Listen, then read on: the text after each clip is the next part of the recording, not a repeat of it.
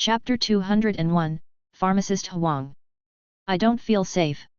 Tao Yu and his two companions had each changed into a new set of clothes under the guidance of the deaf and mute servant. Compared to Cheng Lixiu and Zhang Hao, who appeared quite natural in their attire, Tao Yu, dressed as a scholar, looked even more handsome and out of this world. However, the lack of the thick feeling of a bulletproof vest left him feeling somewhat empty inside.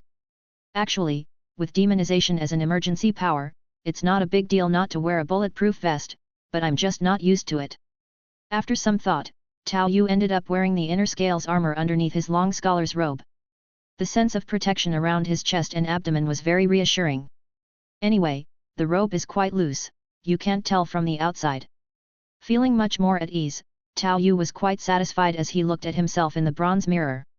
This room and the clothes he had changed into, whose were they? Guo Jing probably didn't wear scholar's attire, did he?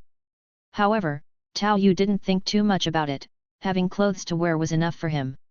After leaving the room, he also saw Cheng Lixiu and Zhang Hao, who had also changed their outfits.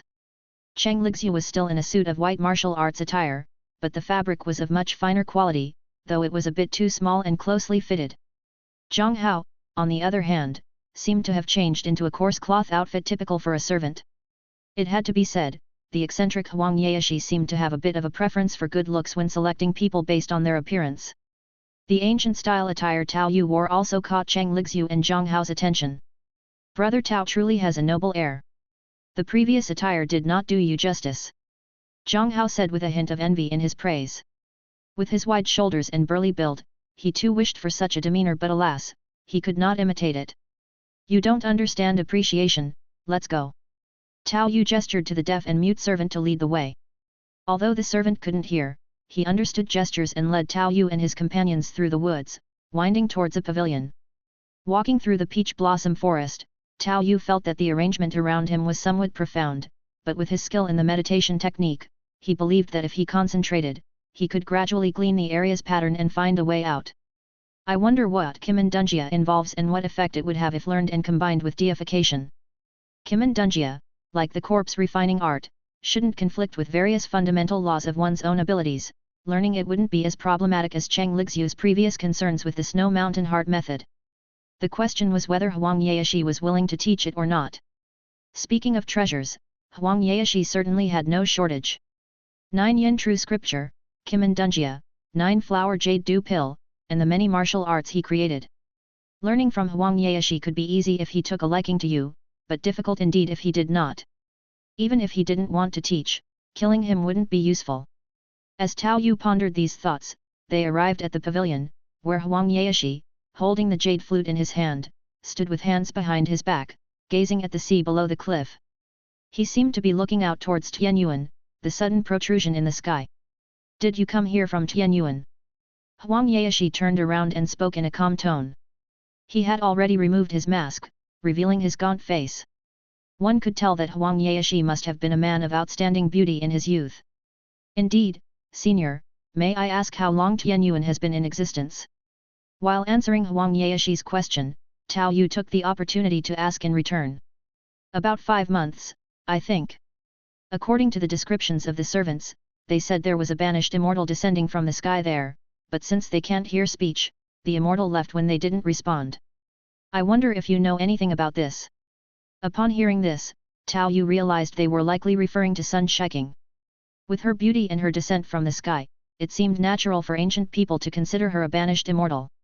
Since the deaf and mute servants could only communicate through gestures, Huang Yaoshi could only have a general idea.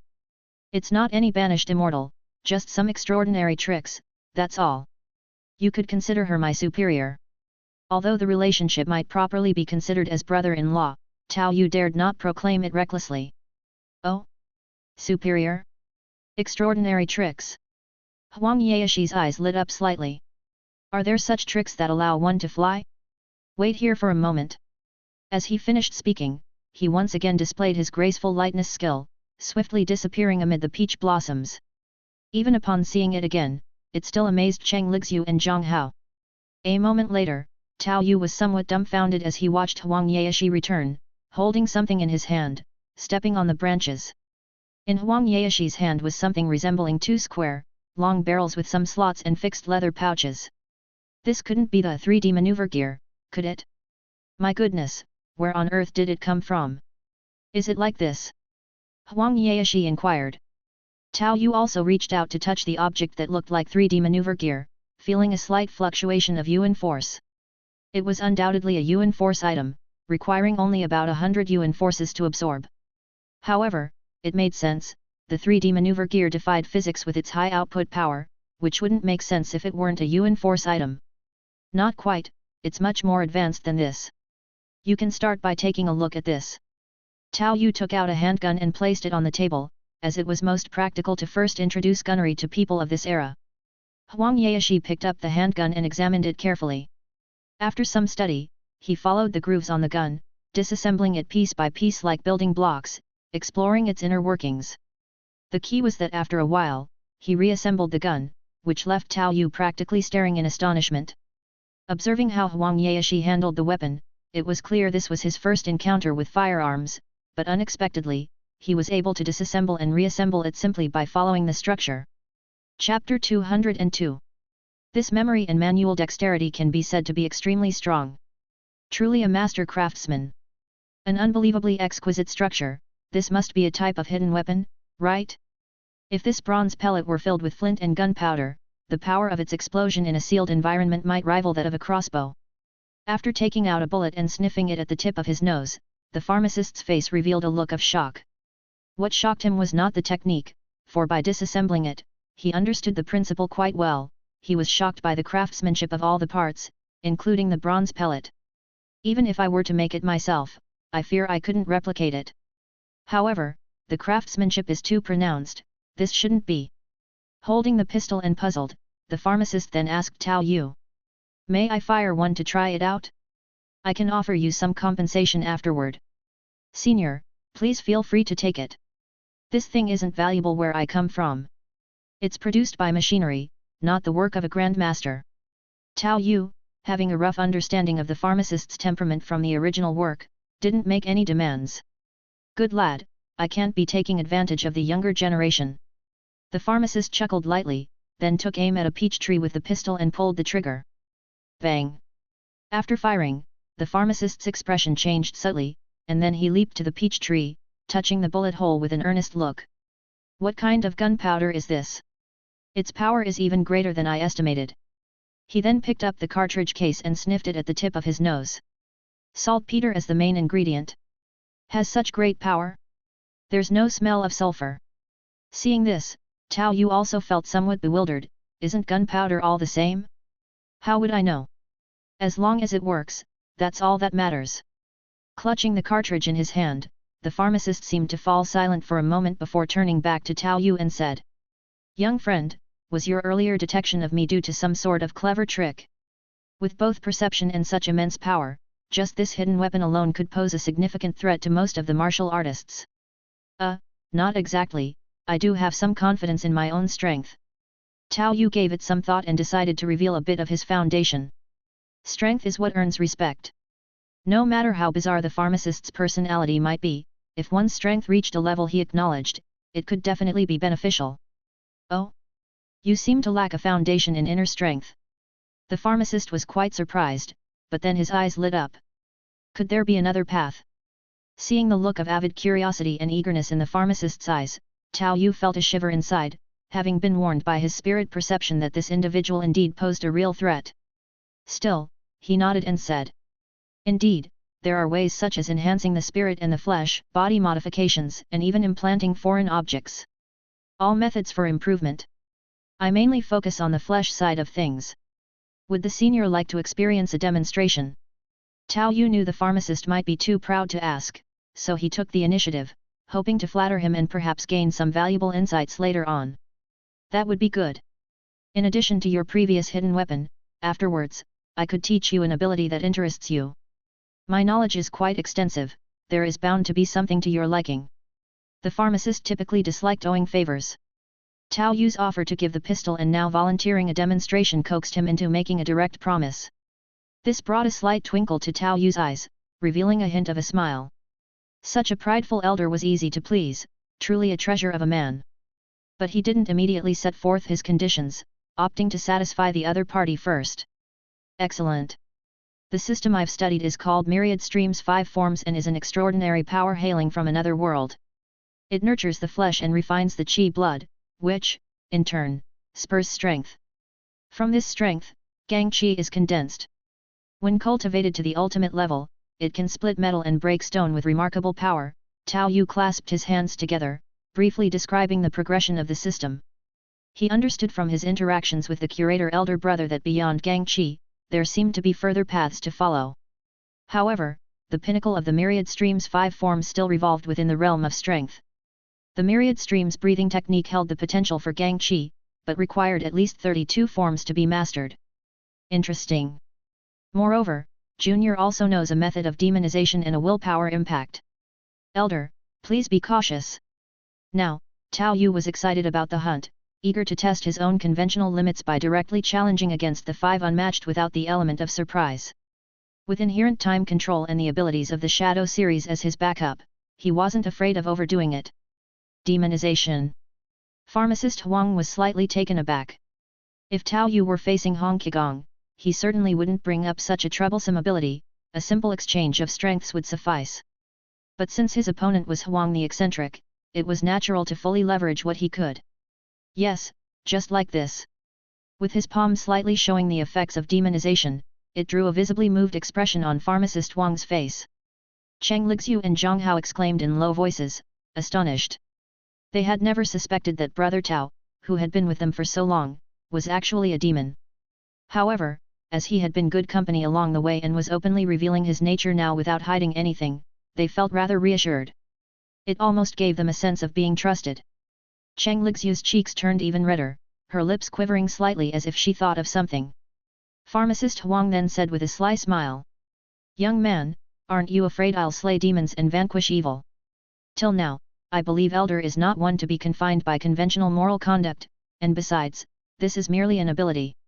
I am, without a doubt, human, Tao Yu retorted, accurately capturing the Elder's persona.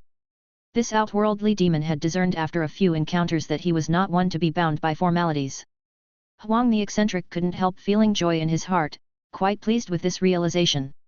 That's just the kind of man I am. All right then, let's see how capable you are, young man.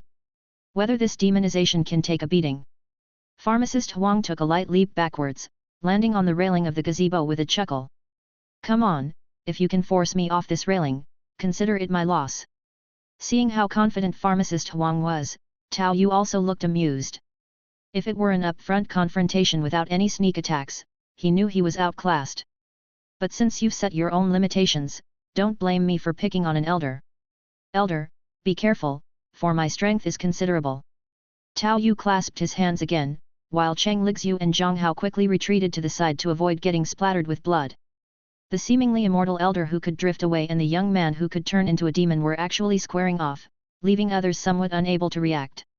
Especially Cheng Lixiu, recalling how Tao Yu's palm transformed into that demonic keratinous layer, she imagined God knows what, her complexion paling yet also flushed with an unnatural rossiness, as her legs squeezed together noticeably. Chapter 203. Either. A roar. A tiger's roar exploded next to Huang Yaoxi's ear, seemingly subduing all his thoughts completely. Huang Yaoxi, who had been confidently standing on the railing waiting for Tao Yu to make the first move, immediately sensed trouble. But as one of the 5 greats, possessing combat techniques like the billowing ocean melody and being among the top in terms of inner strength, even being slightly distracted, he quickly gathered his thoughts and, without holding back, launched a single-handed empty sky palm strike towards Tao Yu's demonizing claws. Before the two even made contact, the palm strike's force was already rampant in the air. Tao Yu felt the air before his palm instantly become viscous, followed by a surge of force coming from afar. Having experienced the inner strength of Cheng Lixiu within his own meridians, Tao Yu had felt that if Cheng Lixiu were to transfer inner strength at close range with full force, it could seriously injure him, and now, even when the force came from a distance, Tao Yu felt its ravaging power. However, in the next moment, Tao Yu felt the change brought by fist intention. The force arriving from afar hadn't yet entered his body when it began to wither and decay. Although it pressed down heavily, it was continuously dissolved by the force Tao Yu generated from afar. Stay tuned for updates on Empire. The remaining strength was also blocked by the concentrated force within his body. Huang Yaeshi, initially intimidated in spirit and regretting the subconscious palm strike he launched, was thinking how he might remedy an overly forceful blow. Soon after, he felt his palm strength dissipate like a clay ox into the sea, disintegrating rapidly before even reaching close. With a glint in his eye, Huang Yaeshi realized the other party's confidence in his own strength was not unfounded. Bang! As palm and claw met, there was a crack, and the railing of the pavilion beneath Huang Yaeshi's feet snapped. His shoes, clinging to a broken piece of the railing, floated backward for 2 to 3 jong like a falling leaf before he landed steadily. Meanwhile, Tao Yu staggered backward, each step leaving a crack on the granite floor, retreating a dozen steps before steadying his form. At the same time, his chi blood roiled within his body, and he couldn't help but feel sweetness in his mouth, spitting out a mouthful of congealed blood. Although the damage from the inner strength was greatly reduced, and his own physique and meridians were strong enough. The inner strength indeed carried a massive amount of penetrating damage, quite different from toughing it out. A single exchange of palms made Tao Yu feel sore all over. In contrast, Huang Yaeshi, who relied on his light body technique, almost completely dissipated the force, retreating gracefully. Nevertheless, Tao Yu's physical condition was strong, and with one certificate, forever valid, there was no major problem. In the past, ligaments and tendons would snap from time to time, and bones had broken countless times. In comparison, this incident was merely a bit uncomfortable. "Good lad, I lost, I overdid it a bit," said Huang Yaeshi, while nonchalantly shaking his hand that felt numb from being strapped behind his back. Then with a leap forward, he produced a porcelain bottle from his bosom and poured out a fragrant pill. "Here, take this, don't leave any hidden injuries," he said. Looking at the pill near his mouth, Tao Yu's eyes brightened slightly. A 9-flower jade dew pill? He really wanted to refrain from consuming it, pocket it discreetly, saving it for a more critical moment. But considering Huang Yaeshi's temperament, he ultimately swallowed it. The pill dissolved upon entering his mouth, turning into a warm current that spread from his stomach to all his limbs. The needle-like pain throughout his body immediately subsided a lot. Indeed, it was worthy of being called divine medicine. "Thank you, Senior. I'm actually fine, I'm quite robust, and the conditions in the abyss are harsh. Such injuries would be a bit of a waste of this divine medicine," Tao Yu said, staring intently at Huang Yaeshi's bottle, prompting Huang Yaeshi to smack him on the head, then, somewhat annoyed, handed the bottle to Tao Yu. "Take it. Consider it compensation for the injury I caused you," said Huang Yaeshi. "This seems a bit too generous, actually, I'd rather learn combat techniques," argued Tao Yu, clutching the porcelain bottle while making his statement. "You make it sound as if I would go back on my word.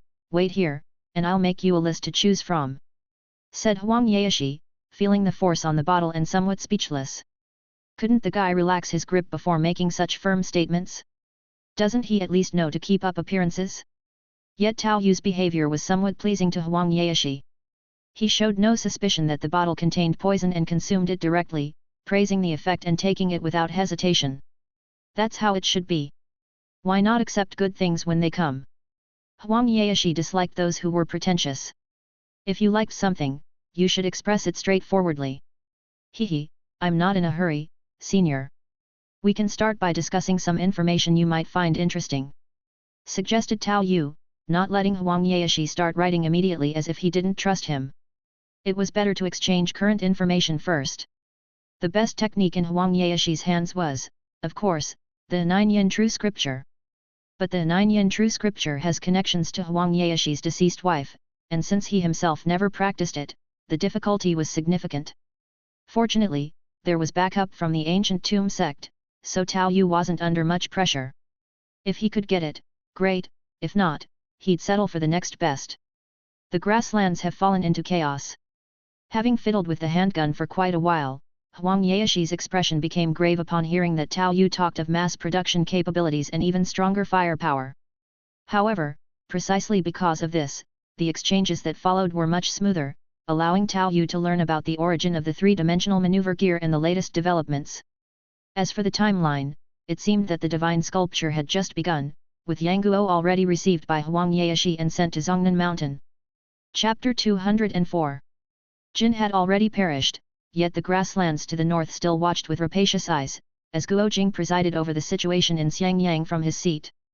But suddenly, the tense situation in the north ceased, the grassland armies retreated overnight, and then more and more refugees started arriving from the north, speaking of some man-eating giants that had appeared on the grasslands. The descriptions were as exaggerated as they could possibly be.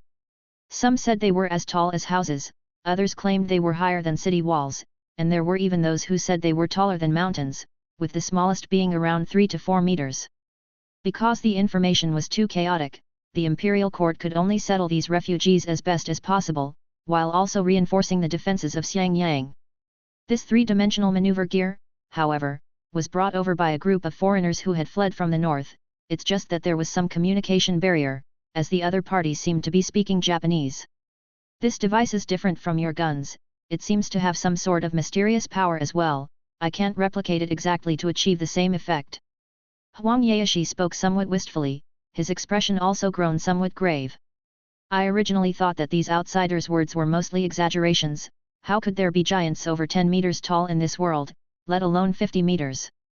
But considering the situation on your end, it seems not impossible.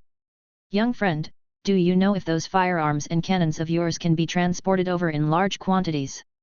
It must be said, Huang Yaoshi truly had exceptional foresight. Once he inferred through Tao Yu that the rumors about the giants might be true, he too began to think of countermeasures.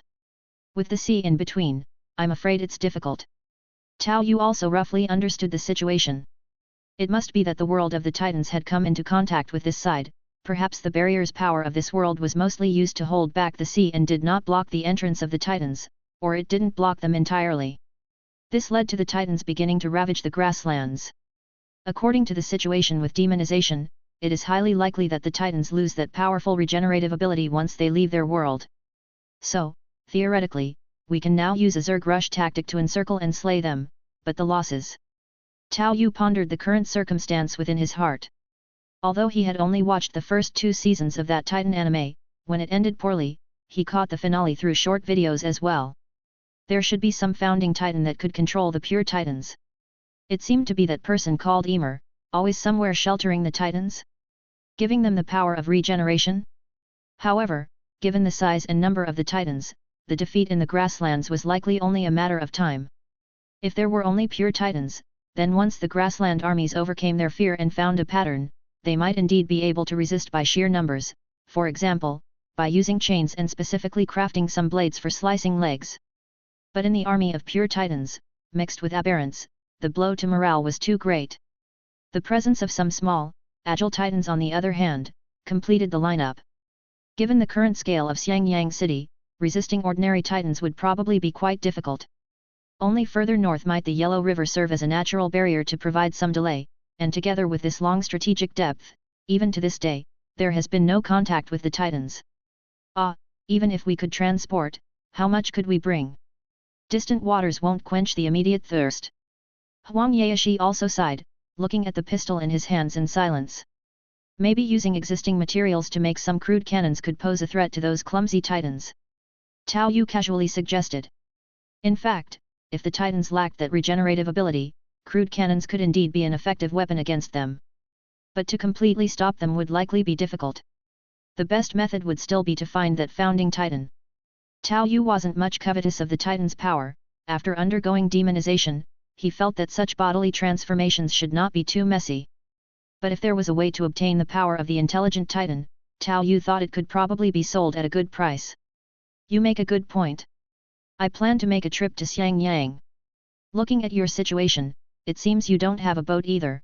Do you need to travel together?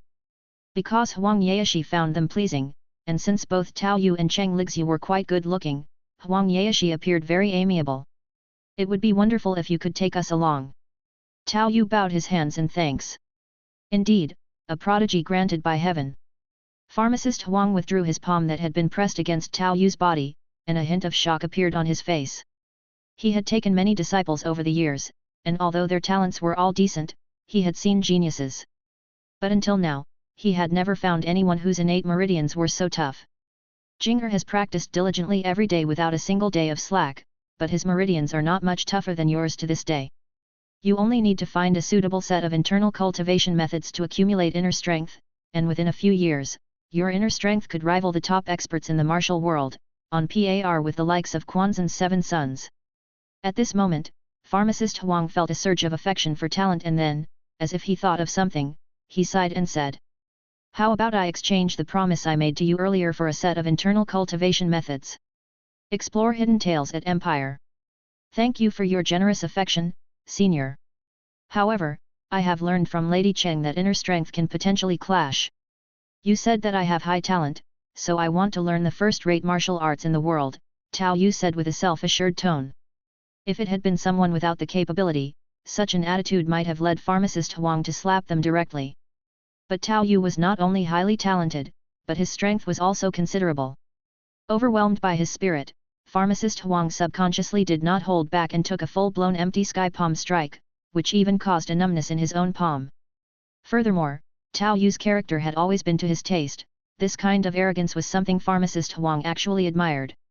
The martial arts of the world are vast as smoke, but there are only 3 that can truly be called top-tier internal cultivation methods, pharmacist Huang began. Hearing pharmacist Huang speak, Tao Yu knew it was time for the joy of teaching, and he quickly followed up at just the right moment. "Oh? And which 3 would those be?" "First and foremost is the innate skill cultivated by the invincible Wang Chongyang back in his day. This skill is upright and balanced, emphasizing accumulation and persistence, growing stronger as one practices, and it would suit you best." Upon hearing this, Tao Yu had a moment of realization. The senior was truly experienced. He had originally thought of the 9 Yang divine skill and the 9 Yin true scripture, and then to search for the dragon elephant prajna skill. If possible, he might even consider the muscle change classic and some Shaolin secret techniques, or even head to the Ming cult for the great shift of Kunkan. He had somehow overlooked this other martial art that was a divine skill back in the day. Now that he heard this, it did indeed seem very suitable for him. The dragon elephant prajna skill also involved accumulation, but it focused more on the physical body and strength, whereas the innate skill was presumably mainly about inner strength. Or perhaps it was possible to practice both. Secondly, there is the 9 Yin true scripture, which we seized back in the day. It is indeed a supreme martial art as well, pharmacist Huang continued. At this point, pharmacist Huang appeared somewhat sorrowful, presumably reminded of his deceased wife, and despite holding the 9 Yin true scripture for many years, he had indeed never cultivated any of the martial arts from it. Thirdly, there is the muscle change classic from Shaolin Temple, which has been secluded for many years. Despite Shaolin's seclusion over the years, their foundation should not be underestimated. These 3 are the top foundational martial arts of the world. I only have the 9 Yin true scripture, so perhaps. The offer came so unexpectedly smooth that Tao Yu was caught off guard for a moment. Given pharmacist Wang's attachment to his deceased wife, he would never easily impart the 9 Yin true scripture, although his daughter and son-in-law practiced it, he himself had always refrained from it. Tao Yu had been intent on obtaining the 9 Yin true scripture, but he had truly felt that it would be too difficult to obtain from pharmacist Huang. His main focus had been on the ancient tomb school, and then the 9 Yang divine skill of Shaolin Temple. He thought that acquiring these 2 and undergoing demonization once, coupled with the acceleration of his 100,000 Yuan Force afterwards, and having completed the accumulation, he should be able to seek out King Golden Wheel or the Ming cult to resolve things more smoothly. But now, without much effort, and just preparing to simply build a relationship and become familiar with pharmacist Huang, he suddenly offered Tao Yu the 9 Yin true scripture. This was somewhat unexpected.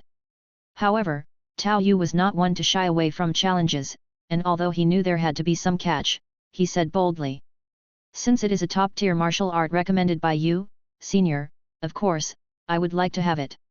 Chapter 205 9 Yin True Scripture. Atop a 3-tiered wooden sailing ship, Tao Yu sat in the cabin, his expression unavoidably drifting into a daze. Looking at the 9 Yin True Scripture in front of him, he genuinely felt a bit dizzy. It's really just given to myself? It seemed too simple. Tao Yu was not without means to obtain the 9 Yin True Scripture, but Zhongnan Mountain was vast, and searching for it would definitely require a lot of effort. Moreover, from the Jiangsu and Zhejiang coastlines, it would take traversing 3 provinces to reach Zhongnan Mountain. Whether it's Zhongnan Mountain or Mount Shaoxi, both are actually north of Xiangyang, within the sphere of influence of the grassland powers. It's just that the grasslands themselves don't have a large population, adopting a sort of subcontracting system. Coupled with the fact that Chu Chuji had some connections with Genghis Khan back in the day, and Shaolin Temple had sealed itself off from the outside world, so for the time being, these two major forces hadn't been too greatly affected. Without cars, relying solely on horses, traveling day and night, it would still take at least a month or more, plus the time spent searching for ancient tombs. Tao Yu's original plan was simply to find the 9 yen true scripture and then go home to report his safety. But it was given to me right at the start? This slightly caught Tao Yu off guard. The most important thing was, Huang Rong made no demands. Is this just acting on a whim?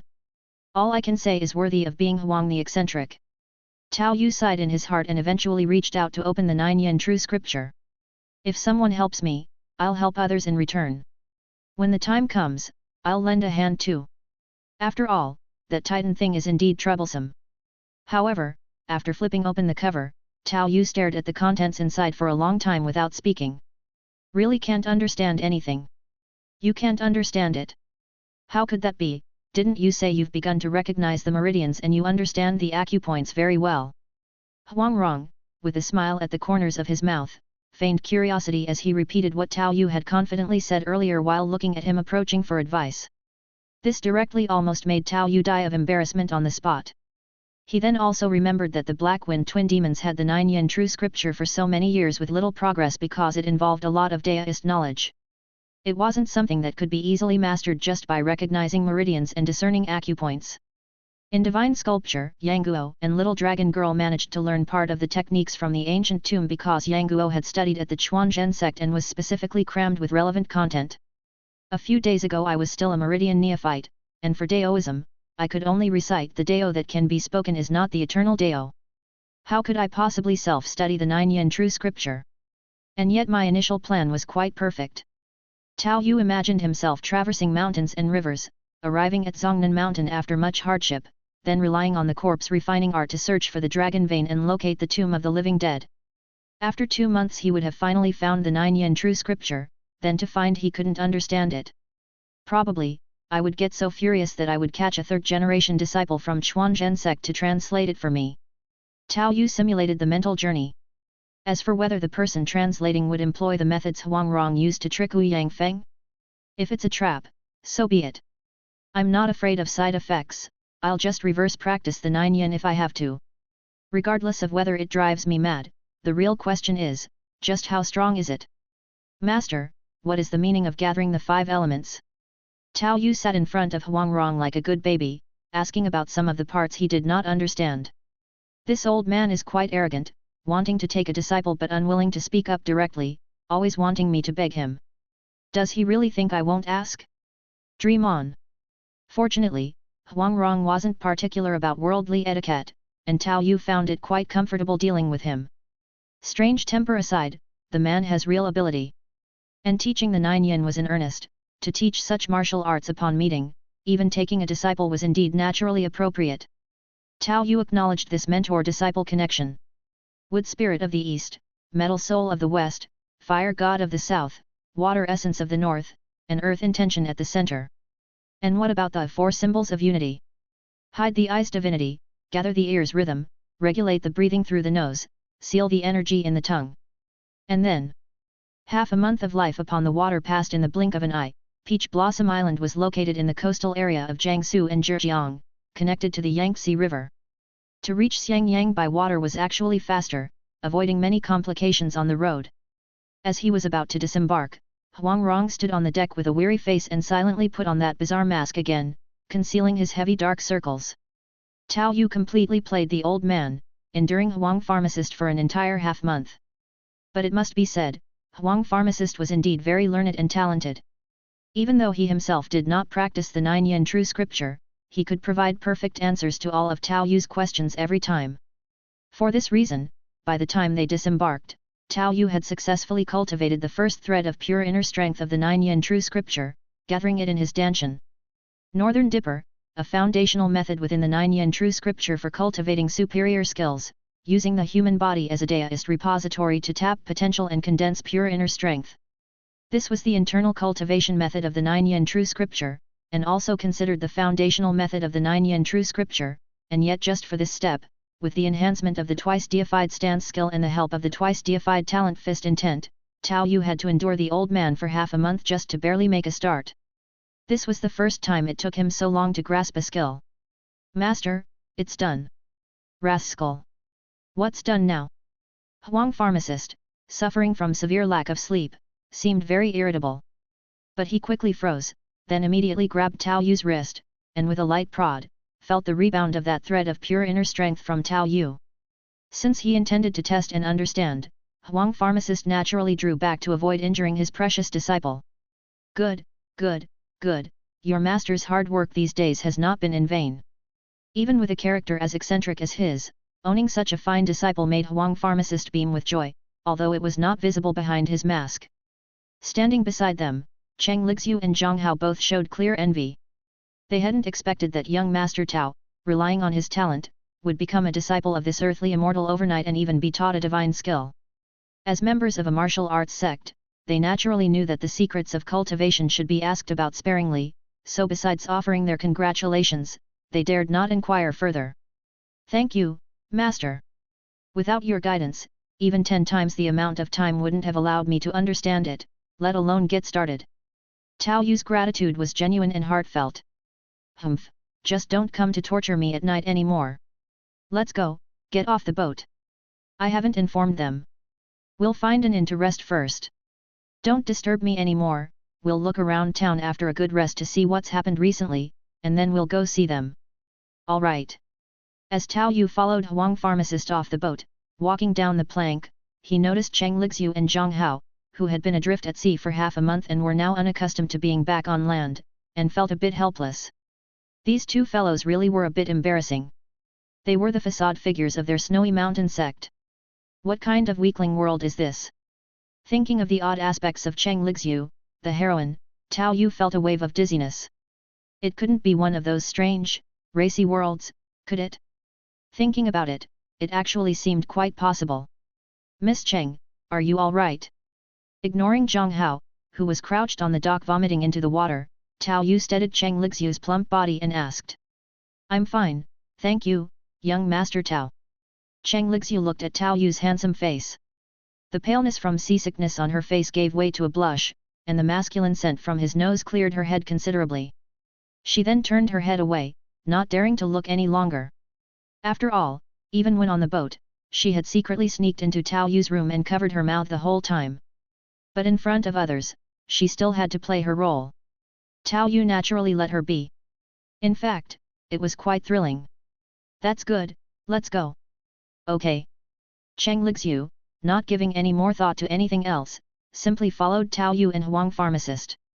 Zhang Hao, who had vomited half of his insides out, hurriedly finished and then chased after them with his sword and belongings in tow.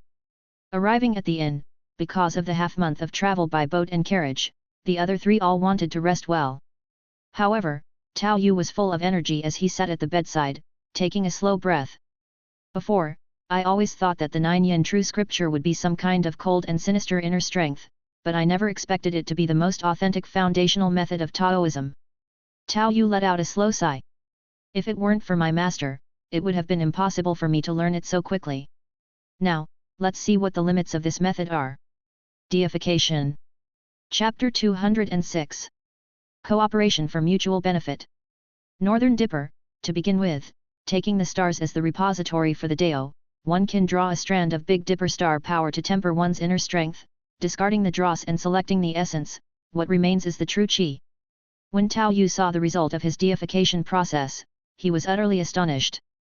Although at this time he had only the first strand of Big Dipper inner strength, the completion of skill deification still made him feel the qualitative change in that sliver of inner strength.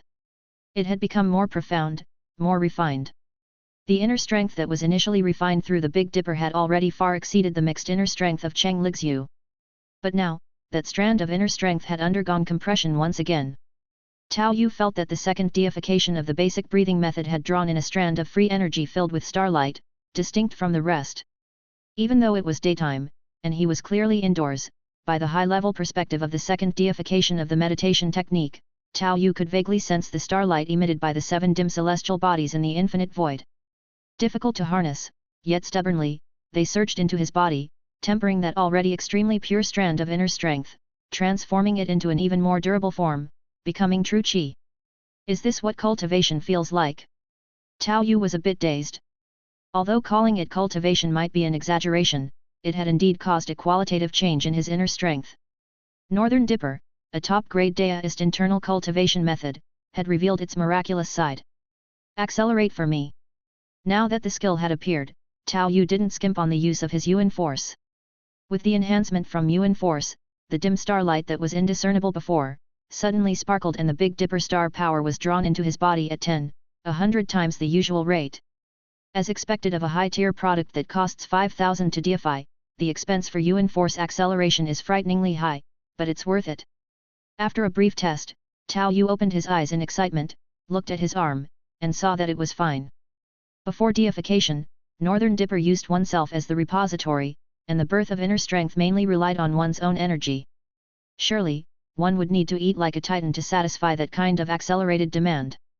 But now, after deification, at least during training, he could greatly make use of the high-level Big Dipper star power. Although there was still a burden on the body, the degree was smaller compared to the breathing technique or even the meditation technique, and with his current vast accumulation of qi blood, he wouldn't need to eat while training. Just a large meal after finishing should suffice. With that being the case, what's there to hesitate about? 100-fold acceleration for an hour would cost about 1,000 Yuan Force, but at least I don't need to eat extra now, and before my meridians are fully saturated and begin expanding, it's all within the prime window for true qi improvement. This 100,000 Yuan Force I have was saved up for acceleration. Inject it into me thoroughly. During prime window, 100-fold acceleration is definitely worth it. Once the prime window passes, or when there's not much Yuan Force left, then I can go back to 10-fold acceleration to improve cost effectiveness, as long as I ensure there's always Yuan Force available to maintain acceleration. Slow down, no one is competing with you. Huang Rong, seeing the disarray of a full table and the server urging the kitchen to speed up. As the 3 large pots could hardly keep up with his disciples' eating speed. Felt a chill in his heart. He really did take a demon as a disciple. Cheng Lixiu and Zhang Hao beside him swallowed hard, unable to believe that a person's stomach could hold so much. While Tao Yu stuffed half a roast chicken into his mouth, crunching and swallowing bones in a few bites, and wiped the grease from his lips, he began to speak. Master, I've already briefly explained to you about pioneers, and we pioneers who mingle in the abyss have the ability to use Yuan Force for acceleration. I got carried away with the new internal cultivation methods and accelerated a bit too quickly just now. Tao Yu was always the amiable sort, happy to return good intentions twofold, and equally keen on returning malice in kind. Although Huang Rong took him as a disciple for his talent and taught him the 9 yin true scripture as well as offering long-winded explanations, it inspired Tao Yu to repay kindness with kindness. Being naturally inclined to treat chosen ones and some key plot characters with sincerity, using candor as his ultimate move. Thus, he naturally shared some information about the abyss with Huang Rong. I see, we accumulate inner strength during daily cultivation through our regular diet. Since you've accelerated, you'll need more replenishment. But to consume so much at once, your earlier consumption must have been terrifying, and your physical strength exceeds my initial estimates. Huang Rong got the point immediately, his face showing surprise. You've already experienced it, Master. I took one of your empty sky palm strikes without dying, I'm as sturdy as an ox. Tao Yu grinned and laughed. Oh? I thought it was some kind of demonized ability of yours, but it turned out to be all normal cultivation methods. Huang Yaoshi then realized he had made a mistake. The opponent's strange method of dissolving internal strength from a distance was quite surprising to him. However, he was a proud man, and as a master, he was too proud to lower his face and ask his disciple for the details of the technique. He had always assumed it was the result of that demonized ability. The power of your empty sky palm strike was so strong before, Master, that I almost used all my energy in defense, and my reaction to you was more of passive recoil. How about you feel it again, just a little? Tao Yu tentatively asked. All right, come on, I'll control my strength. Huang Yaoshi stretched out his palm, and Tao Yu, knowing his capability, also reached out to touch his palm.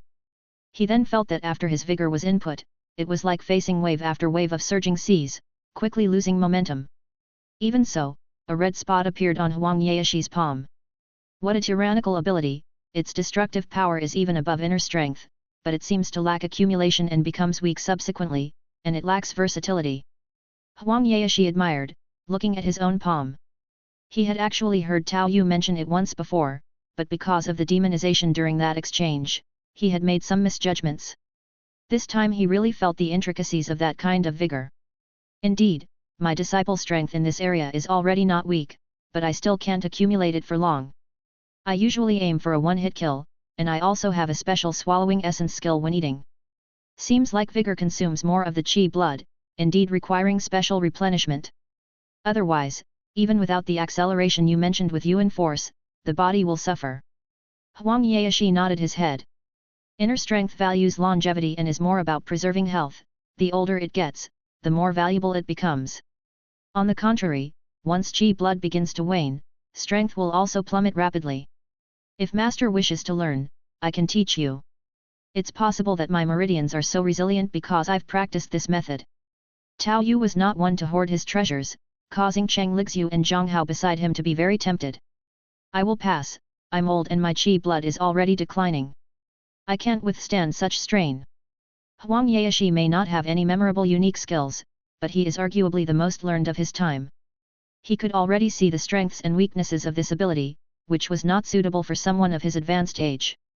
His character speaks for itself. Having not learned the Nine Yin true scripture for so many years, he could naturally let go of martial arts that focused on vigor. However, in this eventful time, if possible, I hope you can pass on this method. Huang Yaoshi chose his words carefully, not intending to force Tao Yu to do anything. Do not do to others what you do not want done to yourself. He himself disliked moral coercion. When he was wrongfully accused of killing the Jiangnan 5 freaks, he admitted it on the spot it was I who killed them. So, he also did not force Tao Yu to do anything. And Tao Yu immediately understood what he meant. The reason he made this journey across the sea was simply because, based on his own understanding, he believed the rumors about the giants were true. If the situation deteriorated to this point, then any action that could enhance the combat effectiveness of their side was acceptable. For the moment, it seemed that vigor and inner strength complemented each other. In terms of killing enemies and head-on confrontations, vigor also had its own characteristics. Of course, there's no problem. My older martial sister and her husband are in Xiangyang. I can first pass it on to them. If they think someone is trustworthy, then they can also teach according to their own needs. Just for entry level, this is much simpler than inner strength. Having said this, Tao Yu stuffed the remaining half of the chicken into his mouth, and then a new round of food was brought out from the kitchen. That would be good. Huang Yaoshi smiled faintly, the dark circles under his eyes seeming to fade a bit. He was naturally not fond of noise, and he found his home too noisy even after the birth of his daughter Guofu, which prompted him to leave. Guojing and Huang Rong only met Yang Guo when they came out looking for him. But times had changed, and the formidable steppe armies that once made the court bow their heads in defeat were now in hasty retreat. Yet it still seemed insufficient to stop the southward advance of those titans. His son-in-law, with his stubborn nature, would definitively insist on defending this place to his last breath. However, just then, a gentle voice came from the entrance of the tavern. "Father, you came without saying a word to us. If it wasn't for a beggar's sect disciple's report, I would have had no idea you were here." A beautiful woman with enchanting looks and a graceful figure walked in through the door. She wore a light purple silk robe with a few patches placed inconspicuously on it, a golden hoop secured her hair, and gold bracelets adorned her wrists. Just in terms of appearance, she was on a par with Cheng Lixu, but she exuded an elegant nobility beyond Cheng Lixu's simplicity, dazzlingly beautiful. Chapter 207. Guojing. I'm not so old that I can't walk anymore. I wanted to rest up after the ship's rocking before coming to see you. Upon seeing his daughter, who was growing more and more like his late wife, becoming increasingly beautiful beyond her past self, Huang Yaoshi couldn't help feeling a tinge of melancholy. Precisely because you have been tired from the journey, Dad, you should have rested well. We have always had a room ready for you at home. Huang Rong's pretty face showed the joy of seeing her father, but at the same time, she was covertly sizing up the three people beside him.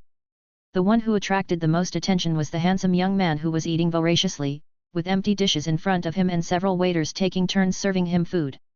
This young man appeared to be under 20 and was exceptionally attractive, but Huang Rong had never been particularly fond of handsome men, since people like Wu Yangke and Yang Kong in the past were all top-grade handsome men. Beside him, there was also a beautiful girl of about her age, who captured her attention for a moment. She began to compare the girl with several well-known female heroes, but she couldn't confirm her identity. As for the young man dressed in coarse clothes, who seemed to be a servant, she assumed he might be an attendant to the other two and didn't pay him much mind. Knowing her father's prideful and lofty nature, she understood that he would not regard ordinary people highly, yet here he was, apparently willing to wait at this place for the gluttonous young man to finish his meal. An unusual situation indeed. Thinking of the latest news brought back by disciples of the beggars sect from the north, Huang Rong's face also betrayed a hint of worry. This kind of non-human appetite, could it be related to those devils from beyond their realm? And how had her father come to be traveling with him? Huang Rong tended to overthink things, her mind was already running wild with speculation just upon seeing them. That place of yours is too noisy for me, I'm not used to living there. I'll be staying here for a while. Come, meet your junior brother Tao Yu, who can be regarded as coming from beyond our domain like those who speak the Japanese language, although there are some differences. Huang Yaoshi knew his daughter tended to overthink and did not hide anything from her. He did not bother to introduce the two who were just hanging around, Cheng Lixiu and Zhang Hao. He had always been headstrong, but Cheng Lixiu took the initiative to get up and clasp her sword. In a way, I am also a person from beyond this domain, but the world I come from is similar to this one. However, my martial abilities are much weaker, in your presence, I am but showy with no substance. My name is Cheng Lixiu, and this is my junior brother, Zhang Hao. Cheng Lixiu's expression was somewhat bitter as she spoke. Anyone experiencing such a disparity would find it challenging to accept at first. The sudden introduction of three people from beyond their domain, all accompanying her father, indeed surprised Huang Rong. And her father was actually willing to take one of them as his disciple? Since the incident back then, her father hadn't thought about taking any disciples for years, unless he found the orphans of his former fellow disciples. There must be some twists and turns behind this.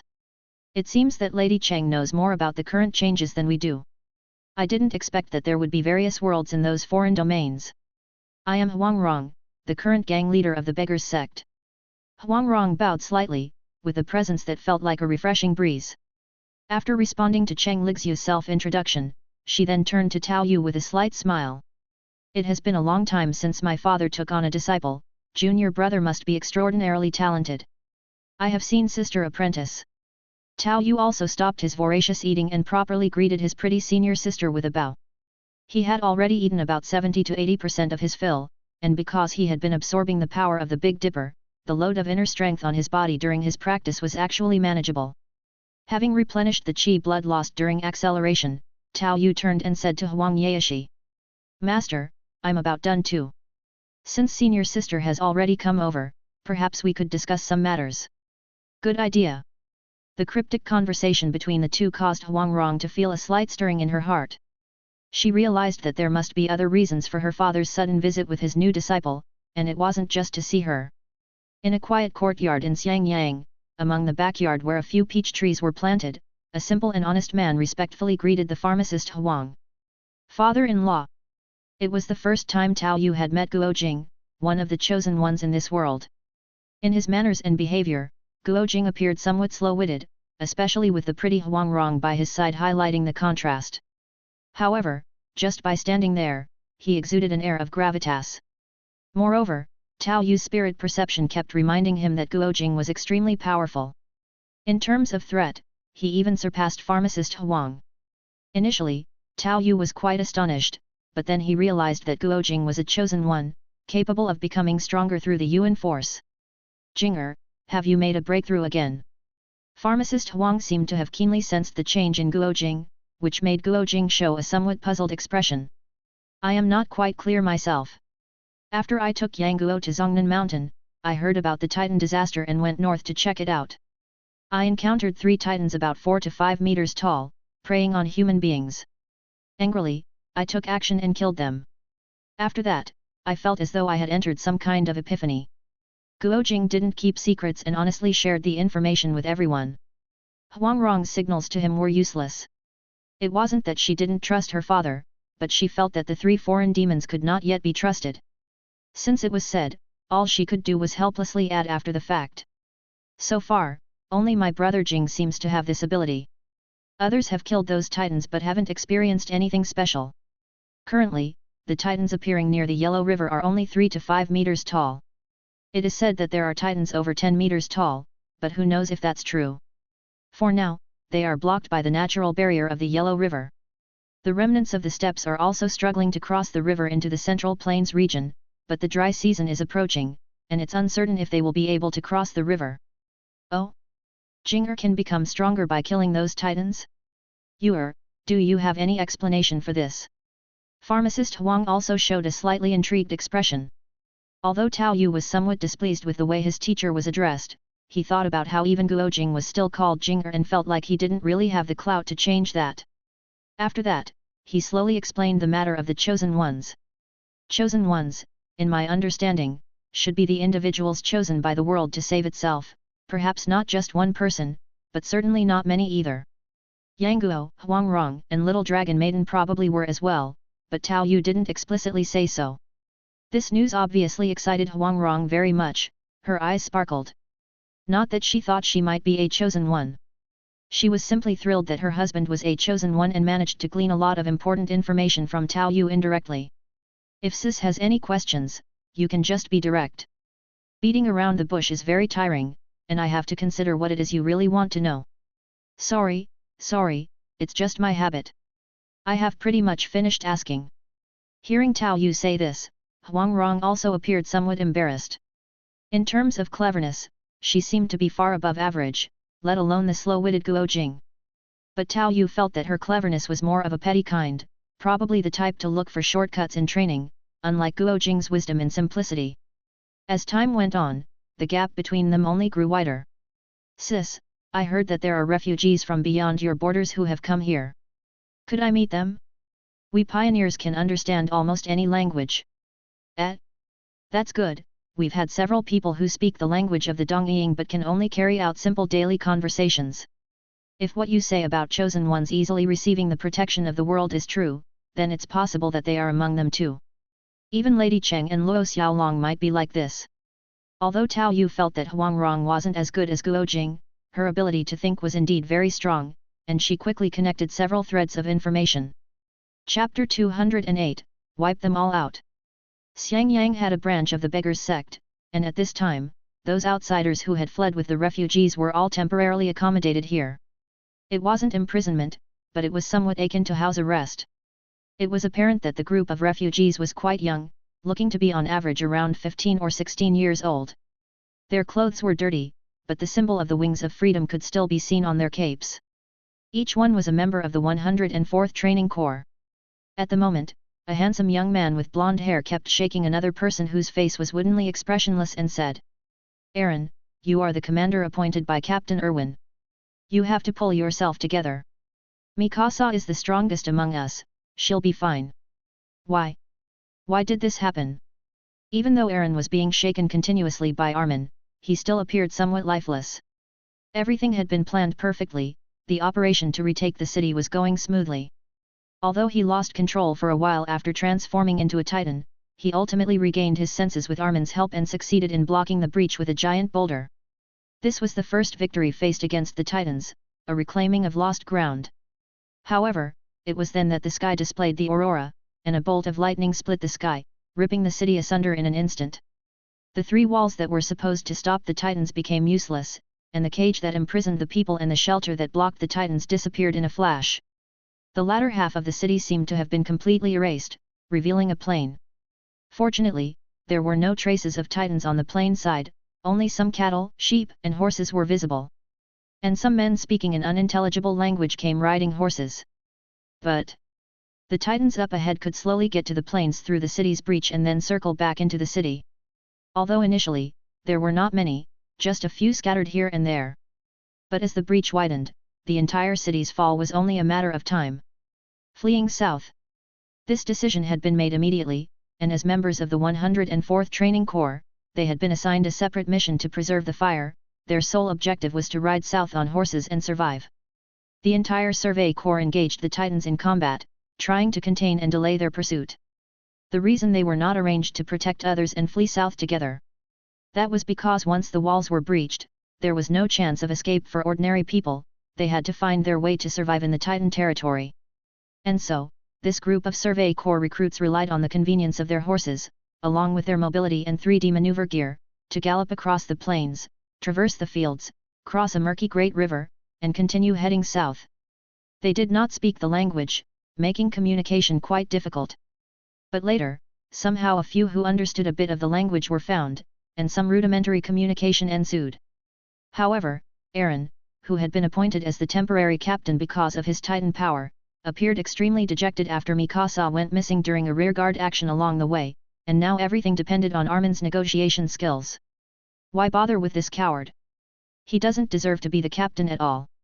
It's a waste of the Titan power. He was useless when it mattered most. A fellow classmate whose face was already slightly grimy shouted angrily. Jean. Armin turned and glared at his comrade. Am I wrong? If only he had managed to transform that time, would Mikasa have needed to hold them off?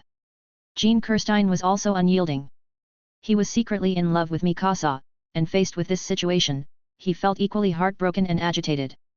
But what he couldn't stand even more was Aaron's defeatist attitude in dealing with the problem. Enough, all of you be quiet. A woman with a strong presence said in a low voice. Someone's coming. I wonder if we can find someone who understands more this time. With the help of some poor translators, they had managed to learn a few phrases for everyday use, which were somewhat useful in daily life but difficult to depend on for more in-depth understanding.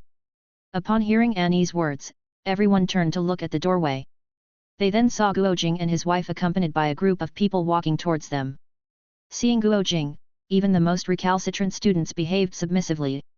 Even Aaron, who had been staring off into space, turned to look. This was a hero they had met while heading south, who had ultimately led them all here. But that wasn't what mattered most.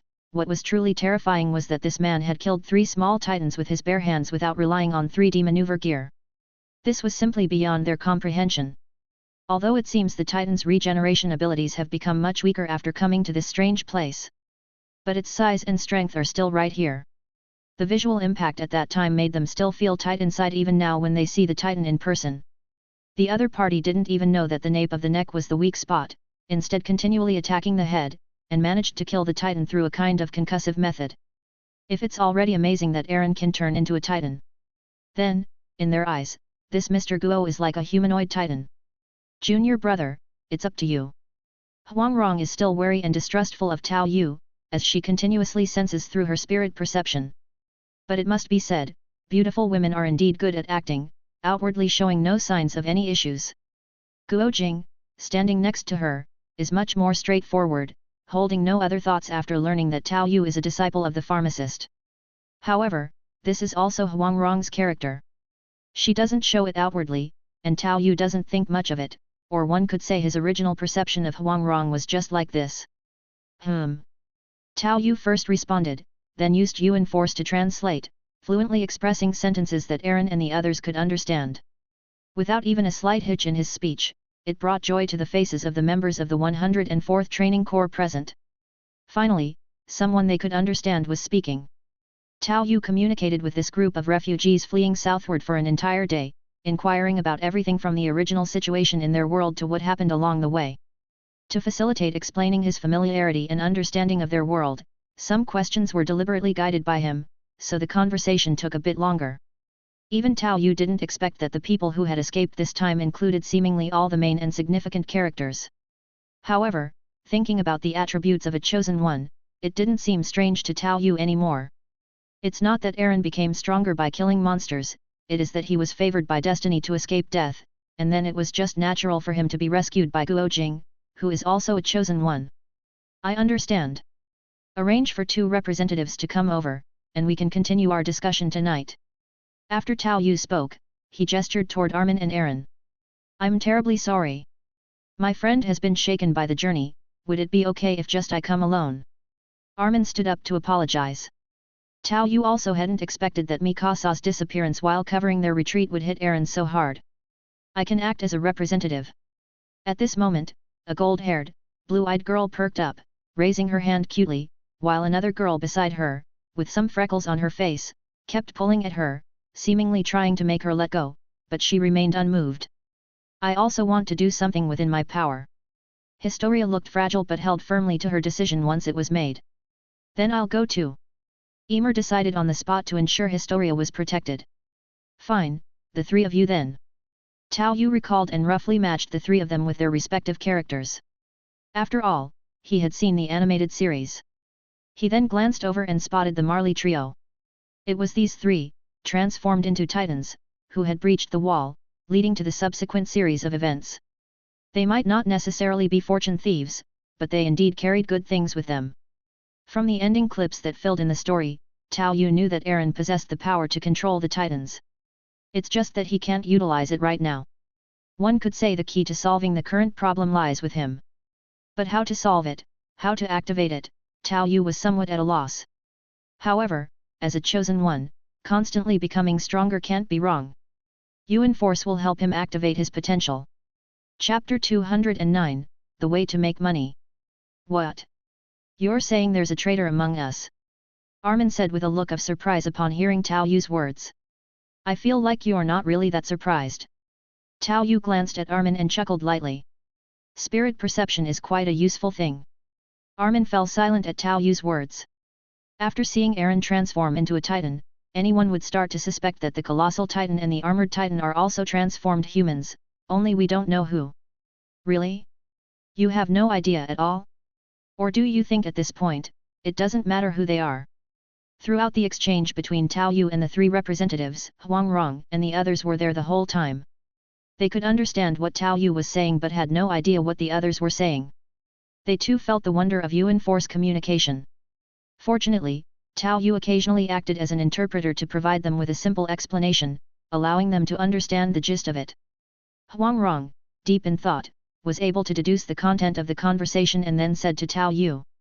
Do you suspect that the two titans who destroyed the wall are also in this group of people right now? There's a good chance they are. It's just that their original intent isn't clear. However, I suspect they didn't anticipate the incident of the abyss swallowing everything, and now they may be completely bewildered. Tao Yu looked at his clever senior sister and briefly explained the situation. Being able to transform into titans, the world is truly in chaos. Although Huang the pharmacist is learned in ancient and modern times, today he too was significantly impacted. Fortunately, his own disciple could also undergo demonization, so his adaptability was much better than others. Since one can transform into a controllable titan, could those uncontrollable titans also be humans who've transformed but went berserk, losing their sanity in the process? I wonder if they could be restored. Huang Rong proposed another guess from the side. That's possible, but regardless, our current goal is to stop them. How about this? We initially thought there could be a chosen one among them, so I think we should take them to try cooperating in hunting the titans to see if we can find out. Tao Yu proposed a suggestion. He could pinpoint the chosen one as Aaron, and since Aaron could transform into a titan, taking him alone would make sense. However, he felt it would be better to go through the motions and take them all. They were all around 15 or 16 years old, having undergone strict training. Spending more time on the road would leave his own mark, which might come in handy in the future. It would also conveniently allow him to reap some easy benefits. Might it be too dangerous? Wouldn't it be better if I just accompanied you on this trip? I could also become stronger by killing titans. Guo Jing hesitated before speaking. Big brother Jing, have you forgotten that we're preparing to hold a martial arts conference to address this issue?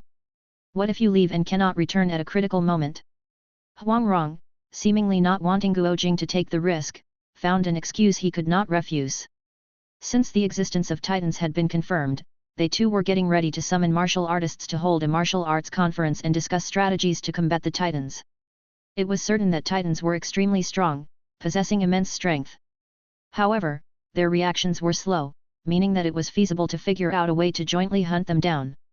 There was also Tao Yu's proposed method of using cannons, something they could start preparing with the supervision of Huang the pharmacist. At present, the titans had some time before moving south, but preparations still had to be made. Guo Jing hesitated upon hearing this, but at that moment, Tao Yu then spoke up. Brother-in-law need not worry, I am a pioneer. Although I've only recently started learning the 9 yin true scripture, I can use acceleration to rapidly improve, and my growth rate is extremely fast. Moreover, those titans move sluggishly, so self-preservation should not be an issue.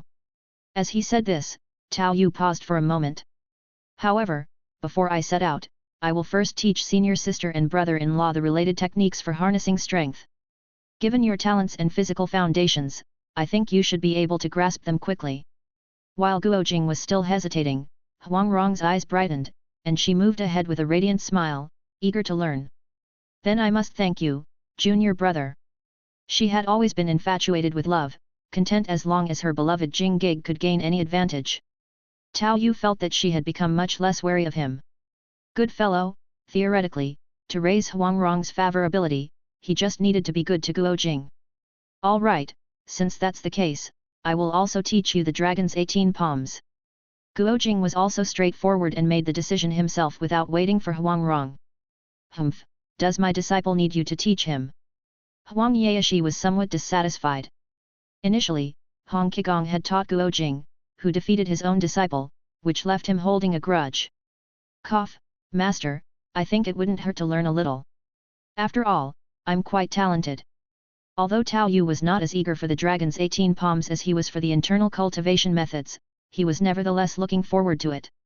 From Xiaofeng, Guo Jing, and others, it could be seen that the dragon's 18 palms placed great emphasis on momentum and fighting spirit. This attack method was a perfect match for fist intent, he truly didn't despise it.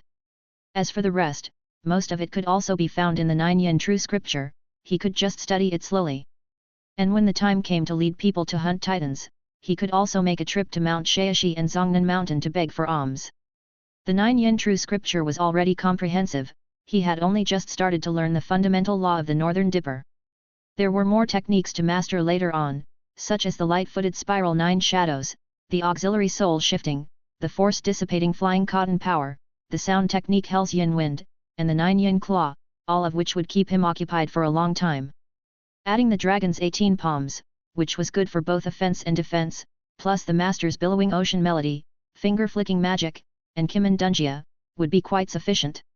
Indeed, among the Shaolin's 72 ultimate arts, there were also some nice things, like the Vajra indestructibility divine skill. However, acquiring these abilities was more a matter of fate.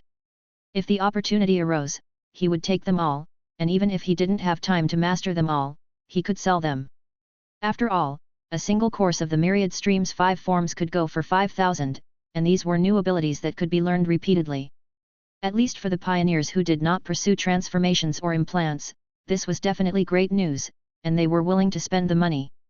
Without handing them in, setting up a scripture depository could indeed allow lying back and counting money, for profound martial arts are not so easy to grasp. Tao Yu began to ponder. He possessed a formidable body supplemented by second-tier deification in stance skill, a spiritual boost from second-tier deification in the meditation technique, and also the talent of second-tier deification in fist intent.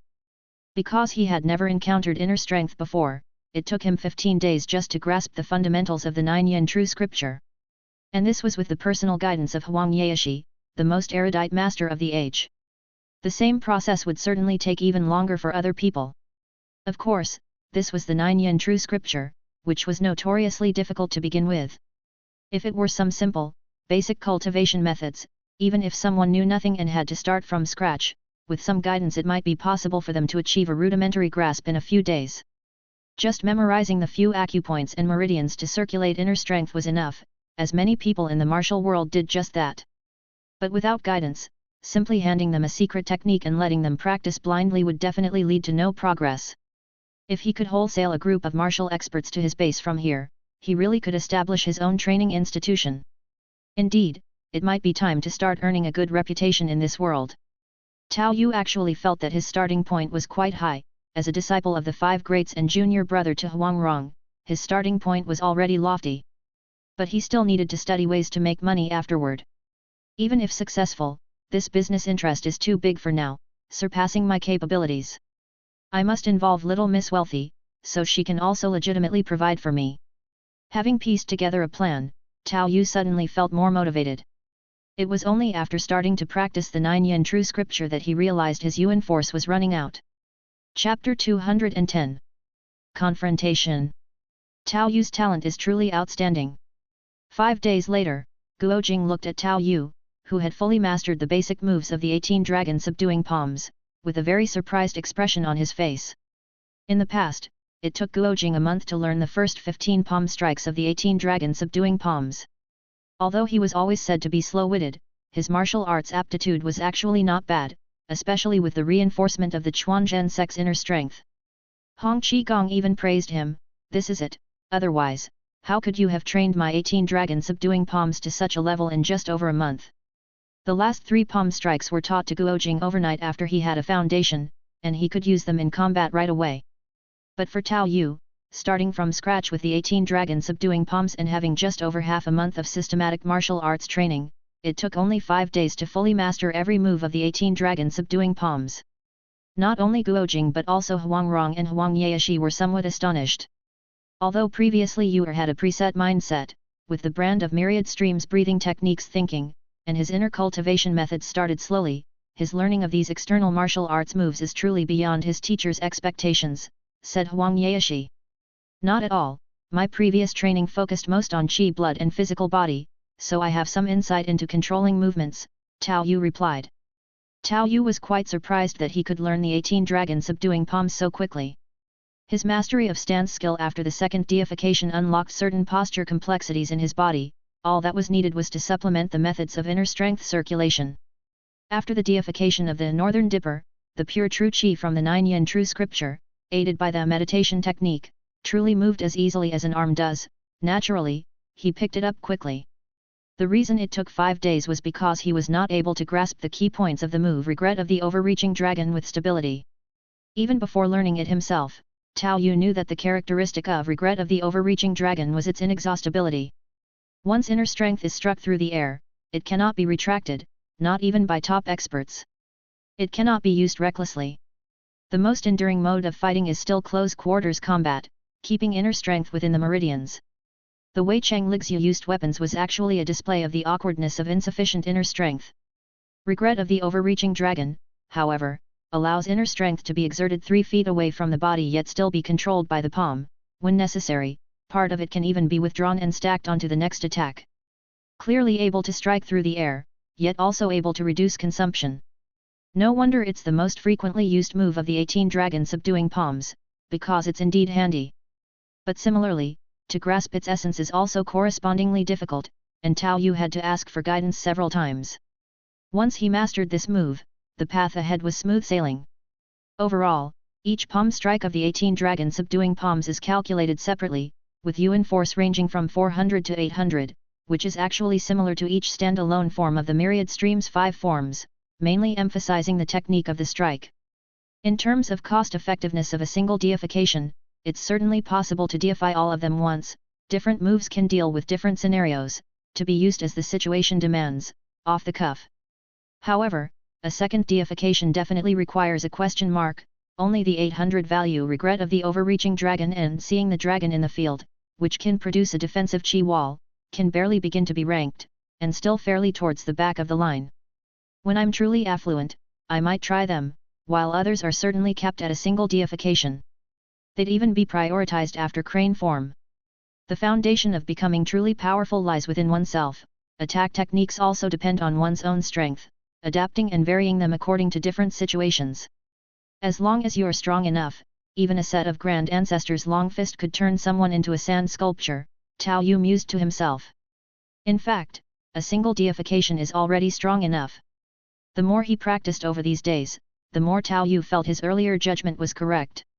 The 18 dragon subduing palms emphasize momentum, and when combined with fist intention, it's like adding wings to a tiger. The effect of a single deification almost always comes with mental pressure linked to fist intention and an innate bonus for control.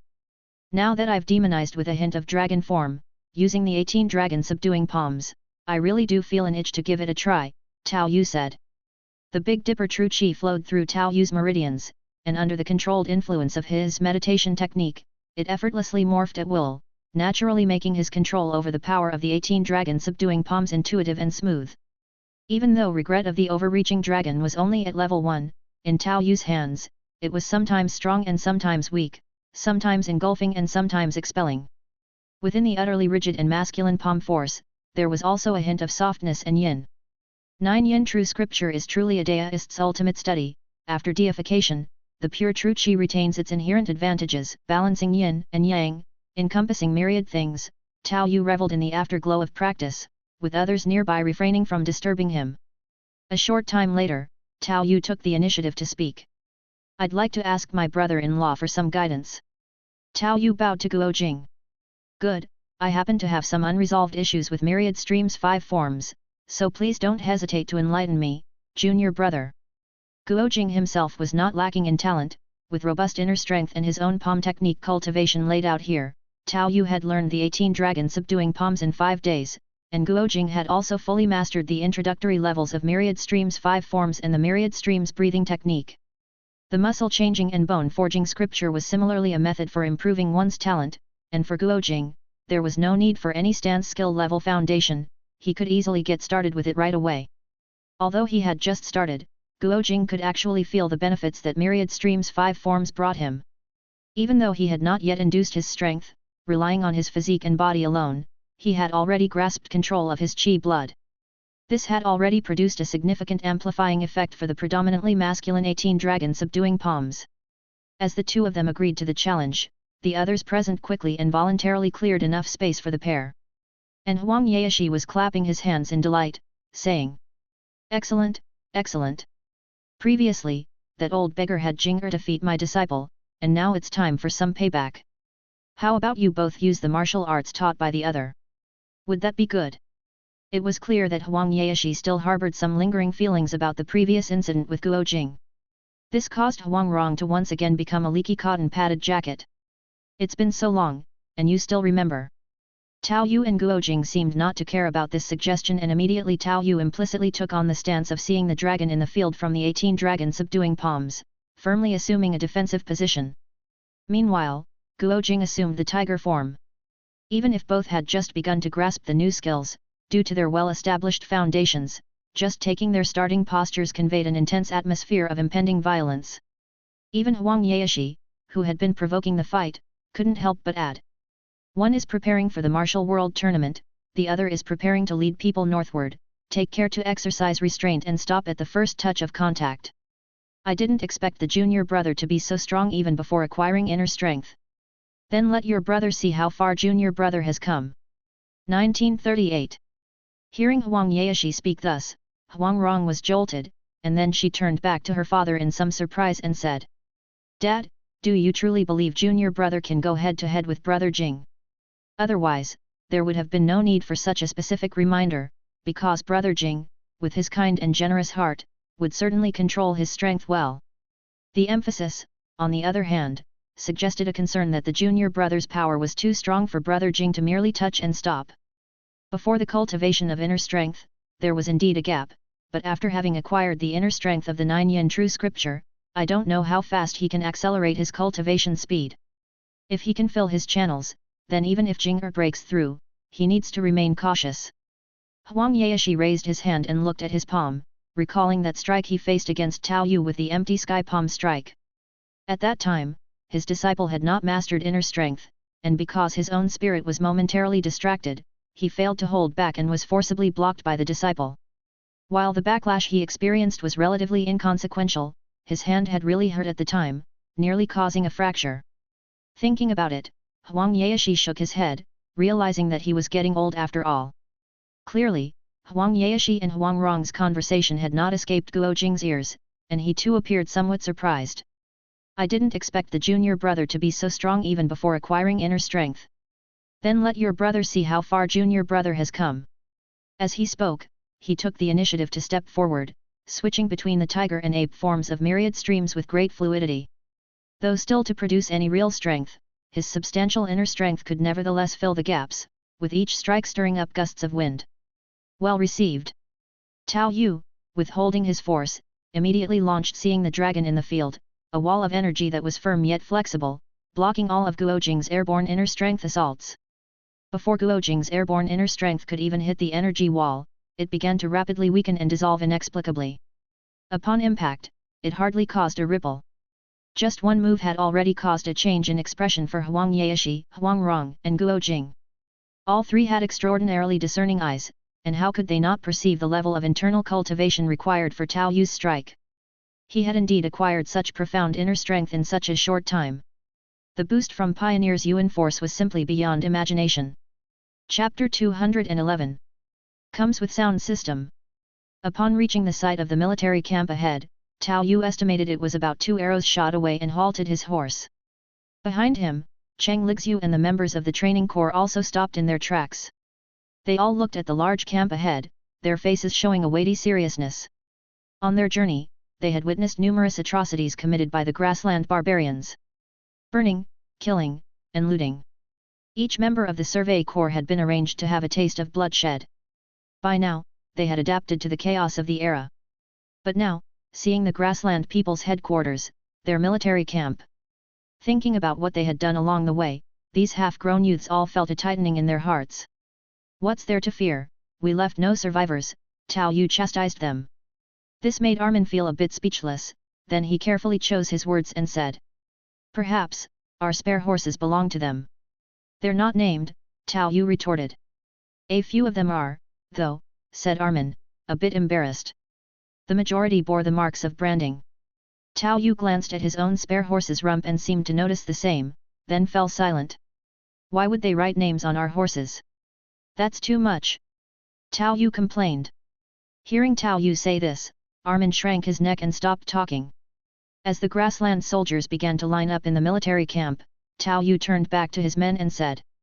Stay here and do not wander. Make sure you are more than an arrow's shot away. Their archers are very accurate. I'll go and talk some sense into them. Tao Yu had learned from Huang Yaoshi and Guojing that the greatest threat to martial artists on the grassland were arrows. A few arrows were no big deal, they could fend them off easily.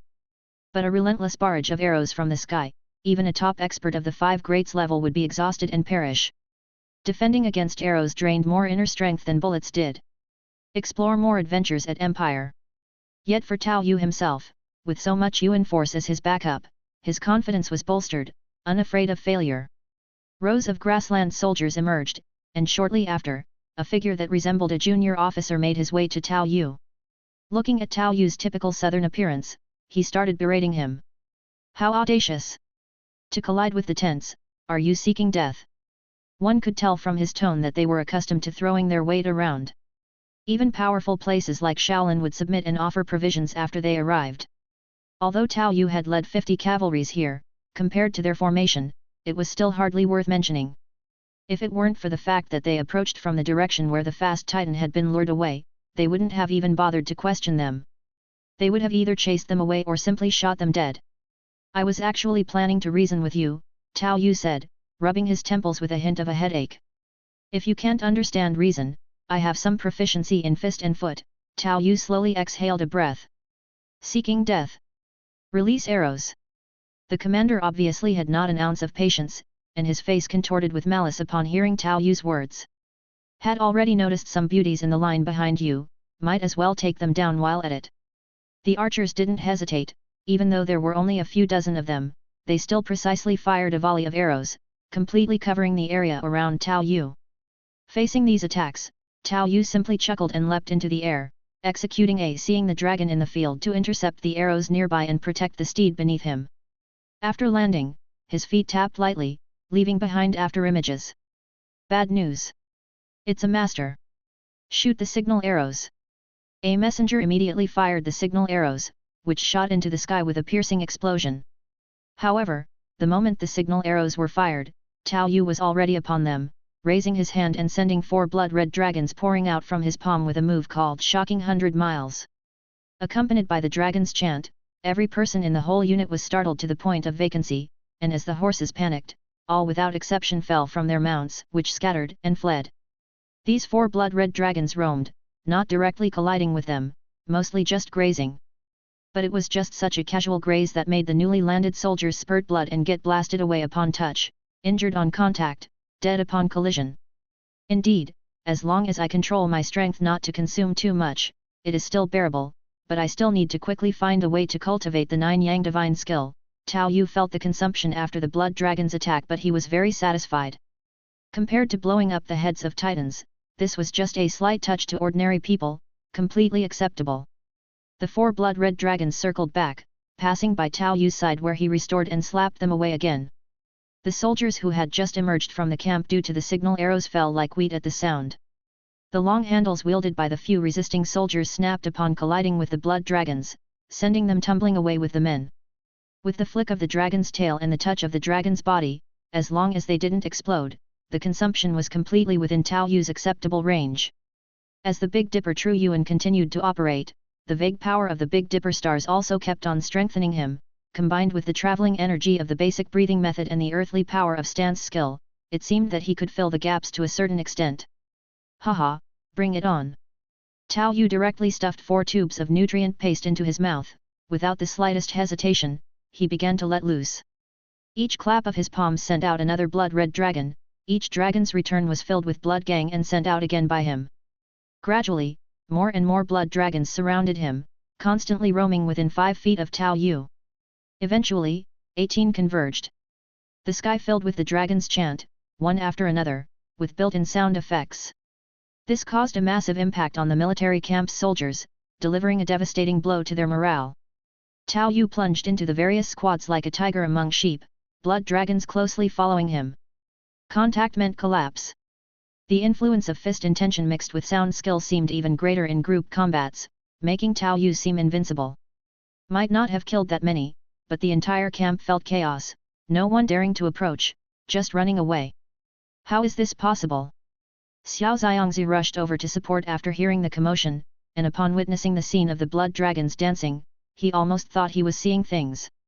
The dragon's chant filling his ears further terrified him. How could we still fight? This isn't human at all. Run! Without the slightest hesitation, Xiaoxiangzi turned and ran. But the moment a master appeared on his side, it directly triggered Tao Yu's spirit perception. As Xiaoxiangzi retreated, Tao Yu took advantage of the momentum to send a palm strike in his direction. The person himself also moved with the force, bringing many dragon shadows flying towards Xiaoxiangzi. This scared the soul out of Xiaoxiangzi. Don't come over. I'm not worth it. But before he could react, a blood dragon had already descended from the sky and penetrated his body from behind. Boom! Blood and flesh splattered, and Xiaoxiangzi was blown apart in midair. However, the blood dragon also reduced in size by half, which allowed Tao Yu to regain his senses and hastily consumed another mouthful of nutrient paste. What a waste! As Xiaoxiangzi died in battle, people like King Goldenwheel and Yin Kexi had also appeared, forming a guard around General Boyan.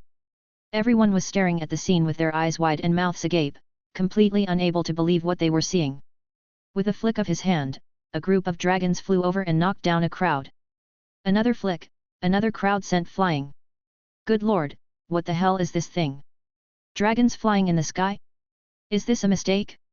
The style is all wrong. Dharma King, what kind of divine skill is this?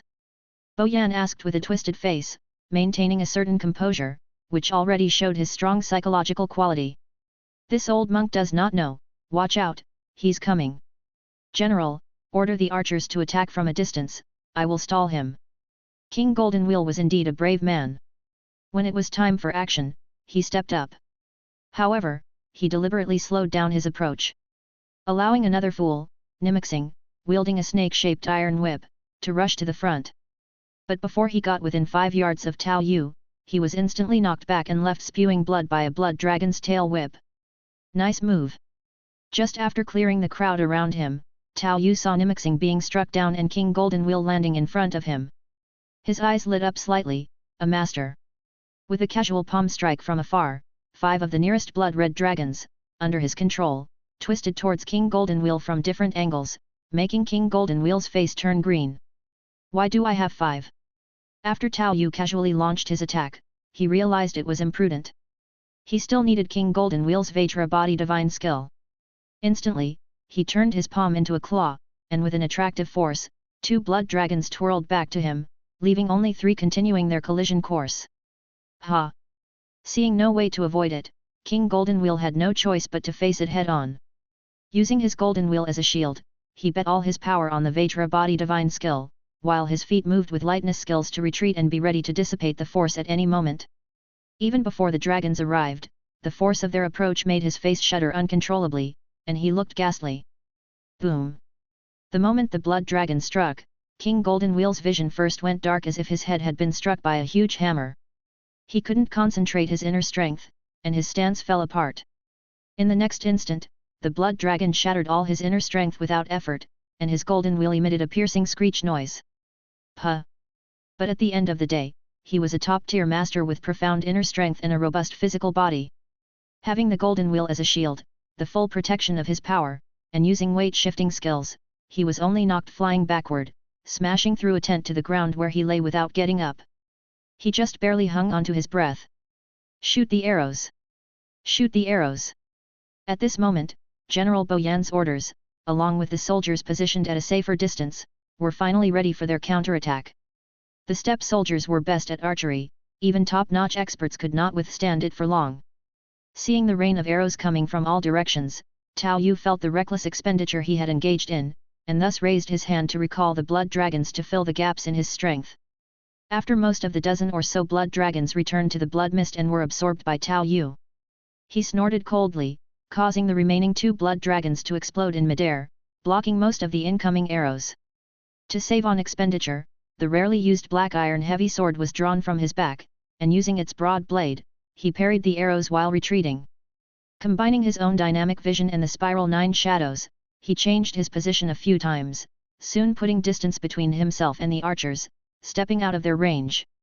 Tao Yu's evasion at last brought a pale smile to General Bo Yan's face. This man, although his martial prowess is godlike and unheard of, if he has to evade our arrow rain, then there are limits to his strength. The arrows are effective. The Dharma King is indeed a martial sage, knowing the most effective methods. He cannot possibly have enough inner strength to kill all of us. He won't last long. Shoot the arrows! Shoot the arrows! Seeing an opportunity, Bo Yan turned his fear into howling commands, continuously giving orders. This kind of threat, only by dying can people stop having nightmares. Otherwise, they would probably wake up terrified in the middle of the night. Mount up! Pursue! The hysterical voice was met with response. Fear, when pushed to its extreme, can also squeeze out astonishing power. Meanwhile, Tao Yu continued to retreat while 2AT200s began to emerge from his shadow. He bitterly denounced with a pained face. You don't have martial ethics. Chapter 212. No martial ethics. Not going to play fair in martial ethics.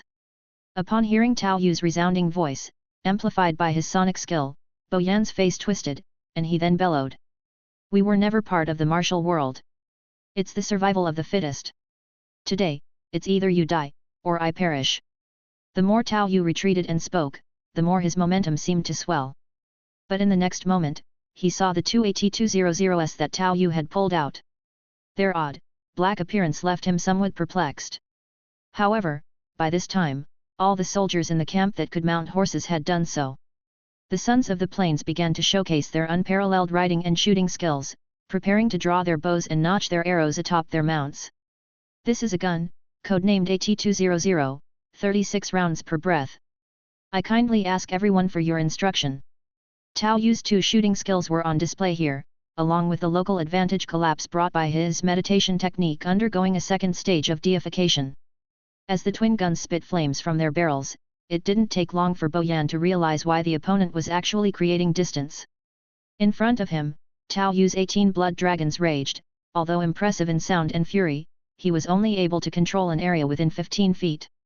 In order not to waste his true Yuan, the actual killing range was limited, it was mainly the morale that had taken a significant hit. The soldiers in the camp scattered in all directions. Combined with Tao Yu's own depletion, the spectacle was indeed grand, but the number of kills was not enough to cause the military camp to collapse. It was mainly the morale that had utterly disintegrated. But with these 2AT200s firing 36 rounds per breath unchecked, and that horrifyingly accurate headshot rate with each shot, the real scene of reaping lives unfolded before Bo Yan. Even though Tao Yu had to continuously change magazines, this completely unknown and bizarre manner of dying was laid out before them. An army that had already experienced a collapse in morale at the start didn't last a minute before it broke apart outright. The first time they still had the incentive of the opponent's exhausted inner strength within them. But this time, dying in such incomprehensible circumstances was simply too much to bear. They had no idea of the total number of bullets Tao Yu possessed. Whoever wanted to die could go ahead, whoever loved it could do it. The camp of the Plains Army, stationed here, instantaneously disintegrated. We surrender, please grant us a way to live. Once renowned across the plains for withstanding even titans and managing an orderly retreat, this group of elite plains warriors truly couldn't withstand it anymore, and General Bo Yan uttered the words of full surrender. And the plains soldiers, one after another, voluntarily dropped their weapons. Tao Yu also stopped pulling the trigger of the guns in his hands. It wasn't out of compassion, but mainly because the exclusive bullets for the AT-200 were actually quite expensive. Who knew if they would be needed in a similar situation next time? It was best to save where possible. And these prisoners were also sellable assets. Well-trained elites were not cheap. Secret manuals had too much overlap, and after Shaolin bundled them up, the subsequent added value would decrease. But with enough of these well-trained elites, he could make a good sum of money. Or he could simply use them to raise snakes. We have now lost contact with the royal court, and it seems the court has headed west across the plains. With his hands bound, Bo Yan knelt on the ground, answering Tao Yu's questions. This systematic acceptance of surrender was much simpler than catching pigs. With Bo Yan leading, they could simply arrange for them to tie up themselves. With sharp eyes, Tao Yu would single out those not tied up properly and punctuate with a gunshot. This method, utterly devoid of hesitation, produced surprisingly effective results. As for food, we have enough for about a month, well, maybe now 2 months. Our boys are all skilled riders and archers, we have our value. The people of the plains also valued recognizing the trends of the times. Tribal conflicts were common among them, and their armies were comprised of warriors from various tribes. In this day and age, whom to pledge allegiance to was merely a practical choice. Open your mind. Tao Yu didn't bother with niceties and directly implanted a mental seed in Bo Yan. The army had scattered and, with the dead accounted for, there were about 3,000 left. The remaining 3,000 who didn't flee from such a scene were truly the elite of the elite. Indeed, just as Bo Yan said, they are good at riding and archery. Then let's keep them for now, in the end, there won't be a loss. The second deification taming, although it doesn't guarantee 100% obedience, with Bo Yan's current performance, some control is still somewhat effective. Anyway, there's no loss either way, so it's fine to try it out. They even brought their own provisions. After Tao Yu implanted a spiritual seed in him and he experienced the agonizing pain from the depths of his soul, terror filled Bo Yan's face. In his eyes, Tao Yu was a demon come to life. However, originally, their transition from being good at riding and archery to singing and dancing was quite smooth. After deciding to surrender, plus this spiritual control, it wasn't something they couldn't accept. Moreover, the people of the plains admire the strong. Although Tao Yu relied on the intimidating display of the AT-200 behind him, his spectacular, unrivaled prowess in mowing down soldiers in the camp left a deep impression on them. Compared to his gunmanship, Tao Yu didn't actually kill more with his bare hands, but that celestial god descending effect is unforgettable for them. Even for the ordinary soldiers of the plains, surrendering and submitting to Tao Yu isn't something unacceptable. So, what is your purpose in stationing yourselves on Zhongnan Mountain? Do you wish to beg alms from the Chuanzhen sect? Tao Yu leaned back in Bo Yan's own fur-covered large chair, feet resting casually on the table, and spoke nonchalantly. With Cheng Lixu standing solemnly beside him with a sword as if guarding him, the scene was quite impressive. Not entirely. The Yellow River has now entered its dry season, the Titans are crossing south, and we too must find a way out. Unable to take Xiangyang or head south of the Yangtze River's natural barrier, we thus seek a defensible location. Actually, Zhongnan Mountain is not bad. Bo Yan answered honestly. They were just looking for a place to save their lives. And this world, after all, belongs to divine sculpture and legend of the archer, different from the real world, where Zhongnan Mountain was the place Wang Chongyang prepared to raise an army, easy to defend and hard to attack. It's also suitable for stationing troops, so indeed about 10,000 soldiers of the plains could go up there. Discover exclusive content at Empire. It's just that the Chuanzhen sect was very wary of them, never permitting their advance, and even arranged disciples to guard the mountain paths. Relying on the dangerous terrain, they weren't afraid of a quick assault. The army of the plains did not wish to waste their strength attacking the mountain, leading to a deadlock between the two parties.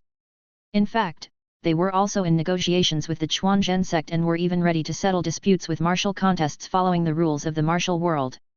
With King Golden Wheel present, they truly had confidence. But the Chuanzhen sect has not given any clear response yet.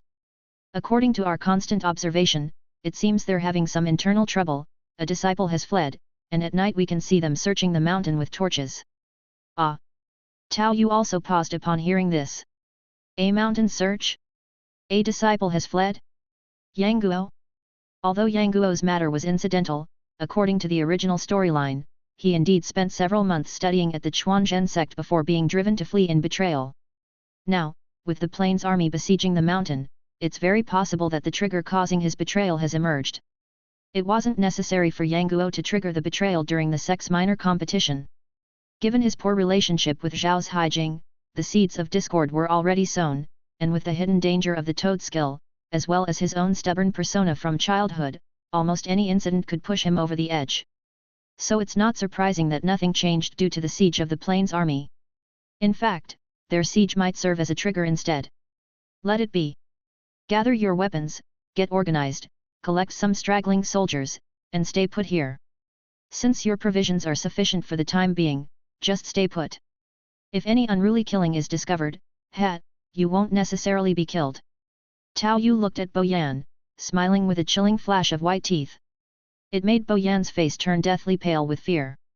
Recalling the previous torment, he really felt that death would have been a release. Please rest assured, my lord. I will definitely keep them in check, definitely. The answer was firm and decisive. Anyone who dares to cause trouble will be the first to be killed. Chapter 213. Captives. What's going on, the gun? Why are Annie and her team running away? As Tao Yu's gunshot sounded, the trio from Marley fell from their horses, and it was only then that the other cadets of the 104th Training Corps noticed that something was wrong. It seemed that their departure from the group was an attempt to escape. Was the officer chasing them? But soon, they understood why. Accompanied by a flash of lightning and an explosion, an armored titan, towering tens of meters tall, burst forth from the ground. The sudden presence of a being as tall as a 4- or 5-story building created an immense sense of visual oppression. It left the cadets of the 104th Training Corps with their eyes wide open. Titans. The armored titan, the culprit behind the breach of Wal Maria's gates. Cheng Lixiu and Zhang Hao, two country bumpkins who had never seen a titan before, were now so terrified that their hearts were pounding. This is a titan? We're going to fight these things? How on earth could we ever win? Didn't they say that the titan Guojing encountered before was only about 4 meters tall? And here it seems just a fraction of this size. Traitors. Unquestionably, the most intense reaction belonged to Aaron. He had never imagined that among his comrades with whom he had spent day and night, there would be one who possessed the power of the titans. Even if Aaron was slow to react, upon seeing the appearance of the armored titan, he immediately associated that the colossal titan must also be among those people. His own mother had perished right before his eyes in just such a scene. The years of suppressed sorrow from training, the humiliation during the southward escape, the despair when Mikasa was lost during their rearguard action. All these emotions broke free from the depths of Aaron's heart. Die! Leaping from his horse, he rushed forward. Before he even landed, he bit into his palm, and with an explosion, he transformed into the attack titan and crazily charged toward the direction of the armored titan. However, quicker than him was Tao Yu, who was within arm's reach. Although the movements of the armored titan were slightly stiff due to its massive size, with arms that could sweep with incomparable speed and reach, it was far beyond anything humans could contend with. Without vertical maneuvering equipment, escape wasn't even an option. Yet, facing this sudden strike, Tao Yu's footsteps never stopped. Instead, he quickened his pace. In the slow motion of bullet time, Tao Yu raised an eyebrow as he watched the approaching palm and made his prediction. Still somewhat capable. Lines of distortion spread throughout the world, and Tao Yu's own original flow of time abruptly tightened, his speed increasing by 2- to 3-fold. With unbelievable speed, he left a trail of afterimages behind, easily escaping the reach of the titan's palm and leaping up to land on it, then with one fluid motion, pounced directly onto the armored titan's back. With every step Tao Yu took, his speed exploded, seemingly leaving an afterimage in his place. Although the afterimages were illusory, with the infusion of shadow force, they didn't dissipate for a short while. As Tao Yu reached the nape of the armored titan's neck, the titan's other hand was already sweeping down upon him. Unconcerned with the terrifying palm approaching from behind with wind pressure, the moment Tao Yu landed, he casually executed the flying dragon in the sky in mid-air, forcefully pressing down on the nape of the armored titan's neck. Almost as soon as Tao Yu pressed down, the titan's palm also slammed down violently on the same spot, and then the entire body of the titan stiffened. It then knelt on the ground and fell forward, stirring up a cloud of dust. Meanwhile, Tao Yu's figure re-solidified from the lingering afterimage on the wrist of the armored titan, gazing at the steam beginning to rise from the fallen titan. Spiral 9 Shadows, a top-tier lightness skill from the 9 Yin True Scripture, allows for agile movement from side to side. Powered by one's chi, it can create 9 illusory shadows to deceive the enemy. After deification, it not only greatly enhances dexterity and speed but the key is being able to infuse shadow force into the residual images. Before the shadow force dissipates, one can use the secondary deification skill Stealth at any time to switch places with any residual image of their choice. This forms a perfect skill synergy. The practicality and convenience have undoubtedly increased significantly. Tao Yu was very satisfied the first time he put it to use. Reiner. Bertolt, seeing the armored titan fall with a single strike and begin to dissipate without any struggle, showed a pained expression on his face. Annie, you run. I'll hold him off. With a roar from Bertolt, a terrifying explosion suddenly erupted on the spot, and intense steam spread out like a shockwave, sweeping in all directions. The ground dust was stirred up, weeds uprooted, as if the surface itself was being peeled away. The remains of the armored titan's body were scattered in the steam along with several dead horses, and the strong wind even swept toward the nearby 104th Training Corps. Even the attack titan, which had just run nearby, could only raise its arms to block. Facing such indiscriminate AoE, Tao Yu could only sigh helplessly and retreat gracefully using the lightness technique of Spiral 9 Shadows, also taking advantage of the momentum to thrust out seeing the dragon in the field, thus forming a barrier of chi. He floated backward like a kite, seemingly unharmed. Annie did not hesitate either, she instantly transformed into the female titan and took off running ahead at full speed. The female titan's comprehensive abilities were strong, faster even than the armored titan, capable of outpacing horses. However, the moment she started to run, she found that Tao Yu, who had just been floating away, reappeared in his original position after the shockwave had passed, switching places with his residual image, and then chased after her at a terrifying speed. The female titan, with her tens of meters of stature and the running frequency of a normal person, faster than horses, was now unable to shake off this monster, making her eyes nearly pop out in disbelief. She had guessed correctly. The man capable of killing titans with his bare hands hadn't followed them, and that was because there was another one in the troop. And even more terrifying. Tao Yu was finished testing his skills and didn't even bother with the half-skeleton of the colossal titan, unable to move anymore. He slowly drew the warlord's sidearm and fired a shot directly at the female titan's head. Due to the height, the back of the neck was in a blind spot for shooting, but the big head was a more than adequate target. Annie saw the attack coming but didn't care. Guns posed little threat to titans. However, before she could even complete that thought, the bullet hit its mark and her mind seemed to be struck by a heavy hammer. Purified thoughts combined with fist intention, capable of causing a momentary lapse of consciousness in Huang Yaoshi and Guo Jing, even from a distance. Annie, certainly no match for them, staggered and then crashed to the ground. Bertolt, just emerging from the ruins of the colossal titan, had his eyes split with fury. No. But before he could react, Aaron, who had also blocked the blast and charged forward, grabbed him with a giant hand, pulling him from the wreckage of the colossal titan and lifted him to his mouth, roaring. It seemed as if he was interrogating and screaming at him, asking why they had done this. Tao Yu had already arrived at the fallen female titan's nape, looking at the crystallized neck, a smile inadvertently appeared on his face. Hardness alone is useless. Whether it be kinetic energy, true chi, or shadow force, all were skilled in overcoming toughness with gentleness and penetration. Tao Yu stomped on the crystal, cracks immediately appearing on its surface, with wisps of shadow force infiltrating and seeming to erode and destroy the crystal. With another stomp, the entire crystal shattered, and he reached in to grab Annie, pulling her along with some of the titan's nerves out in one swift move and casually tossed her aside. In this world without added bonuses, Annie and Bertolt no longer had the capability to transform, and were easily captured. Chapter 214. Search. Aaron couldn't sustain his titan form for much longer and was gasping for breath after returning to human form, his gaze fixed intently on Annie and Bertolt, who were still alive in front of him. Meanwhile, Tao Yu was already squatting quietly in front of Reiner's corpse, waiting. Reiner, capable of transforming into a titan, was also considered a Yuan Force creature, just like a monster that had undergone demonization. Subsequently, Tao Yu detected the convergence point of the Yuan Force, which was centered above the spinal cord. Without much concern, Tao Yu reached out and pulled it out in one swift motion. After rinsing it briefly with a water pouch, she held it in her hand. This bloody and brutal sight made even the angry cadets from the 104th, who had come to denounce the trio from Marley, swallow hard, not daring to speak loudly. If it were the pharmacist or Guo Jing, Tao Yu might have explained that this was the pioneer's ability to search for objects of Yuan Force. But she couldn't be bothered to explain to this group of cadets. However, to Annie and Bertolt, this scene was both infuriating and frightening. The Titan's power was hidden in the spinal cord. If they knew, would they also extract ours? This. Aaron himself had been extremely angry, nearly devouring Bertolt when he transformed into a Titan.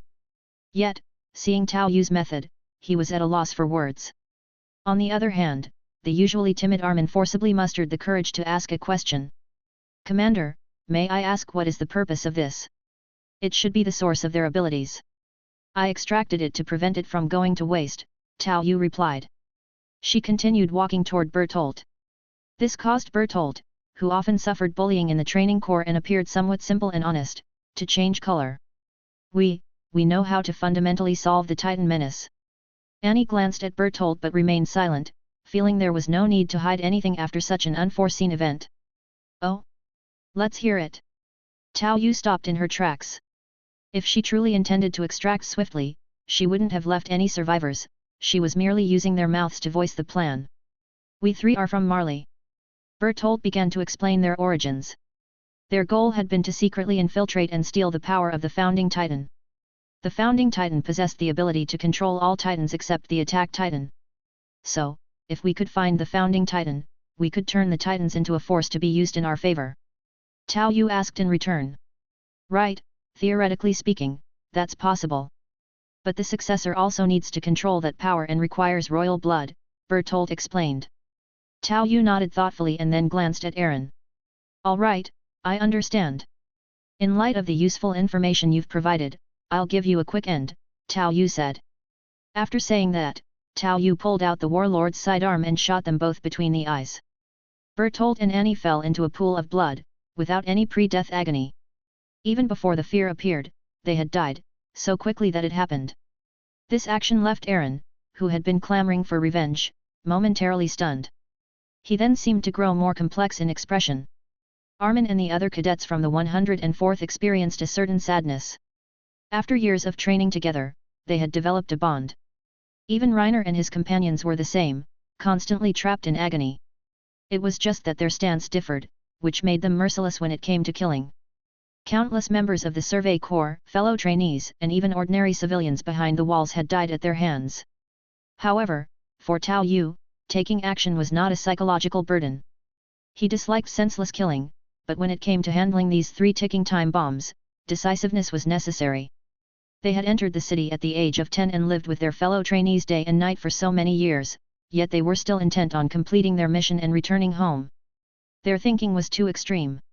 Any delay was a risk, and he had to resolve the issue before his next return, otherwise, if he went back and they kidnapped Aaron and ran, who would he turn to if everything fell apart? Tao Yu's actions directly caused Emer to tremble with fear, her teeth chattering. She, too, possessed the power of the Titans. Would she be dealt with if it were found out? Tao Yu seemed to have sensed something and gave her a glance, causing her face to turn a shade of green with fright. Then Tao Yu patted Aaron on the shoulder and hinted. "All right, as long as you've not been actively malicious and can control the Titan's power, you are indeed an excellent fighting force. Master your Titan's power well." Because of this incident, everyone stopped their horses and tied them to trees by the roadside to take a rest. The trainees of the 104th looked at Tao Yu with a mix of reverence and faint fear. Soon after, Tao Yu clapped his hands and said, "Attention, everyone! I've heard from nearby hunters that there's a strange snake in these mountains, with fleshly horns on its head and speed like the wind, making it very hard to catch. I suspect it might also be a Yuan Force creature, which should be easier to deal with compared to Titans. You all could test it out first." Tao Yu chose to act near this area and then to rest here, naturally having his own plans. In the worlds of Divine Sculpture and Divine Eagle, the snake gallbladder of the Bashi snake is definitely one of the top benefits. Consuming it can increase strength, and it even helps with inner strength, definitely qualifying it as a Yuan Force creature. Moreover, considering the universality of its effects, if this thing could be bred, its price would undoubtedly be more profitable than aliens, it just wasn't as prolific. Tao Yu didn't plan to hunt too many here, as he needed to leave enough for breeding. First and foremost, determine the general scope, and then bring back some snake gallbladder samples. The people of the 104th Training Corps were all excellent scouts, which was ideal for helping him locate the specific whereabouts of the creatures. After all, why not use free labor when available? And concerning Tao Yu's words, the young trainees of the Training Corps did not show any aversion. Compared to confronting titans, searching for snakes was undoubtedly much simpler. Snakes too? That's much easier. I used to catch snakes at home all the time, said a trainee, his expression excited as he fantasized about being the chosen one. Cheng Lixiu and Zhang Hao next to him also sighed in relief. Before, they had never seen titans and lacked the concept. But after witnessing Aaron and others transform and seeing what titans truly were, they finally understood what they would have to face. Although they knew the weak point of the titans was the nape, looking at their swords that seemed like toothpicks compared to the titans made them truly lack the confidence to make the kill. If they couldn't kill the titans and weren't sure if they were chosen ones, it was troubling. They didn't expect to get such good news. Don't get too excited. These snakes have immense strength and are immune to blades and guns, dealing with them won't be easy. You must cooperate with each other, otherwise, it could be fatal. You need to think about why they might possess Yuan Force just like the titans, Tao Yu warned, which made everyone's heart sink. It seemed to make sense. I will follow and enter the mountains with you. Don't spread out too far.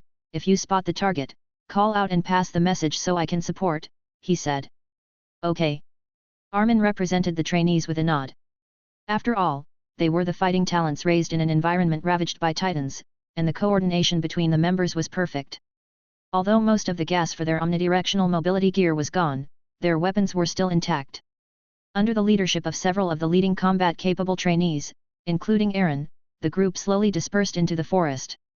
Chapter 215, Half a Month.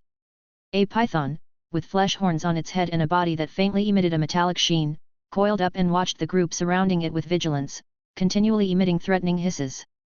This nearly 20-foot python was much smaller compared to the giant pythons of the Forest 01 world fragment, but it was strong enough when compared to the size of an ordinary snake. Moreover, its scale armor was tough enough to resist common blades, making it quite difficult to deal with. Be careful, this creature is tough to handle. It almost killed us before. One of the trainee soldiers lowered his voice, sounding somewhat nervous. But at that moment, with a whoosh, the coiled snake's head exploded on cue. It burst into a splash of blood. Even with its head blown apart, the snake's body still writhed and rolled violently, appearing quite horrific. It's already dead, and you still don't dare approach? If you were facing a titan, you'd probably pee your pants. Tao Yu's figure gracefully arrived, settling on a nearby treetop like a falling leaf, encouraging the three people before him. Upon hearing this, they stepped forward without a word and cooperatively restrained the snake's body. They began to peel and cut along the texture of the scales skillfully and tacitly. Satisfied with their practiced movements, Tao Yu leaped over, his hand turning into a claw to pierce through the tough snake skin, directly snatching the snake gallbladder. Then he left quickly with his flowing movements, heading to the next location that had sounded an alarm. Tao Yu had been in this unnamed forest for half a month and was quite enjoying himself, almost loath to return to civilization. The body of the bosque python was incredibly valuable, its snake skin was light yet tough, and could even withstand common swords, making it excellent armor material. The snake meat was edible and could even increase chi blood. The effect of eating it roasted was no less than that of chi tonic soup. To know that the purpose of chi tonic soup was to stimulate the maximum chi blood at the lowest cost using various ingredients, directly consuming snake meat was, in fact, an extravagant act. The most critical part was the bosque python's gallbladder. The Yuan force of a bosque python wasn't high, with the gallbladder providing only about 5 or 6 points, and it contained no skill information. But the bosque python's gallbladder had a minor effect on enhancing the physical body. Although there was a limit to its use and diminishing effects, each gallbladder could initially sell for 500 or 600 Yuan force, and later on, selling for 200 or 300 Yuan force was no problem at all. The key was, this was different from aliens. The skills of aliens would eventually stop selling and directly extract Yuan force, yielding only about 20 or 30 per creature. However, the bosque python's gallbladder wouldn't drop in price like alien skills and become dirt cheap. In terms of sustainability, it was even stronger than that of the aliens.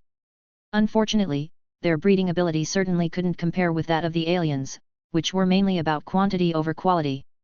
Based on the ecosystem, if such a strong creature also had strong reproductive abilities, it would have either run rampant or gone extinct due to lack of food a long time ago.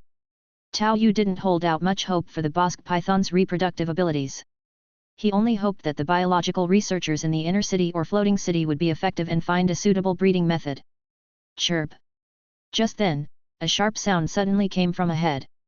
Following the light body technique, Tao Yu arrived and saw 3 trainee soldiers continuously retreating while a snake and a sculpture fought fiercely before them. The sculpture was huge and extremely ugly with sparsely arranged feathers and a hooked beak. Its yellow and black feathers looked filthy, and on top of its head was a blood-red fleshy lump, with thick legs. There was also a pair of constantly flapping small wings that starkly contrasted its large body, making it clear it couldn't fly. Well, I haven't seen you in half a month. Tao Yu said upon seeing the divine sculpture, revealing a trace of interest on his face. This was the companion of sword devil Dugakaiubai. Due to years of companionship, it possessed extremely strong combat skills, and with the daily consumption of snake gallbladders, coupled with its innate exceptional talent, it had immense strength. It's a pity it can't fly, and then it's too ugly, otherwise it would really be the perfect mount. Tao Yu sighed and then, with a leap, he directly pounced towards the divine sculpture and the busk snake ahead. The ugly bird, upon seeing Tao Yu's pounce, immediately emitted a threatening, hoarse, and deep sound, while the busk snake took the opportunity to strike at it. Tao Yu flicked his finger, and a tiny pebble, empowered by his force, tore through the air and, like a precision-guided missile, instantly hit the snake's head. Upon impact, the force imbued in the pebble erupted, followed by the infusion of Big Dipper True Chi causing an explosion, mixed with the fist intention of turning false into true and the added shadow force. With no time to react, the hard snake's head was instantly blasted into a spray of flesh, scattering in all directions. The divine sculpture, which had been preying on busk snakes for many years, understood all too well how tough this kind of opponent was, with the snake's head being much harder than its belly. Seeing Tao Yu fell the busk snake, over 2 zhong long, with a single strike, truly made even the bird's eyes widen in amazement. The screeching sound quieted down, and it suddenly became much more obedient. Indeed, it's clever, but this finger-flicking divine power is really handy. Tao Yu gave a wry smile, then with a grab of the 9-yin divine claw, he extracted the snake gallbladder and directly swallowed it. Before reaching his saturation point, Tao Yu only intended to bring back 1 sample. The strike just now was a variation after the deification of the finger-flicking divine power, turning into a merciless firing machine that combined all of Tao Yu's abilities, a development that both shocked and delighted him. Finger-flicking divine power was by the book, and after deification, compared to other deified skills, it was quite ordinary, just with the added mental guidance, similar to the basic shooting ability. But it just so happened to be able to successfully merge with many of Tao Yu's abilities, which truly made it a little gem. The 9-yin divine claw also left Tao Yu quite satisfied because it could be linked with the spiral 9 shadows. After deification and the infusion of shadow force, the residual shadow could synchronously carry a trace of the 9-yin divine claw's strength, allowing the afterimage to possess certain offensive capabilities without switching positions. So far, Tao Yu's experiments showed that only the power of the 9-yin divine claw could blend into the shadow force. The 9-yin divine claw itself already has a connection with spiral 9 shadows. After deification, their synergy has become even closer. Tao Yu had only ever seen TV dramas before and was unaware of the relationship between the 9-yin divine claw and spiral 9 shadows. Now that he had begun to practice them, he learned of their some connections. It's just a pity that even after reducing the speed to 10-fold, the Yuan Force still keeps dropping sharply. I'll have to reduce the speed further, I can't afford a lull. Tao Yu saw his Yuan Force had dropped below the 10,000 mark and appeared somewhat helpless. In fact, he was already being very conservative, making every effort to not invest Yuan Force in his techniques or limit it to a mere 2-fold as a token gesture. The primary focus was on the Northern Dipper, followed by the meditation technique and breathing technique.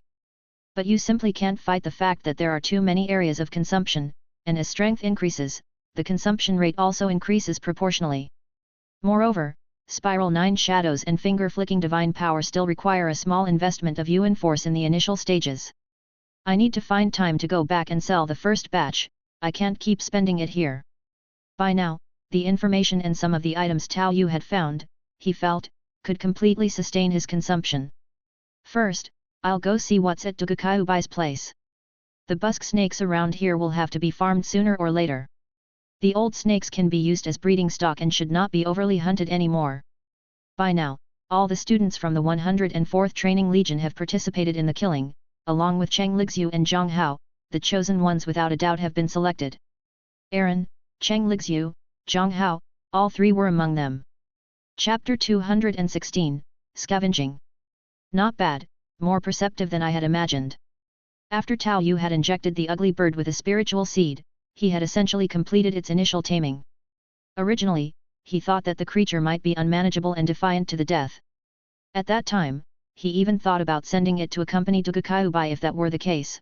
Not capturing it to feed the aliens as a form of cultivation of special species would be a sign of respect for it.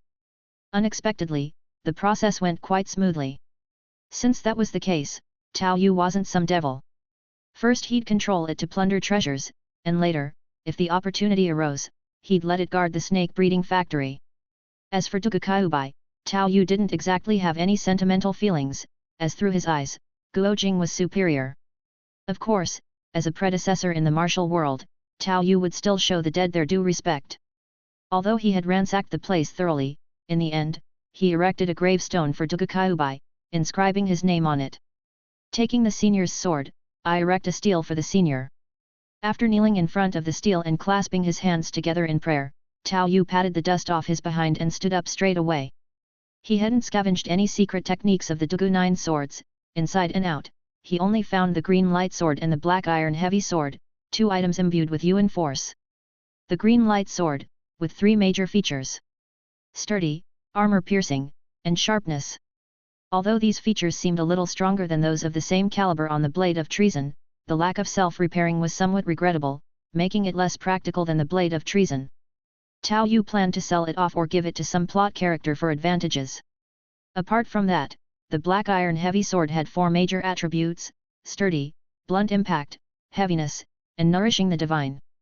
As a weapon in itself, it had its own advantages, but since it was too bulky for Wino to transform and hide in his shadow, it wasn't as practical as the blade of treason.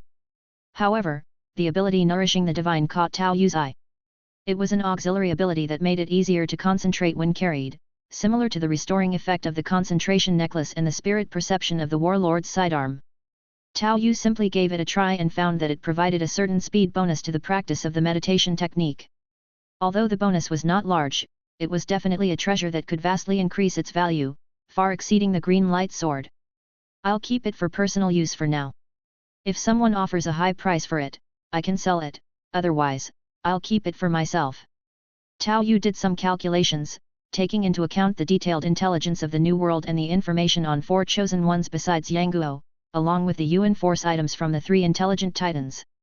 Even if he did not sell the snake gallbladders of the Buskin snakes and planned to start breeding, he could still acquire a significant amount of Yuan Force as a safety net when he returned.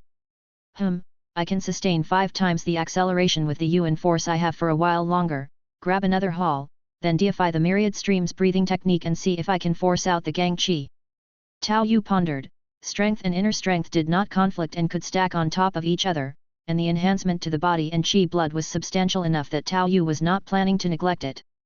The myriad streams breathing technique itself was actually very valuable because it could encompass many forms, even though myriad streams 5 forms were the simplest and easiest ways to fuse and hold Qi blood. After I return, I can look for a more convenient method. Then there's no need to deify 5 forms as one a second time. Tao Yu re-evaluated his abilities, placing the myriad streams breathing technique first in line for deification, as its cost was lower compared to the Northern Dipper and demonization. Next in line were the Northern Dipper and demonization. The rest, a single deification was sufficient for now, as they weren't as important as the routine acceleration of expenditure. Indeed, I must rely on the New World. Thinking of his current gains, Tao Yu couldn't help sighing. Whether it's breeding or the company, everything is still in the starting phase.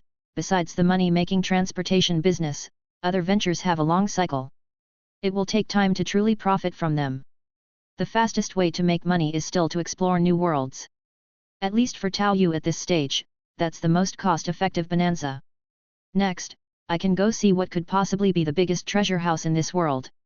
Tao Yu gazed at Dugakayubai's gravestone for a moment, then resolutely turned away. He left the divine sculpture behind to guard this mountain forest. Zhongnan Mountain still had one or even two other chosen ones. But the direction Tao Yu chose next was none other than Mount Shaoxi. Not to mention that the 9 Yang divine skill and Yi Jinjing might serve as a reference for himself, or he could even directly cultivate them. Just think, if he got his hands on the 72 ultimate arts, whether he sold them or opened a martial arts hall to make money, it would be an immense fortune. I had master's guidance when learning the 9 Yin true scripture and it still took me so long to get started. The 72 ultimate arts seem quite complex too. It would be best to have one of Shaolin's great monks as a coach, he mused. Tao Yu scratched his head. Although he was unaware of recent events at Shaolin, Huang Yaoshi and the others were informed. Since Shaolin closed its doors to the outside world, it had little involvement in martial world affairs, but it still held a significant reputation, and the scandals that emerged were the talk of many. Nowadays, Shaolin was at its weakest. In recent years, there was a monk adept in fire skills who stole martial arts knowledge, killed the abbot of the Dharma Hall Kuzi, and the abbot of the Arhat Hall Kawai left in a huff, establishing western regions Shaolin. The previous abbot Kukan retired, and the current abbot was a novice, with the monastic name Tian Ming. It seems there were issues stirred up by Hesiodeo later on? That should be after the events of divine sculpture. Under the Tian generation is the Wu generation. The temporary monk Zhu Yuan belongs to that generation, his age should be similar to Yang Guo's, and he probably hasn't found the 9 Yang divine skill yet, Tao Yu pondered. So, Shaolin truly didn't have anyone capable of fighting now. After the monk skilled in fire techniques dealt with Hesiodeo, Hesiodeo dealt with others, and then Zhang Sanfan emerged. Everyone wanted to gain experience from challenging Shaolin. However, it was undeniable that Shaolin had a profound heritage within the martial arts system of the Metal series. I told the family I'd be traveling far and would return in 2 to 3 months.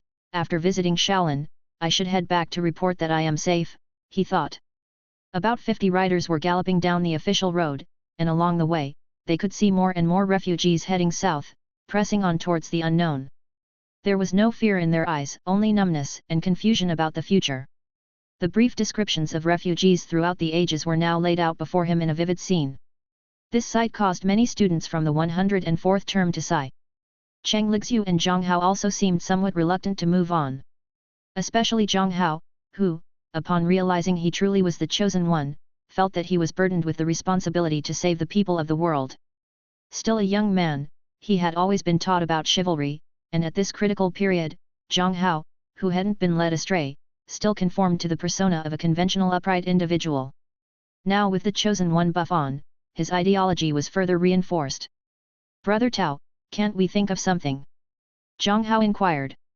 "The only thing I can think of is to ultimately resolve the Titan calamity and address the problem at its root. Otherwise, without the support of the Central Plains farmland, everything else is meaningless," Tao Yu replied, his tone indifferent. He never minded performing acts of kindness when convenient, he had already saved many lives in this way. But having seen the doomsday scenario of the zombie world and witnessed the slaughter in the monster world, he also understood that without addressing the root of the problem, very few could be saved, even those already rescued might die. Even Lin Chao, the consummate nice guy, had chosen to leave directly when Jack and others had to travel with the old and weak amidst alien threats. Those living outside the city knew all too well that human strength had its limits. Now, if they distributed all the food they had among the people, it would merely be a drop in the bucket. Tao Yu himself, if necessary, could go without food. The twice deified basic breathing method, twice deified stance skill, and the northern dipper that could attract stellar power, while still unable to sustain his training requirements, had already greatly eased his daily activities. To throw out food would only make things difficult for the raw recruits of the training corps. The southern dynasty will have to take food from the wealthy to provide relief, but it's not a lasting solution. However, the place we are headed to might indeed provide shelter for some. Shaolin Temple, a truly wealthy establishment with countless fertile fields and mountains of stored grain. Since it was on the way, Tao Yu didn't mind lending a hand. He was after the 72 ultimate arts anyway, and conflict was inevitable, so it hardly mattered if they stirred up a bit more trouble. Chapter 217, What I've Seen and Heard. Tao Yu pulled the reins, and his horse, communicating through their mutual understanding, stopped with ease. The 50 riders following behind also executed the maneuver skillfully. Having trained together for so long, plus the fact that the training corps was composed of well-trained youths around 15 or 16 years old, everyone had developed a tacit understanding when it came to riding. 50 riders might seem insignificant compared to an army of thousands or tens of thousands. But such elite cavalry could absolutely dominate when facing the scattered troops on the plains. Their journey had been unobstructed so far. They even encountered a few sporadic grain-stealing teams from the plains, which Tao Yu promptly used to blood the young riders. However, at this moment, the situation ahead was different. A group of monks wielding clubs was blocking a group of refugees on the official road. Some refugees tried to bypass them by going through the woods alongside the road, but they were driven back out by several monks with clubs. When Tao Yu's 50 riders appeared from behind, they immediately caught the attention of the monks and refugees. The refugees hurriedly scattered to both sides, clearing the path, while a chubby monk with big ears stepped forward, palms pressed together. Amitabha, kind donors, please halt. The lands ahead belong privately to Shaolin, which is now sealed off to outsiders. The monk looked at Tao Yu's young-faced team, with their distinctive hairstyles and foreign appearances. Many of them foreigners. And was somewhat surprised, wondering if they were from the tribes of the plains. Thus, after hesitating, he continued. Prince Huchuo has already come by earlier and took 5,000 bushels of grain. Since you donors have traveled from afar, our humble temple is also willing to open its doors of convenience and offer some support to express our goodwill. Tao Yu, looking at the refugees around him starving, and from atop his horse seeing the expanse of golden farmland stretching up Mount Shaoxi and forming terraced fields, could not help but scoff. Indeed, the doors of convenience are wide open. Shaolin is located in the mountains. Once this batch of rice is fully harvested and transported up, they just need to block the mountain trails, and even a large army from the plains couldn't easily invade. Even if titans were to arrive here, due to the terrain, only a few aberrants would be able to ascend. With the titans unable to recover, the Shaolin monks should be able to handle it. Truly, they had secured an invincible position. Amitabha. The chubby monk, not understanding Tao Yu's intention, simply chanted with palms pressed together. So be it. I personally don't like moral coercion. Tao Yu sighed. Do not do unto others what you do not want done unto you. Bullshit. I am not my master. I'll do whatever feels good. However, I'm quite partial to my own standards, and right now, I'm rather annoyed. My thoughts aren't reaching through. Tao Yu, who had been sitting lazily on his horse, straightened up, suddenly imposing a great sense of pressure on the chubby monk. Then Tao Yu clasped his hands and said, Disciple of the Eastern Heretic, Tao Yu, has come to pay respect to Shaolin. His voice echoed as if it came from the depths of hell, indistinguishable in direction, leaving one clueless as to left, right, above, or below. Ghost Prison Yin Wind, an auditory attack technique from the 9 Yin True Scripture. Tao Yu planned to familiarize himself with this technique before considering the billowing ocean melody. It was precisely because of such a method for sound attacks that allowed him to produce an extremely intimidating sound, resonating below Mount Shaoxi. Those monks facing Tao Yu suddenly felt as if the person in front of them had grown indefinitely large, transforming into a prehistoric beast of sorts, even though Tao Yu hadn't actually done anything. They all began retreating unconsciously as a group. By the time they came to their senses, they were looking at Tao Yu with faces full of alarm. Shaolin also had the lion's roar skill, a top-tier sound attack technique. However, there was no doubt that such techniques demanded extremely stringent requirements of inner strength. The man before them appeared to be only in his 20s, even younger than Prince Huchuo, yet he already possessed such profound inner strength. It was almost unbelievable. This had the chubby monk utterly astounded. A disciple of the Eastern Heretic? How could such a monstrosity have been taught? Now, what to do? The old Eastern Heretic was never a charitable man, acting solely on whims. This newly taught little devil seemed to disregard all reason as well. What was the intention behind bringing so many people to Shaolin Temple? Tao Yu didn't have to wait long before a monk, responsible for overseeing secular affairs at the foot of the mountain, arrived quickly with the lightness of a reed crossing the river. Before he even drew near, his hands were pressed together as he softly chanted a Buddhist mantra. Amitabha. While not quite on par with Tao Yu's earlier display, the monk's inner strength was clearly profound. It caused Cheng Lixu and Zhang Hao, those two little karamis, to have a change in complexion. To think that they could randomly pull out a monk with such internal power, this was even more exaggerated than the beggars' sect. This poor monk is called Wuyuz. Since you are a disciple of the Eastern heretic, we would like you to come up the mountain for a talk, said the monk straightforwardly. Tao Yu hesitated slightly upon hearing the name Wuyuz, wondering if he had heard it before. Could it be a character from some storyline? But monk names are often mysterious and esoteric, so duplications are normal. He soon stopped pondering it. Considering Shaolin's lack of presence in the legend of the Condor Heroes and the return of the Condor Heroes, hearing a familiar name like that could be significant should it correspond to a real person. Please. Tao Yu gestured for Wuyuz to lead the way and dismounted to follow the monk, leaving his horse with the nearby warrior monks. There was an expanse of farmland ahead, and Tao Yu had no intention of damaging the crops. He sized up the monk Wuyuz, who appeared to be in his 30s, noticing that unlike the other warrior monks who were apprehensive at his arrival, Wuyuz seemed quite at peace, seemingly above it all. An air of a recluse. Master Wuyuz, as a venerable Shaolin monk, what are your views on the starving people outside, the army from the grasslands, and the rumored titans? Tao Yu walked ahead, flanked closely by Cheng Lixu and Zhang Hao, who resembled his loyal guards. Unexpectedly, after hearing his question, Wuyuz was silent for a moment before replying. Would you like to hear the truth or a lie? What difference does it make if it's true or false? Tao Yu was genuinely curious. The false words would be that everything is the cycle of karma, the mandate of heaven, and we Buddhists only save those with destiny. And the truth? Tao Yu was becoming quite entertained by this monk Wuyuz. The truth is, screw it, I really can't stand it anymore. Well, that was something. Tao Yu had initially thought Master Wuyuz was some hermit apart from the world, but it turned out he was rather detached indeed. Ahem, Amitabha, I have once again violated the precepts of anger, alas and alack. After cursing, Wuyuz resumed his chanting with hands pressed together, which Tao Yu found somewhat amusing. Interesting. Although a monk, he had a substantial worldly air about him. This poor monk took the robes midway through life, please don't hold it against me. Not at all, Master, you're true to your nature. I share the same sentiment. Look, I've smashed your monastery's plaque, Tao Yu said, his words causing Wuyuz a moment of speechlessness. Such boldness! But remembering the sound attack Tao Yu had performed earlier, Master Wuyuz fell silent in contemplation.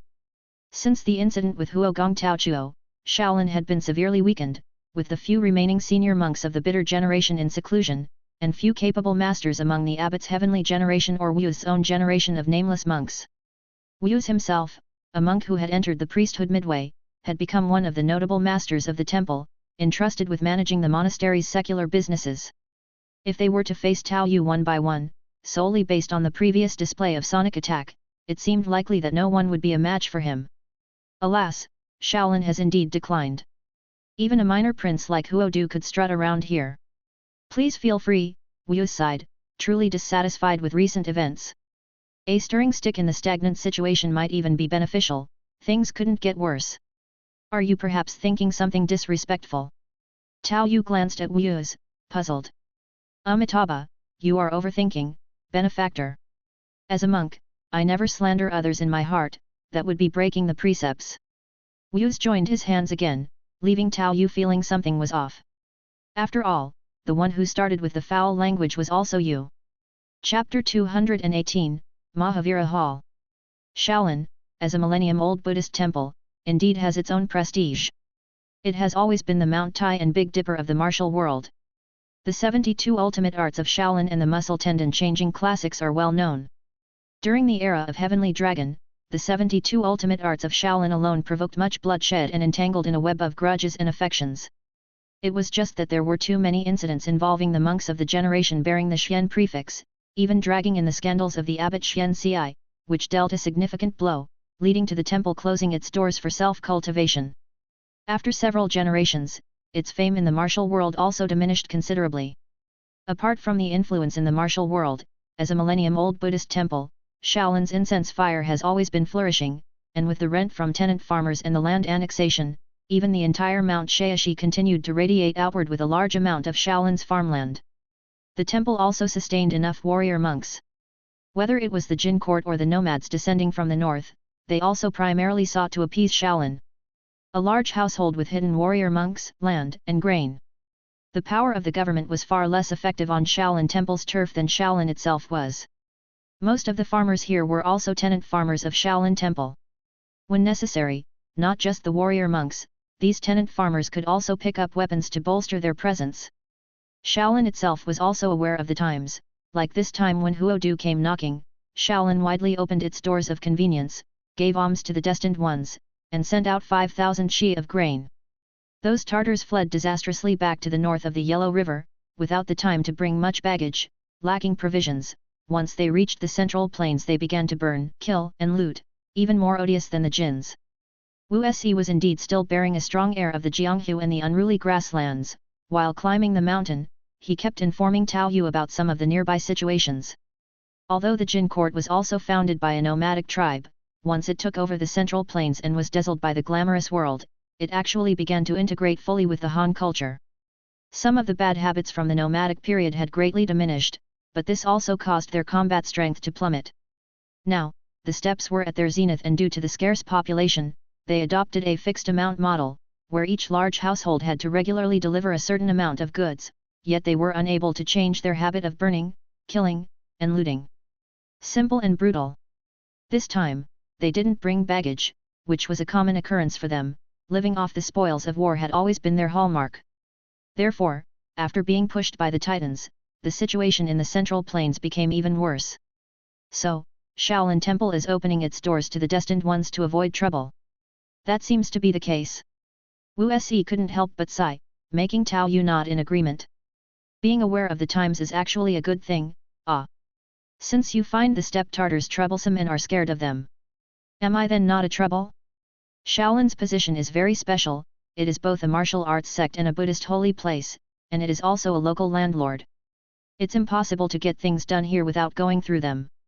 However, as Tao Yu comes to visit as a disciple of the Eastern heretic, Shaolin naturally must receive him with the protocol of a fellow martial artist. Just as he arrived at the temple gate, a monk descended to block the way. Honorable masters, Shaolin is a place beyond the mundane world, and it has always been our rule not to allow weapons inside. Please leave your weapons here, and they will be returned to you upon your departure. Upon hearing this, Tao Yu nodded but retorted. Did Huodu leave his when he came up? The question immediately stiffened the expressions of the reception monks, who then hurriedly explained. Huodu, the young prince, only brought a folding fan, he did not carry weapons. But that's still bringing something. Tao Yu curled his lips, not in the mood to deal with the pompous subordinates, then turned to Cheng Lixu and said. You stay here with them. I'll go for a walk by myself. The words of Tao Yu made Cheng Lixu's face show a trace of worry. You're going alone? Don't worry, monks do not like fighting and killing. As Tao Yu spoke, he unfastened the black iron heavy sword and tossed it to Zhang Hao, who nearly didn't catch it steadily, and had to drop his weight and assume a horse stance, channeling his inner strength to barely stabilize it. Keep an eye on it for me. Master Wu Se, let's go. Wu Se, seeing Tao Yu so easily lay down his weapon, felt a bit intrigued.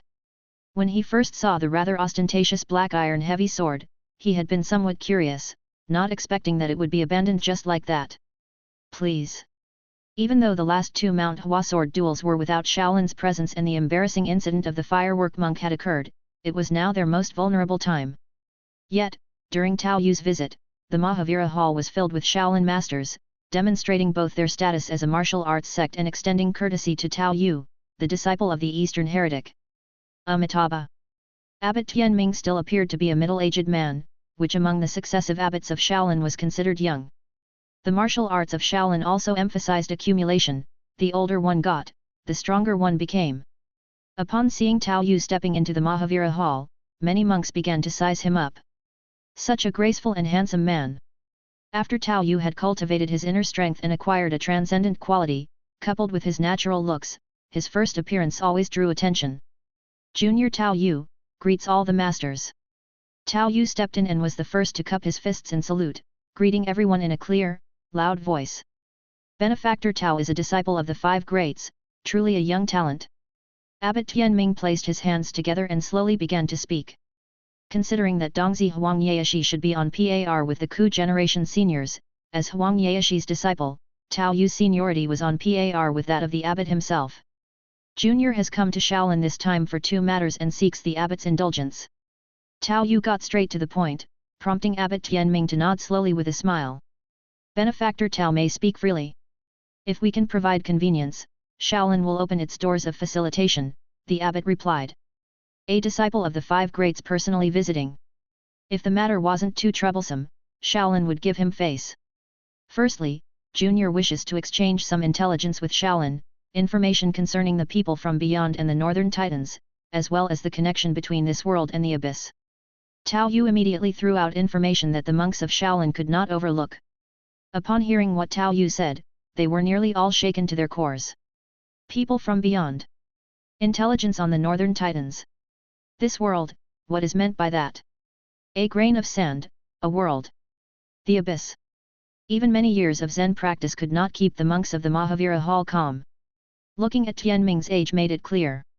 Most of the backbones of Shaolin were still middle-aged, which required the recruitment of newly converted outlaws like Wuyus to bolster their presence. Their meditative fortitude was not yet fully cultivated. Amitabha, such clamor in the Mahavira Hall is most unbecoming. Abbot Tianming recited the Buddha's name, which quelled the murmuring of the monks. Though he was a newly appointed abbot, he had begun to establish his authority. With a single utterance, he calmed the chaotic noise, and then he took the initiative to ask. What exactly does Benefactor Tao mean by these things? Tao Yu didn't give them much time to ponder. After capturing their attention and hearing Tianming's inquiry, he began to explain slowly. Gentlemen, please allow me to elaborate. Tao Yu had never treated the news about the abyss as confidential, whether speaking with Cheng Lixiu, pharmacist Huang, or even Jack from the beginning, he tended to disclose such information quite freely. The will of the world had never stopped the transmission of any information. The confidentiality towards the natives was mostly initiated by pioneers themselves for greater benefits. If one were heading to a farther world that no pioneer had reached, it might be possible to keep things under wraps. But Tao Yu felt that being sincere with some of the key figures in worlds where other pioneers might come was more advantageous. Otherwise, continuously hiding and withholding information would be futile if another pioneer arrived and disclosed everything to gain favor, upsetting the entire situation to no end. But for Cheng Lixiu and the others, Tao Yu considered them potential chosen ones. As for pharmacist Huang, he felt their temperaments matched, and he was an important figure. Later, they even became master and disciple. There is no need to mention Guojing and Huang Rong. However, at Shaolin Temple, this information was intended for exchange. As for what to exchange it for? As I have said, this world has fallen into the abyss. The eastern seas already bear witness to the abyssal chasm, and the northern steppes have seen the calamity of the Titans. Thus, for the entirety of Shaolin, the martial world, and even the whole world, there have been truly revolutionary changes. At this point, Tao Yu paused to let them digest the information. Amitabha, it is truly a blessing for the world that Elder Dongzi has discovered the secrets of the abyss. Thank you, Benefactor Tao, for alleviating our perplexity. You mentioned wanting to exchange with Shaolin, so may I ask what exactly you wish to exchange? Abbot Tianming was quite shaken by this barrage of information. The times have truly changed. Even with pharmacist Wang's temperament, when he foresaw the abyssal chasm and learned of the Titans and the people from beyond, he was shaken when accepting Tao Yu's enlightenment. Although the Shaolin monks were already aware of the Northern Titans, they regarded the Titans as part of this world, simply not knowing where these demonic beings had sprung from. But once Tao Yu introduced the information about the abyss, it completely refreshed their worldview. Fortunately, the monks of Shaolin were relatively younger and more receptive to new things. And for them, the concept of a grain of sand, a world was quite comprehensible. In fact, the ancients often had a stronger capacity to accept these deeply mystical matters. And Tao Yu had the backing of the title disciple of the five greats, otherwise, it wouldn't have been so smooth for them to believe him. Seeing the monks were beginning to digest the bombshell he had dropped, Tao Yu's face showed a hint of a smile as he calmly spoke. Such important information naturally has its value. An appropriate exchange from Shaolin would be the scriptures in the scripture depository and the 72 ultimate arts of Shaolin. That is one of the reasons for my visit. While the monks were waiting for Tao Yu to state his demands, upon hearing his words, even though they were still recovering from the previous shock, one of the monks couldn't help but reprimand him. Impudent! A disciple of the illustrious Dongzi covets the heritage of our Shaolin. Are you not afraid of being laughed at by the whole world? After all, he was a respected monk and, despite not minding the young man before him, still maintained consideration for elder Dongzi behind Tao Yu. He spoke from a position of moral high ground without resorting to outright insult. Yet hearing this, Tao Yu merely chuckled. Elder monks, the times have changed. There's no point in taking frustration out on the underlings. It's always better to deal with the person in charge directly. Chapter 219, Times have changed. How presumptuous! A mere child dares to slight the Shaolin as defenseless. After the previous hats were taken off, another middle-aged monk immediately stood up. Humph, Shaolin has withdrawn from the martial world for many years, yet the world seems to have forgotten us. Tao Yu glanced at him and said sternly. Not at all, the fact that your fireworker monk killed the abbot of the Dharma Hall and then the dean of the Arhat Hall left in anger has indeed shocked us. His words were tantamount to ripping off a scab, leaving the big monk who had stepped forward utterly defenseless. Because of this very reason, even the old abbot had gone into seclusion. Why bring up the most sensitive subject? Today, I shall capture you and hand you over to the pharmacist to see just how he teaches his disciples. My apologies for the offense. Having realized that he couldn't win with words, the big monk put his palms together, ready to make his move. However, before he could even finish his words of apology, Tao Yu's palm, executing shocking 100 miles, was already bearing down on him from the sky. Shocking 100 miles, among the dragon palms, was known for its overwhelming power. Roar! A majestic dragon's chant seemed to echo in the ears of all the monks present. Without coming into close contact and over 10 feet apart, the terrifying power of the palm instantly caused the big monk's facial expression to contort as if he were parachuting, with his skin and lips trembling in unison with his hair and robe. In his mind, it was as if he saw a golden dragon pouncing directly at him. Pft, pft. Under the force of that palm, his Kazaya burst apart, and the big monk's body, mosaic blurred, was blown straight out from among the shreds. Upon seeing this, Abbot Tianming leaped up and stretched out his hand to catch him. But as soon as he caught him, Abbot Tianming's face changed. A yin-yang balanced and pure inner strength surged into his body from the other monks. Even Tianming, who had cultivated the muscle-changing and bone-forging scripture, now felt that this inner strength was purer than his own.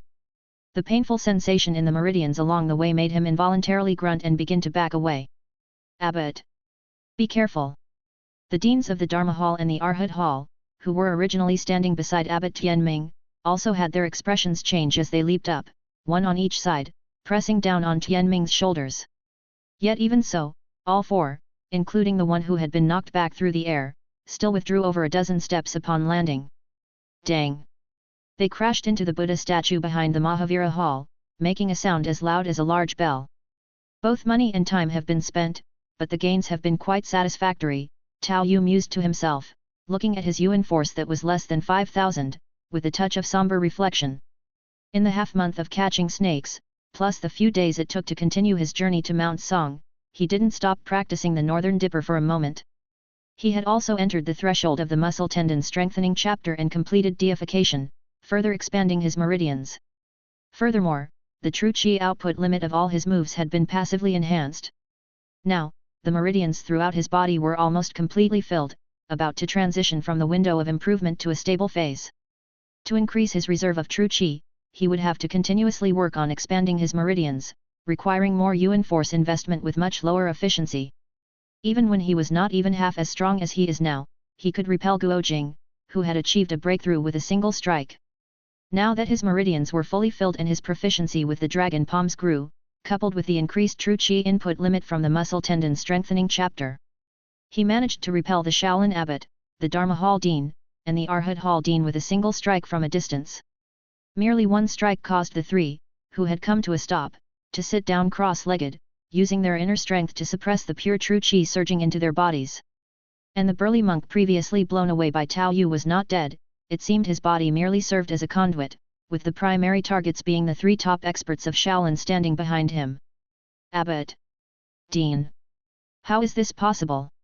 How old is he, exactly? Is this the dragon subduing palms? With just a single strike, the entire Mahavira Hall was plunged into a state of shock. The core members of the Shaolin were all astonished. So young, had he been practicing martial arts since he was in his mother's womb? Tao Yu, your martial arts are peerless, but even you would not necessarily be able to kill all of us before you exhaust your inner strength. Another great monk stepped forward, speaking with a fierce tone. Tao Yu, even if the thousands of monks from Shaolin Temple were to rush you, you might not be able to do anything to us.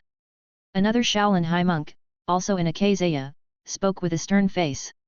Facing the fierce denunciations of the monks, Tao Yu stood with his hands behind his back, merely humming lightly. Blending in the 9 yin true scriptures ghost prison yin wind sound techniques, that light hum altered the expressions of the monks present, who all involuntarily took a step back at the same time. And without striking again, from the shadow behind Tao Yu, an assault rifle slowly rose up. It was the AT-200. What kind of technique is this? Hiding objects in a shadow. What is that thing? Ignoring their exclamations, Tao Yu held the AT-200 in his hands, aiming it at the plaque of the Mahavira Hall. This is a type of weapon from the abyss, and I invite the esteemed monks to observe. As his words fell, a barrage of bullets erupted, relentlessly sweeping across, and the armor-piercing rounds from the AT-200 sliced the plaque of the Mahavira Hall in two. Crack! As the plaque fell to the ground in 2 pieces, sending wood chips flying, all the monks present were shell-shocked. What kind of divine weapon is this? Is this a weapon of the gods? Impossible. Amitabha. If it were just a handgun or a normal assault rifle, it wouldn't have been enough to shock these monks, whose martial arts were not weak. Even weaklings like Cheng Lixu and Zhang Hao could barely discern the trajectory of bullets fired from handguns. These monks might also consider ordinary assault rifles to be some kind of superior hidden weapon. But the bullets fired from the AT-200 had stronger gunpowder and moved faster. To the ordinary monks who couldn't project their inner strength outward, this was a crushing blow. Just showing up once was enough to make these great monks feel that the divine weapons held by their Buddha statues were laughably weak. Such weapons were the true treasures. This object is a gun. Almost everyone in the company has one. There are few among the pioneers with a temperament better than mine. Would the venerable monks still need to consider? Tao Yu loaded a new magazine, casually tossing the AT-200 back into the shadows, his tone light and dismissive. First, he intimidated them with martial arts, then he showed his weapon to tell them that thousands of monks amounted to nothing. Whether it was high-end combat or a war of attrition, he was undisturbed. Amitabha, we had already agreed to exchange with Tao Yu, so we must keep our promise. My 2 junior brothers have just taken their positions and their understanding of the Buddha's teachings is not yet complete. They have misunderstood Tao Yu, said Tianming, the abbot, as he managed to suppress the true qi that Tao Yu had projected into the air. Thanks to the powerful inner strength from the muscle tendon strengthening chapter, he was able to stand again and set the tone for the conflict. Abbot Tianming is indeed an enlightened monk. I trust that under your leadership, Shaolin will continue to shine brightly. Seeing that the matter had been resolved, Tao Yu also showed a hint of a smile on his face, paused for a moment, and then continued. There's no rush for the martial arts manuals. Next, I would like to make a deal with the esteemed monks of your temple. Seeing the high monks softening, Tao Yu was also very satisfied. They knew the times, which meant that the upcoming cooperation should proceed quite smoothly. Chapter 220. Return. Young Master Tao has quite the temper. Upon hearing Tao Yu's subsequent discussion of the cooperation issue, Abbot Tianming's expression also stiffened. Feeling the strand of pure true qi within him that had just been suppressed but not yet extracted, and seeing the 2 halves of the Mahavira Hall plaque on the ground, his heart was a mixture of conflicting emotions.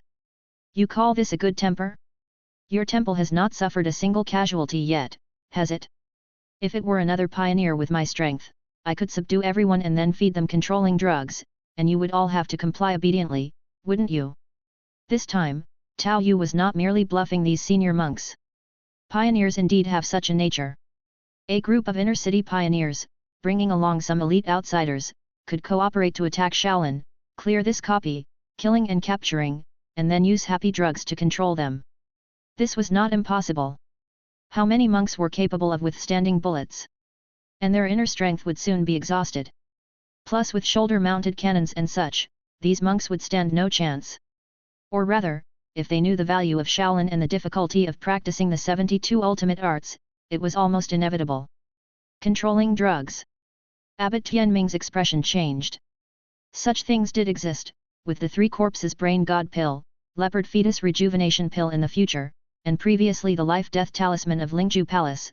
These were not beyond Abbot Tianming's comprehension. Amitabha, did young Master Tao say you have the ability to reach the heavens with your listening? Tianming, indeed worthy of his role as an abbot, keenly caught some key information previously revealed by Tao Yu, causing a slight smile to form on Tao Yu's face. That's right, for some time now, I've been responsible for pioneering here, and I have contact with the strongest one. I might even have the opportunity to invite her to oversee the skill teaching affairs. Truth be told, even with my strength, I couldn't suppress such profit. Tao Yu spoke half seriously, half jokingly, causing Tianming to fall into deep thought. This was not unfamiliar to Shaolin, they had been through many dynastic changes and had always successfully adapted. There are no eternal dynasties, but there are eternal families. And in some ways, how different is Shaolin Temple from these noble families? Why would they send 5,000 stones of grain to Huodu? Was it because they had too much grain, or was it really because the Buddha would aid those who were destined? Isn't it because of their understanding of the times? If you truly have the means to invite that individual, then I, the old monk, am not opposed to change within Shaolin. Abbot Tianming was not stubborn. The world had changed, the titans to the north had been substantiated, and with verifiable news about the abyss and the eastern sea's heavenly abyss, the other party was unlikely to fabricate stories. No matter how formidable the other side's strength and those terrifying weapons were, they were solid facts. It shattered Tianming's worldview.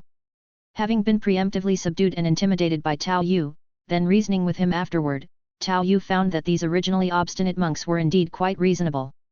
Although the cooperation was only tentative and not yet formally settled. At least the issue of the 72 ultimate arts had been resolved. This was equivalent exchange, not something Tao Yu had taken by force. With this fig leaf in place, the Shaolin monks were quite forthcoming. The copy of the 72 ultimate arts was directly packed up and taken away by Tao Yu. Beyond that, he successfully found the 9 Yang divine skill in the Langkavatara Sutra and also obtained Shaolin's muscle tendon change classic. This allowed Tao Yu to directly settle the members of the training corps to help distribute some of the grain Shaolin provided to the refugees, to practice their language skills, while also immediately starting to conduct preliminary research in the chambers of Shaolin. The muscle tendon change classic is not quite suitable, what a pity. Tao Yu, now no longer a novice in inner strength cultivation, with knowledge from Old Man Ao and familiarity with the 9 Yin true scripture up to now, was able to differentiate between the two top-tier internal cultivation methods. The muscle tendon change classic and the 9 Yin true scripture overlap significantly, both emphasizing purity. Without practicing both, it was difficult to determine which was superior, but one Buddhist and one Taoist, their ultimate paths were vastly different. However, the 9 Yang divine skill should be compatible, though there are still a few minor issues to resolve. At first glance, the 9 Yin true scripture and the 9 Yang divine skill seem to be contradictory. But in reality, they were not. The fundamental law of the 9 Yin true scripture is the Northern Dipper, which is also a pure Taoist inner strength that balances Yin and Yang. And the 9 Yang divine skill, being extremely Yang and vigorous, boasts a unique continuous recovery ability, enabling inner strength to keep regenerating indefinitely.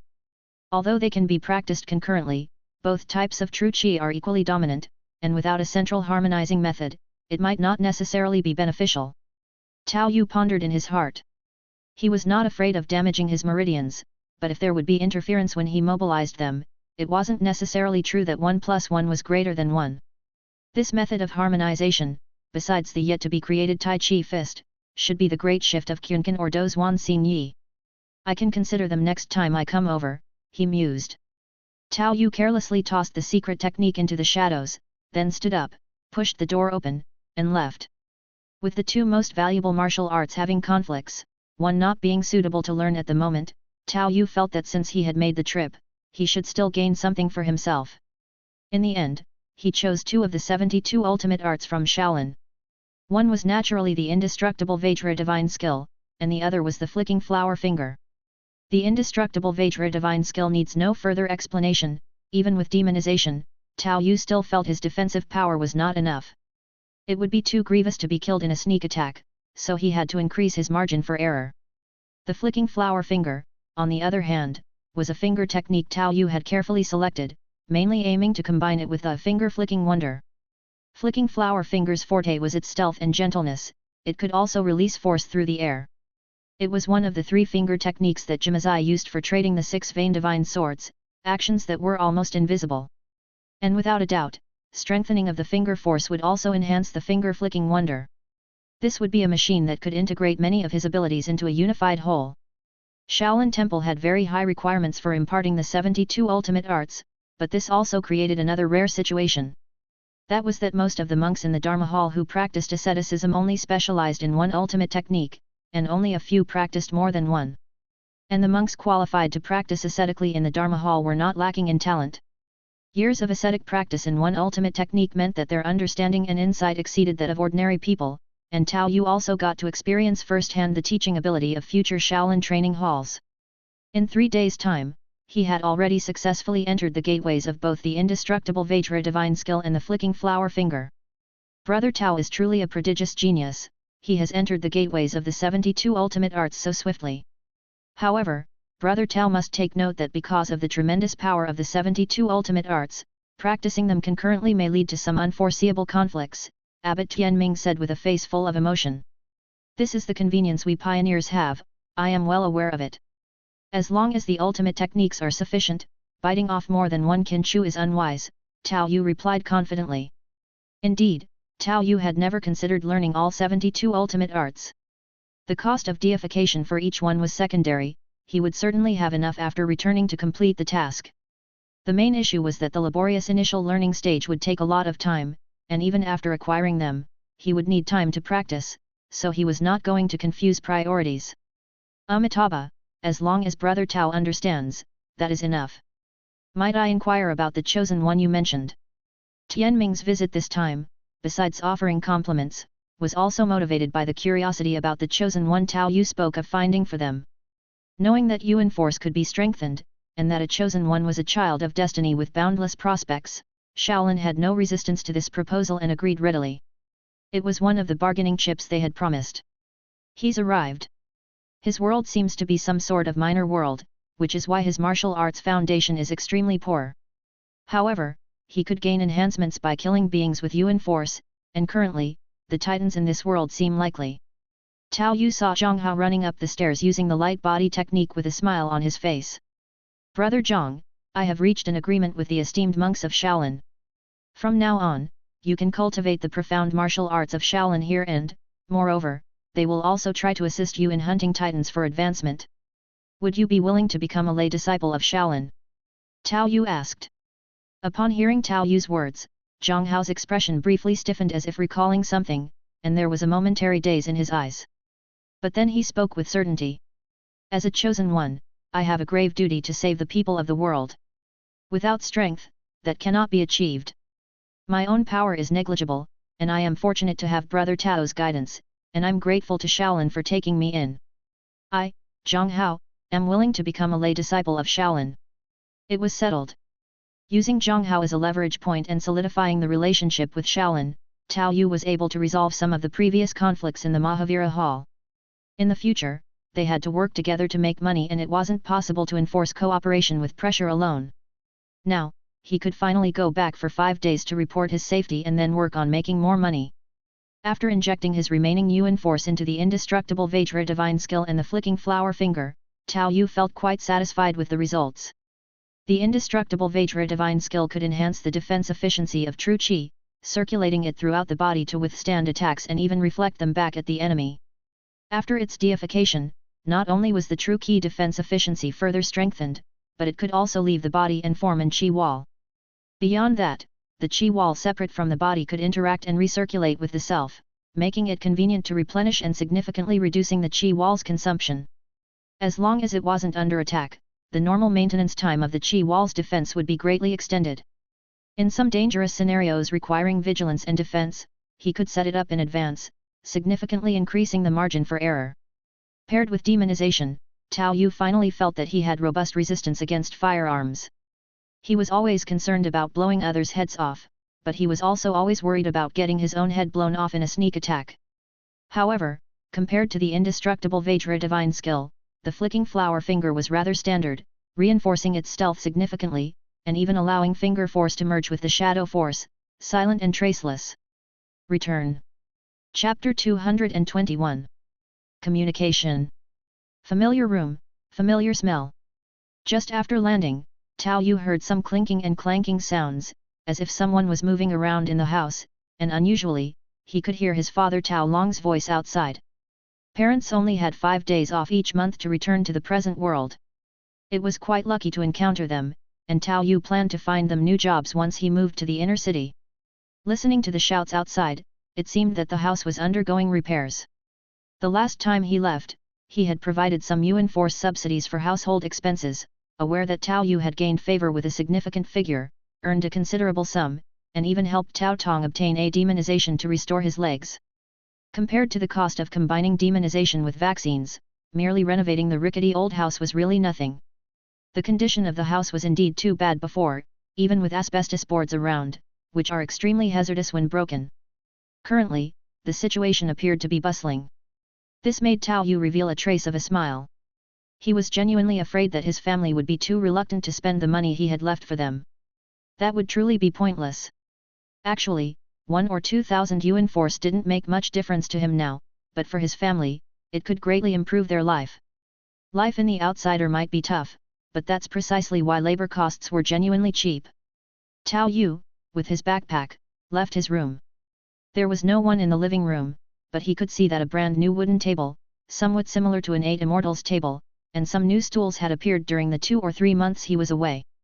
Finally, the style was no longer that of a rubbish makeshift ensemble.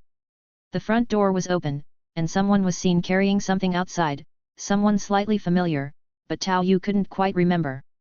The person brightened up upon seeing Tao Yu and then smiled and said, "Brother Tao, I'm the eldest of the Gu family. I really owe you one for last time." Upon hearing his words, Tao Yu recalled who it was. The eldest son of his 4th sister-in-law's mother, his 4th brother-in-law's brother. Others outside seemed to have heard him too, and a commotion followed. "Is it little Seven who's back? The genius of the Tao family has returned. Amazing, to be able to stay in the abyss for 2 or 3 months just like that, the harvest must be huge this time." "That's right. I think there must be at least a few thousand Yuan Force gained. From your perspective, 2 or 3 months in the new development zone, it could be more than 10,000. More than 10,000. A buzzing sound rose outside, probably from those who came to help with the work. Tao Long also jumped down from the roof, covered in dust. "Seven's back, hey." Outsiders were rather laid back. Tao Yu had once been gone for 2 months, and this time, after giving them a heads up, they were reassured and no longer anxious like before. Still, their faces showed a hint of joy upon reunion. "Yeah, I've come back to take it easy for a few days, in case of the unexpected.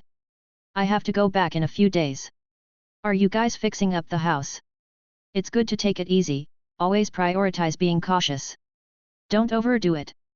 I heard that in the new development zone, quite a few big shots from the inner city have been out of touch for a long time, something may have happened." Tao Long was very supportive of Tao Yu's choices and shared any information he could possibly gather. Although his exposure, channels and capabilities were limited, he still wanted to be as helpful as possible, which warmed Tao Yu's heart. "I know that, so now I'm choosing places with fewer people. The area I'm in now is very safe, there aren't even any guns." "That's good, that's good." Upon hearing this, Tao Long also breathed a sigh of relief. For outsider pioneers, the damage from firearms was quite direct. Many seemingly terrifying beasts actually posed far less threat than a gun. Especially black guns, which often caused many outsider experts to have accidents. Even someone as strong as Tao Yu could now say he wasn't that afraid of a black gun anymore. Other inner-city residents, even if they chose mechanical augmentation and foreign body implants, and wore appropriate protective gear, only had some resistance and error margin. However, in a critical moment, a couple of hard hits that seized the initiative and rhythm could still possibly turn the tables against them. Tao Yu himself had done this to others many times. At that moment, outside, Tao Tong had also returned in his wheelchair. It was clear that he had already absorbed the demonization skill, and over such a long period of time, the originally vanished legs had regrown to the level of the knees.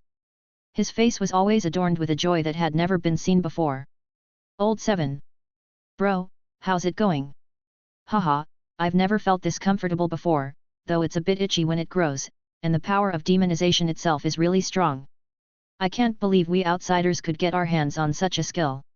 Tao Tong also possessed dynamic vision and had even joined the security team before. His strength was considerable in the outsider community before he became disabled, giving him a good sense of the strength of various skills. Now that he had completely digested demonization, he could also sense the potential of this skill. What kind of powers does your demonization grant, third brother? It's different for everyone. Based on the information, it should be accelerated running, and it also enhanced some reflex speed. It's pretty compatible with my talents. I think it's great. Uncle, who also came to check on me, saying that I should join the security team once I recover. Tao Yu went outside and saw some neighbors who had come over to help, and he couldn't help feeling a bit emotional. When one person achieves enlightenment, even their chickens and dogs ascend to heaven. Such is the state of the outsider community. I still need to become stronger. Even stronger. After spending some time with his family and having a brief chat about some of the scenery he saw on his way north, Tao Yu left home after eating. Given the relentless pace of life in the outsider community, they of course wouldn't bother Tao Yu. The time of a genius is always precious. It just so happened that since Tao Long had returned, he mentioned that he would take these few days to fix up his room, and advised Tao Yu not to come back for a few days and instead stay at the dojo or somewhere else. Tao Yu certainly didn't mind this. After leaving the house with his backpack, he dodged some filth on the road and casually arrived at a deserted spot to start fiddling with the watch on his hand. Then, he sent a voice message to the rich young lady to check on her current situation. You're back? I'm almost done too, it's a pity you're back a bit early. If you came back 2 days later, I could have given you some rewards. A familiar voice came through, clearly indicating that the rich young lady had been in closed-door practice since the last time she returned, but it seemed like she was almost done. And hearing the word reward, Tao Yu unexpectedly felt a dry tickle in his throat, recalling images that would often come to mind in his dreams. Even when Tao Yu was posing Chang Lixu in various ways, he would often fantasize it was the rich young lady. Unfortunately, he truly couldn't with the rich young lady. Last time, he really did get a bit of a psychological scar. Being titillated from afar. One must admit, be it not for the succubus. Cough cough, it's no problem if I return a few days later. Tao Yu replied earnestly. He, how much did you strengthen your physical body? The somewhat teasing laugh that followed made Tao Yu inadvertently think of some embarrassing past. The second deification of the myriad streams breathing technique is a must. This time the gains are good, I should be different after digestion. I won't be able to hold down some stuff. Can you guys take over? Tao Yu put aside his fantasy, getting straight to the point. These words made Sun Xiu pause. After all, Tao Yu was now a mid-level partner. Just any mid-level partner, by just accumulating enough points to become one, could earn hundreds of thousands in Yuan Force. Some people couldn't pass the assessment even with enough points because of their talents and skill discrepancies. Perhaps the majority of ordinary mid-level partners wouldn't be able to provide hundreds of thousands of Yuan Force in cash flow all at once, preferring to convert it promptly into strength. But with the status of a mid-level partner, holding down merchandise worth hundreds of thousands was still enough. If Tao Yu said he couldn't hold it down, it was very likely even more than that. This might not mean much for Sun Xiu, but she was well aware of how difficult this would be for an outsider. You do have good luck. I can't leave right now, so how about I have you come over? Never mind, let's talk about the crucial stuff in 2 days. Shiking is about to return, I'll have him find you. Don't you take any risks on your own. Although the encryption of the communication chip was vastly superior to radio, Sun Xiu still did not say anything too explicit in the conversation, using words like reward as euphemisms. Naturally, Tao Yu wouldn't start any suggestive conversation either, and pretty soon after, he ended the call. Alright, I'll first go to the inner city to deal with some things I can handle. The rest we can discuss in detail when he arrives. If you can't wait, I'll let him use his hands to help you out since we look similar enough. At the end of the conversation, Sun Xiu's unexpectedly lewd remark almost made Tao Yu lose his footing. Good grief, his own sister, for real. Definitely no mistake there. Chapter 222, The environment is too poor. The bold words of the young rich girl gave Tao Yu a shiver down his spine, but after careful reflection, he realized that what she proposed wasn't entirely unacceptable. Slap! He smacked his own face, forcing himself to sober up and calm down. This won't do, he can't afford to entertain such thoughts. The main issue is that the young rich girl is too overbearing, knowing full well her own charm, he complained, trying to lay the blame elsewhere. Then he looked at his backpack and the filthy ground of the outsider area, struggling to find a suitable place to change into the robe of a mid-level partner. It's really too dirty, but it's still better to wear this when entering the inner city to avoid trouble. Muttering to himself, Tao Yu headed toward the city gate. The big business deal he discussed with the young rich girl was a matter of Shaolin martial arts, starting a dojo to quickly train some instructors and eventually even opening one in the inner city for a lucrative business. It was both a steady stream of income and a windfall. A whole new system laid before him, offering a value completely different from the abilities that had long been circulating in the inner city area. This could complement the Yuan Force. Yuan Force had become a main system, slowly tried and proven by the pioneers in the old development zone. It certainly had reached a level of cost-effectiveness and capability just like mechanical augmentation and alien implantation. Apart from Yuan Force, it seems battle chi and the combat skill system are also quite widespread, but they aren't as cost-effective as Yuan Force and can even conflict with each other. Only those with the right talent or serendipity would choose them. I wonder if they can coexist with inner strength. It was a shame that the stakes involved were too great for him to handle alone. He had to let the young rich girl and her ilk take the lead while he contented himself with a small share of the spoils. The secondary deification of 9 Yin true scripture and 9 Yang divine skill will hinge on this deal. A secondary deification of the Northern Dipper could cost millions, and the 9 Yang divine skill was likely comparable, something obviously difficult to come by through normal exploration. But the items I currently have on hand are fine to sell in the inner city, and then I'll check out the dojos there. They offer the myriad streams breathing techniques schools, I can learn a few more forms, and the cost-effectiveness of a single deification is high. Tao Yu made his plans for the near future, there was no need to wait idly for Sun Shiking to return. He would first take care of what he needed to do. It was also a good opportunity to check out the situation of the dojos in the inner city. As Tao Yu carried his backpack and pondered, a voice suddenly came from nearby. Tao Yu? What brings you here, looking for me? It's been more than 2 months since the last trip to the abyss, right? Turning around, Tao Yu saw Uncle Tao Hu and the captain of the public security, Zi Chuan, walking and chatting leisurely in an area close to the wall belonging to the public security's family quarters.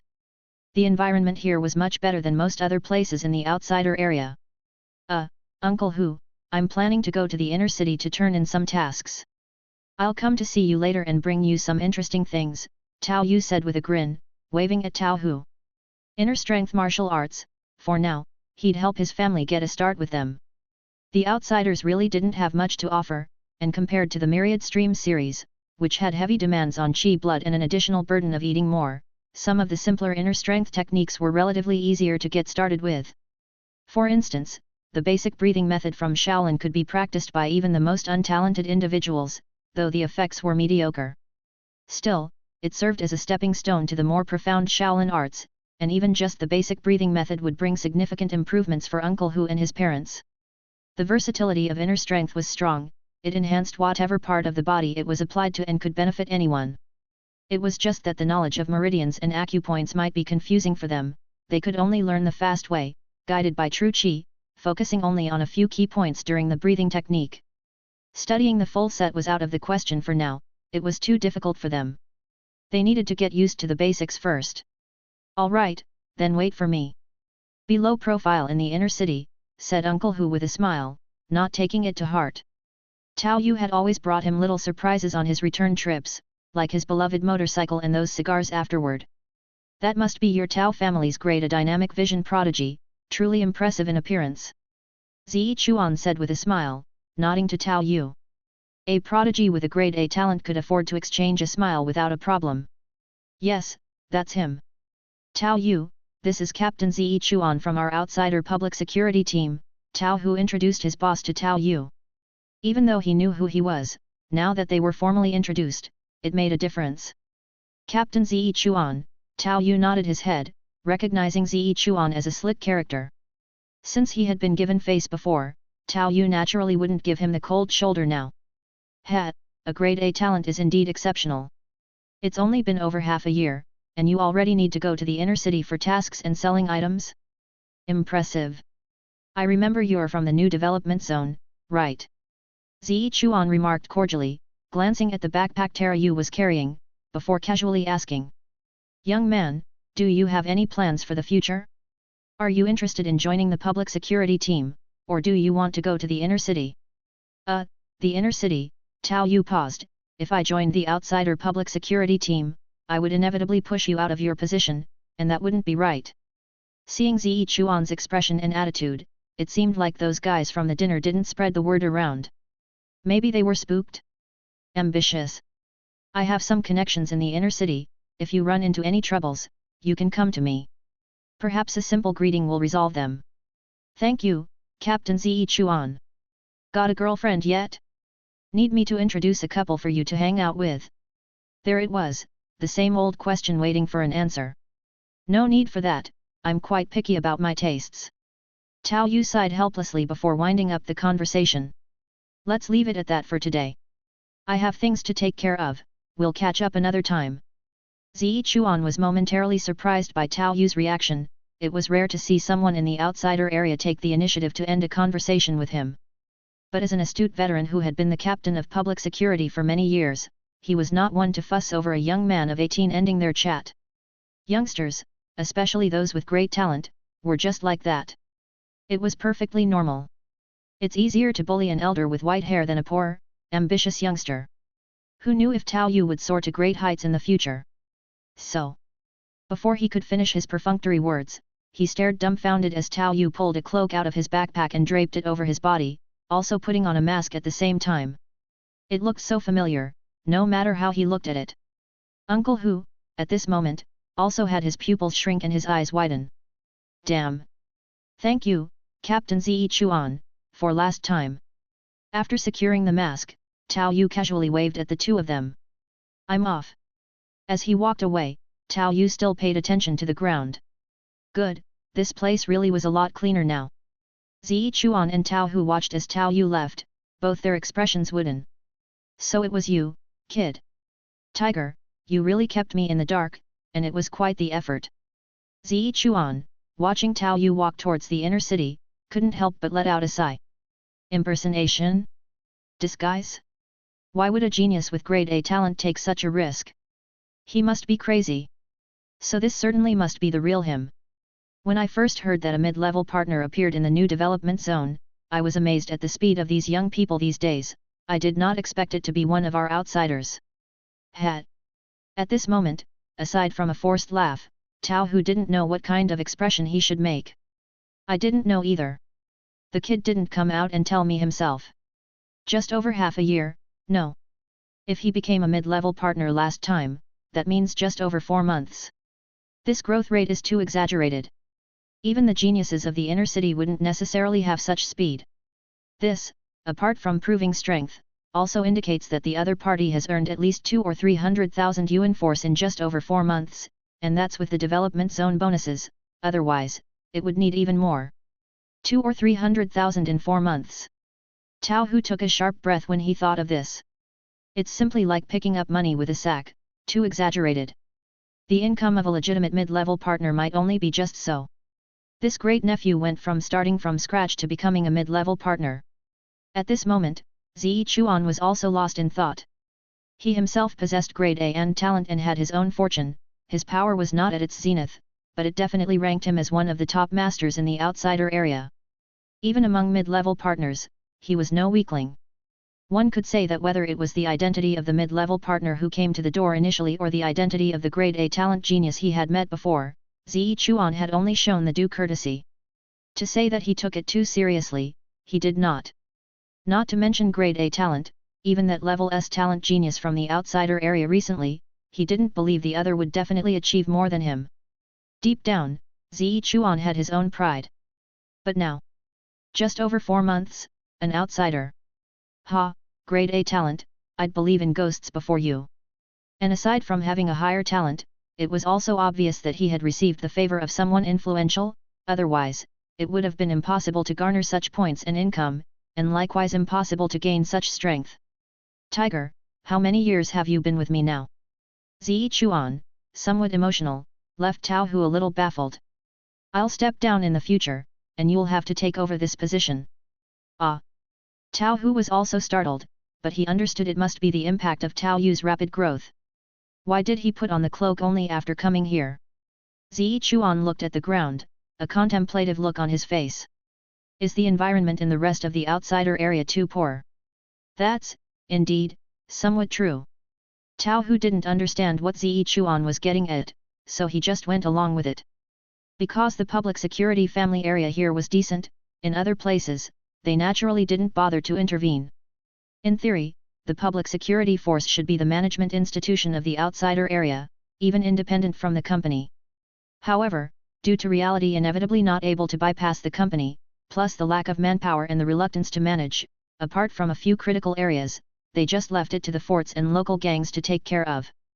Just don't cross the red line and cause trouble. The Wild Wolf Gang and the Skull Gang are gone, and the territories have almost been reassigned. You go tell those newcomers, they can take over, but they need to clean up the sanitation for me. I understand. Chapter 223. Shipping out. The Chosen One's information task can probably just be handed directly to that kid shaking when the time comes. With the cloak of an intermediate partner adorning him, Tao Yu encountered no obstructions along the way. In fact, he could already submit the Chosen One task. But after submission, he would have to wait for confirmation, and 8 times out of 10 it would be Sun Shiking who came to confirm. If someone else were to handle the confirmation, there was no telling how long it would take. It would hardly be as convenient as going directly to Sun Shiking. When the time came, he could just smoothly take his reward in advance. I should set aside tasks for now, it seems I won't need to go to the task hall. Tao Yu considered the goods he carried. He would wait for Sun Shiking for the martial arts manual, but he could have someone look at the value of the snake gallbladder and snake skin first. His status as an intermediate partner would be sufficient to cover it. Yet, the most profitable item this time was the spinal fluid from 3 wisdom titans. Such an item could definitely not be appraised by the capabilities of the outer city, thus, it must be sold in the inner city.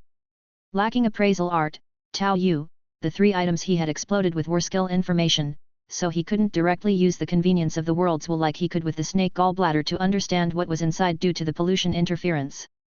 Tao Yu, aware of the plot, could of course roughly determine what it was, and could even consider it highly likely to be a complete skill. But he still needed an appraiser to examine it thoroughly. I wonder what the learning threshold is for appraisal art, it's really something valuable. At this moment, Tao Yu also thought about appraisal art. Even if regular appraisal art could not handle items of such value, he could undergo deification, after all. While thinking this, Tao Yu took out his watch and adjusted it to a pre-recorded radio frequency. Brother Kong, are you busy right now? Unlike communication chips, using a radio frequency doesn't cost money and the equipment is quite cheap. It's a very practical thing even in the inner city. It's certainly more convenient than installing a phone line or internet. The downside is that, although you can find your own frequency, it's exceedingly easy for others to eavesdrop. It's not really eavesdropping, though, anyone who tunes into the frequency can automatically hear it. It's a form of open listening. In fact, many intelligence agencies also monitor a large number of radio frequencies. But for some everyday inquiries, that doesn't really matter, it's just like the radio frequencies used by taxis. Tao Yu didn't have to wait long before Wang Gaodan on the same frequency responded. I'm here. I've just completed a task. Did you just come back from the abyss, Brother Tao? Wang Gaodan's voice came through. His main source of income was staking out the task hall every day looking for suitable tasks, and sometimes he would enter the abyss to complete a mission. He didn't have a fixed routine. He had a very flexible schedule. Brother Kong, do you have any recommendations for a place to sell goods? I have some things to sell. Alright, where are you? Let's talk face to face. Because it involved items, and without knowing the value or how expensive they might be, Wang Gaodan still chose to meet face to face just to be safe. The place they agreed to meet was under a rather abstract, large bar billboard. The billboard could almost be considered a landmark nearby. It featured a voluptuous and enchanting beauty whose poses and expressions changed over time, making various suggestive gestures and faces. The area beneath the billboard was also crowded with provocatively dressed women of all sorts. But since Tao Yu was wearing the cloak of an intermediate partner, he didn't attract any extra harassment. Looking around, Tao Yu also felt that the residents of the inner city had quite the taste for entertainment. There were cat girls, bunny girls with exotic body implants, and plenty of women with mechanical modifications. Speaking of which, judging by the looks after their modifications, many could indeed be considered upper class, scoring 8 or 9 points, but they also looked a bit too artificial. Having experienced the refinement of a rich woman, Tao Yu remained completely unmoved.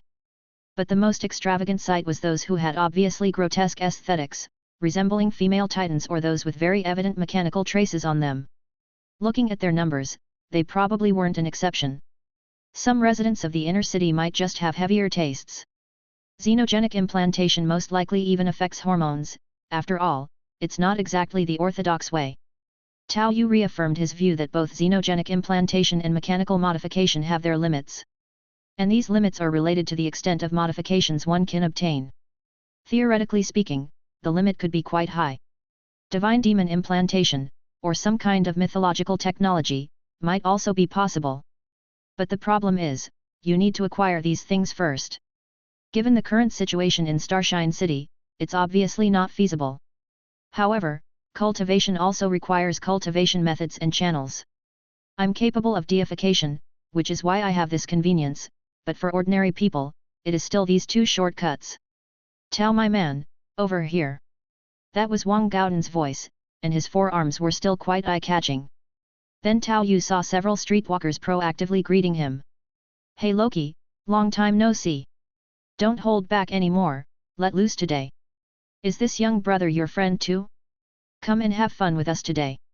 Well, it seems he's pretty popular around here, but luckily, from what I can see, there's no issue with tastes. Busy today, we'll come again next time. Wang Gaodan gave a sleazy smile, then slapped one of them on the butt. By now Tao Yu was already heading outside, making Wang Gaodan quickly follow him. Hehe, this place is the easiest to spot and find. It's alright, I'll be needing Loki's help in a bit.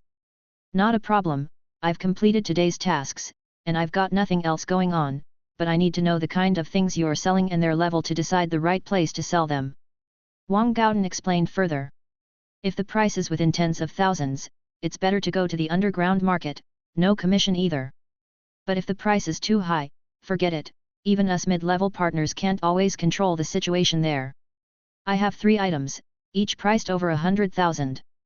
Tao Yu glanced at Wang Gaodan, sensing the other's emotional vibrations through spirit perception, but fortunately, there was no malice, he seemed decent enough and had a good sense of self-assessment. Damn, Tao my man, you're awesome. Is the development zone abyss really that profitable? Wang Gaodan was a bit envious, then he began asking more detailed questions. Are they items or skills? Skills? Skills that must be absorbed. Yes, they're likely related to bloodline and could have side effects. Bloodline. Wang Gaodan was somewhat amazed. Bloodline skills can cause conflicts, but also due to their fast acquisition and short training time, they can sometimes highly synchronize with certain xenogenic implantations, making them highly valuable for the right buyer. They are the kind of items that those who disdain wouldn't use, but the right buyer would pay a high price for. Then I suggest going through the auction process. Though the commission is rather high at 10%, they usually send targeted, precise ads. They can notify even the old development zone abyss area since the higher the sales price, the more they earn. How about the timing? In the inner city, there's an electronic auction every day. If we hurry, it can even be today. The process is simple, but I think it's not worth it. They don't have any advertising time. Tao Yu also considered it briefly. He himself disliked such abilities, selling too quickly might not find the interested buyer. If the auction house could ensure precise ad targeting, then waiting a day or two wouldn't matter. Chapter 224, Ways of Getting Things for Free. Fine quality. This can definitely be considered a fine quality piece, quite an impressive ability, it's just a pity that the side effects are a bit severe. An elderly appraiser continuously used some delicate tools to examine the spinal cord brought out by Tao Yu, occasionally picking up something similar to a magnifying glass, before closing his eyes to sense it for a moment. Tao Yu could feel that those tools must be Yuan Force items. To appraise high-level items, aside from the appraisal art, do you also need these gadgets? However, apart from the first spinal cord which took a while to appraise, the process seemed to speed up a lot once he found the pattern. A kind of giant transformation bloodline that also confers a minor healing ability boost, the extent of the enlargement is completely beyond expectation, especially this one. It feels like a human bomb, the powerful kind, but a normal body simply cannot withstand such consumption, it serves no other purpose than to explode. The appraiser began to endlessly share his views, feeling a sense of achievement as an appraiser in identifying such items. As the appraiser for this well-established auction house, he indeed lived up to his reputation. Of course, this was also related to the status of Tao Yu and his partner as two intermediate partners. However, it's a shame that this thing has a fatal flaw, which is that it will overdraw vitality. To put it simply, it will reduce lifespan, and it's not like it won't reduce if not used. Moreover, this ability requires a certain demand on the bloodline. Adjusting it is possible, but it also requires an additional investment. After mentioning the advantages, he began talking about the disadvantages. From Tao Yu's own understanding of the Wisdom Titan, what the appraiser said was quite pertinent. For a preliminary estimate, I would suggest a starting bid of 150,000 for this Bomb Titan, and a starting bid of 120,000 for both this Dexterity Titan and this Defense Titan. I expect they can all go up by at least 50%. If there is competition among interested parties, it's not impossible for the price to double. Hearing this, Tao Yu felt it was acceptable. Good, then I choose consignment, and set the time for 48 hours. 48 hours, that should be enough. The appraiser thought it over and nodded in agreement. The auction here was not a bunch of people holding signs in an auction hall, that was only the treatment for the regular auctions of top-tier items. Tao Yu's 3 items qualified to mix in there, but it wasn't necessary, he chose the most common electronic auction. The auction house was responsible for promotion and notification, including targeted advertising in both the Abyss and the Old Development Zone. Within 48 hours, anyone could bid at will. If there were still bids in the last half hour, each update would extend the bid time by half an hour. The auction house also took responsibility for asset verification and preventing bid rigging, charging a 10% service fee. It was expensive, but it definitely saved trouble and would earn Tao Yu much more than if he had sold directly to some pawn shops or purchasing stores. Elder Sir, is there a reliable way to learn appraisal art? After finalizing the deal, Tao Yu asked with a tone of curiosity. Hat, young man, you youngsters always want to bite off more than you can chew. Appraisal art is a standard auxiliary skill, and it's quite cumbersome to learn. It requires a great deal of experience and has to be used in conjunction with tools.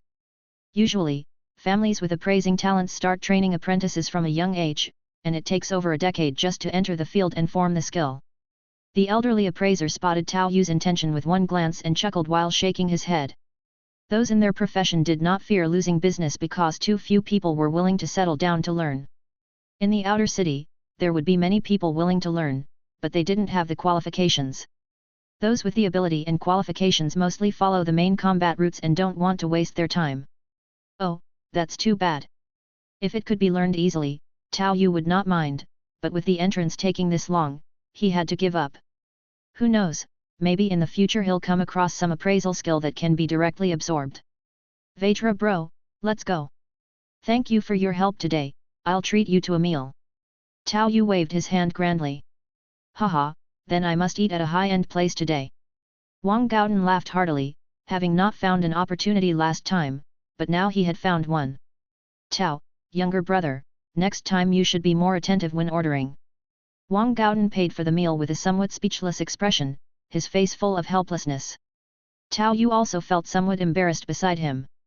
His reserves of Yuan Force were running low, Shaolin had been up to extra things for 2 days, and he had just deified the indestructible Vajra divine skill and flicking flower finger, leaving him with very little left. He hadn't been worrying about it because the stuff in his backpack could be turned into cash soon. The bad news is, it hasn't been cashed out yet. So, the promised treat turned into freeloading, making Wang Gaodan reluctantly foot the bill.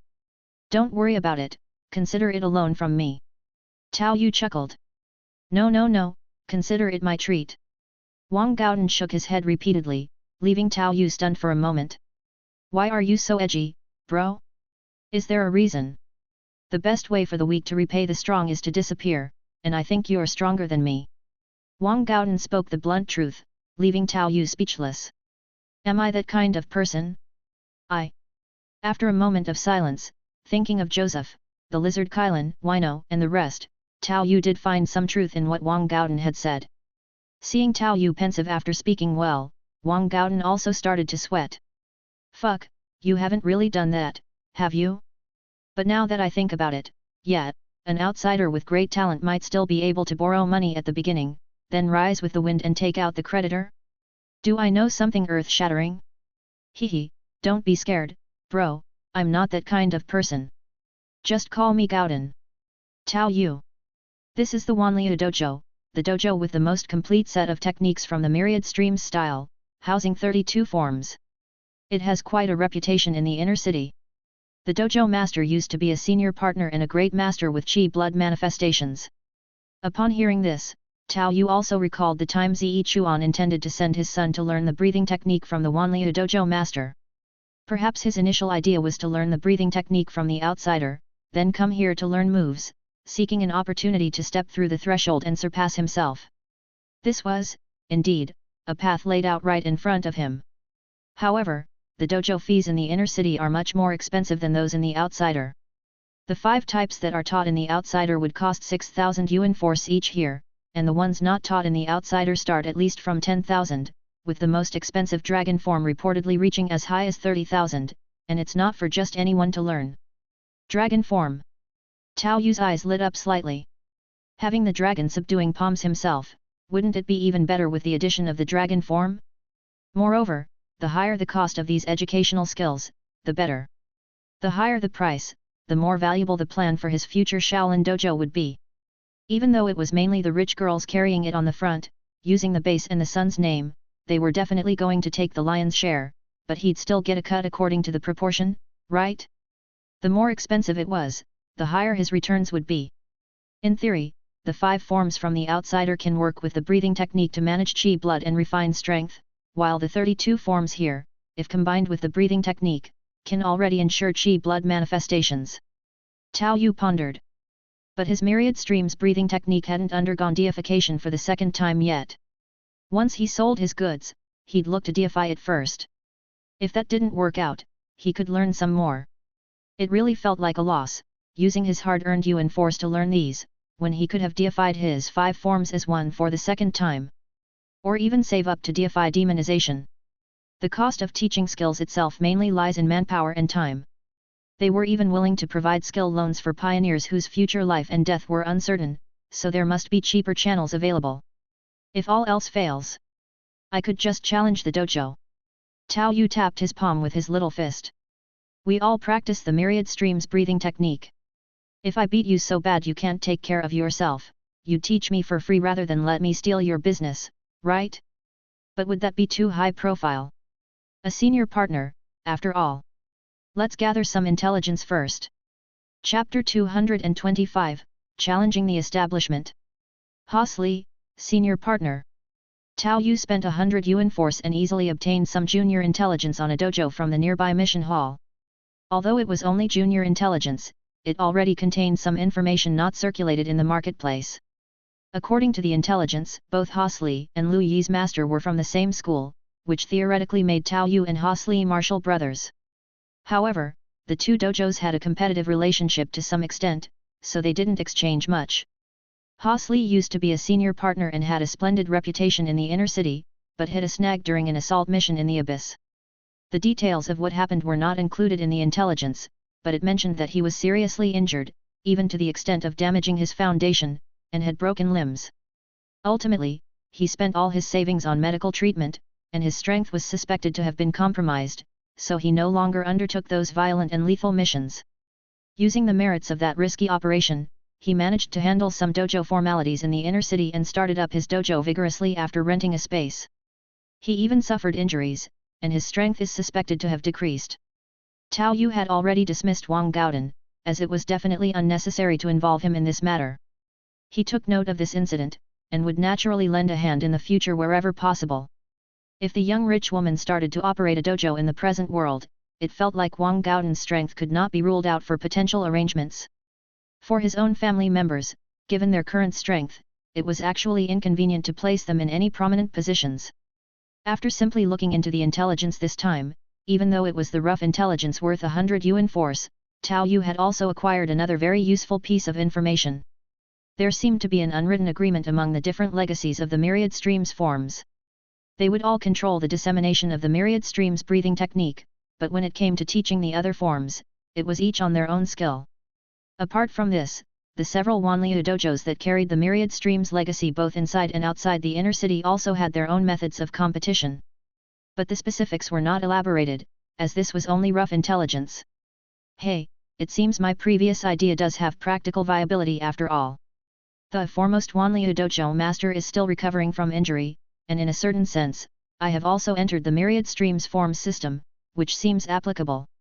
Tao Yu had initially thought to show a hint of his martial prowess and visit for a friendly exchange to identify his own weaknesses, creating the illusion for the other party that if he won, he could ride on their reputation to also start a dojo, and theoretically, considering the interests at stake, as long as he promised not to establish a Wanliu dojo, free or discounted learning of other forms should be no issue.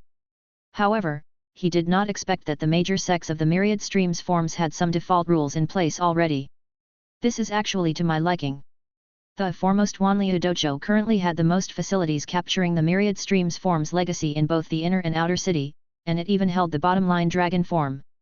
But even the 100 Yuan Force's rough intelligence had basically confirmed that mastering the 13 forms and merging the unique one is one way to cultivate martial strength without relying on a breathing technique. Even if one had mastered the dragon form, and fused the other forms, reaching the so-called all forms merged, it would still only enhance the ability to activate and control martial strength. The limit was the peak of a mid-level partner, relying solely on all forms merged, even reaching LV5, would not be enough to pass the senior partner assessment. Without the breathing technique, one cannot turn chi blood into a solid mass.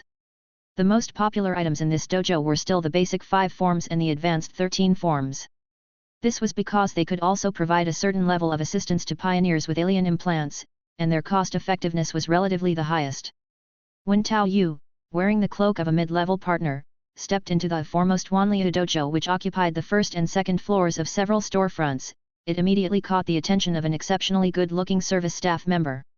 A mid-level partner was definitely considered a high-quality customer with sufficient status to learn. The staff approached immediately with a sweet smile. "Hello, sir, may I ask?"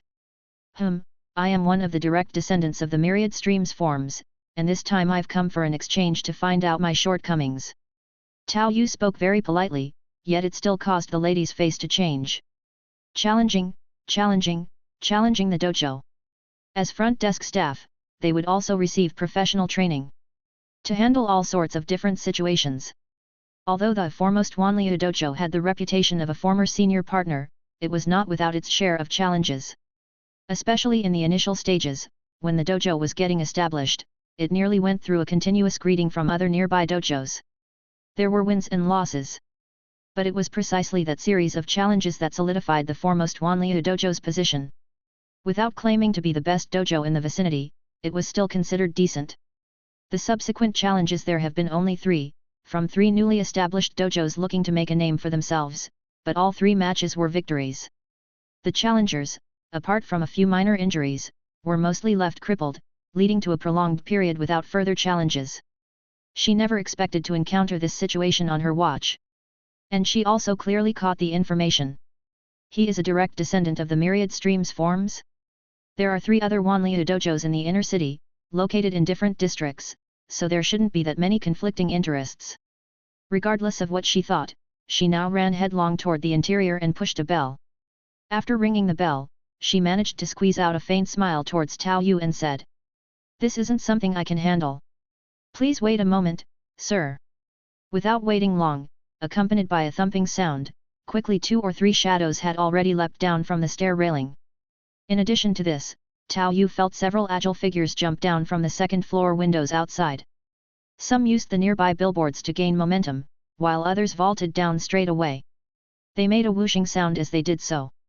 And just like that, they surrounded Tao Yu at the reception desk, both inside and outside. But they didn't start anything. They just stood around him, forming a show of force and silently watching Tao Yu. Each of these guys were dressed in the dojo's attire, which seemed somewhat similar to what the outer city dojo wore at first glance, but the material was much better.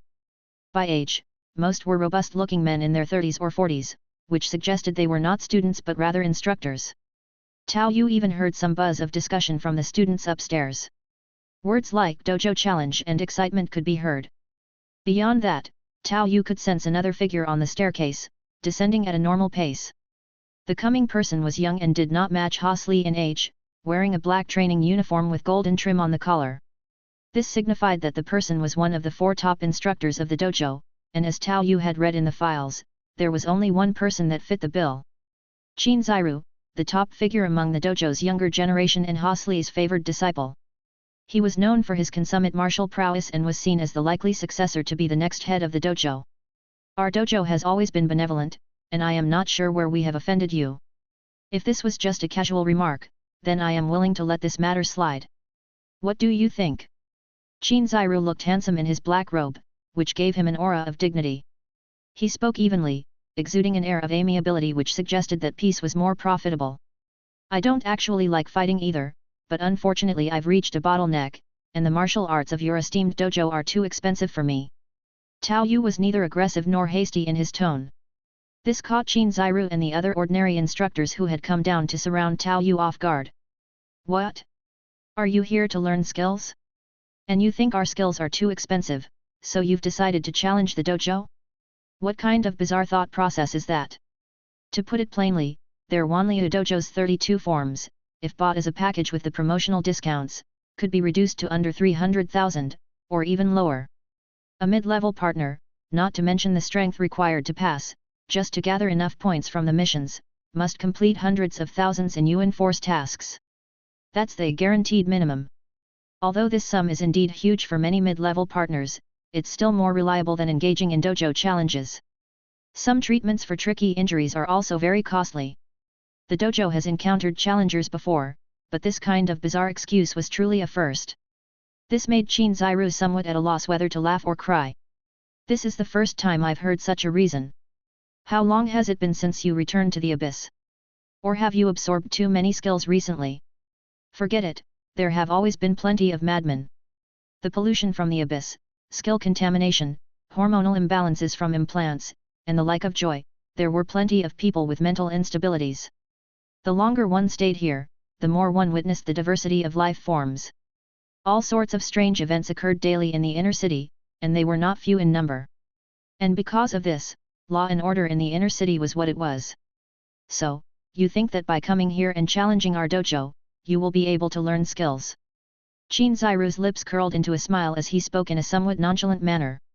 Yes, as long as I defeat you all and open a dojo next door, won't your students come over to my place and pay money?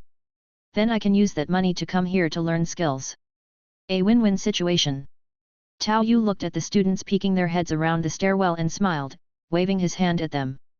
Don't forget to come and support me later. His words provoked a burst of laughter from the students. It was apparent that there were students not yet 18 years old among them, and coming from families that could afford these skills, they, as consumers, didn't need to worry too much about the dojo. A few of the more excitable onlookers even chimed in. Sure, if you open a dojo next door, we'll support you. Exactly, you've come to challenge us, and if you don't show something for it, you'd be too cowardly. Tao Yu's subsequent comments, along with the cheeky banter of the students behind him, immediately caused Qin Ziru's originally smiling face to turn frosty. Facing Tao Yu, he couldn't tell if the kid was genuinely foolish or just pretending to be. But regardless, this issue couldn't just be dropped. A dojo challenge was an act that threatened their livelihood, and they would not show mercy in their response. If that's the case, please come upstairs, and we'll put on some protective gear. There's no need for protective gear. I can control my strength. Tao Yu looked around and then tilted his head towards Qin Ziru. Let's just settle it here, shall we? Or do you need to ask your master for permission first, Coach Qin?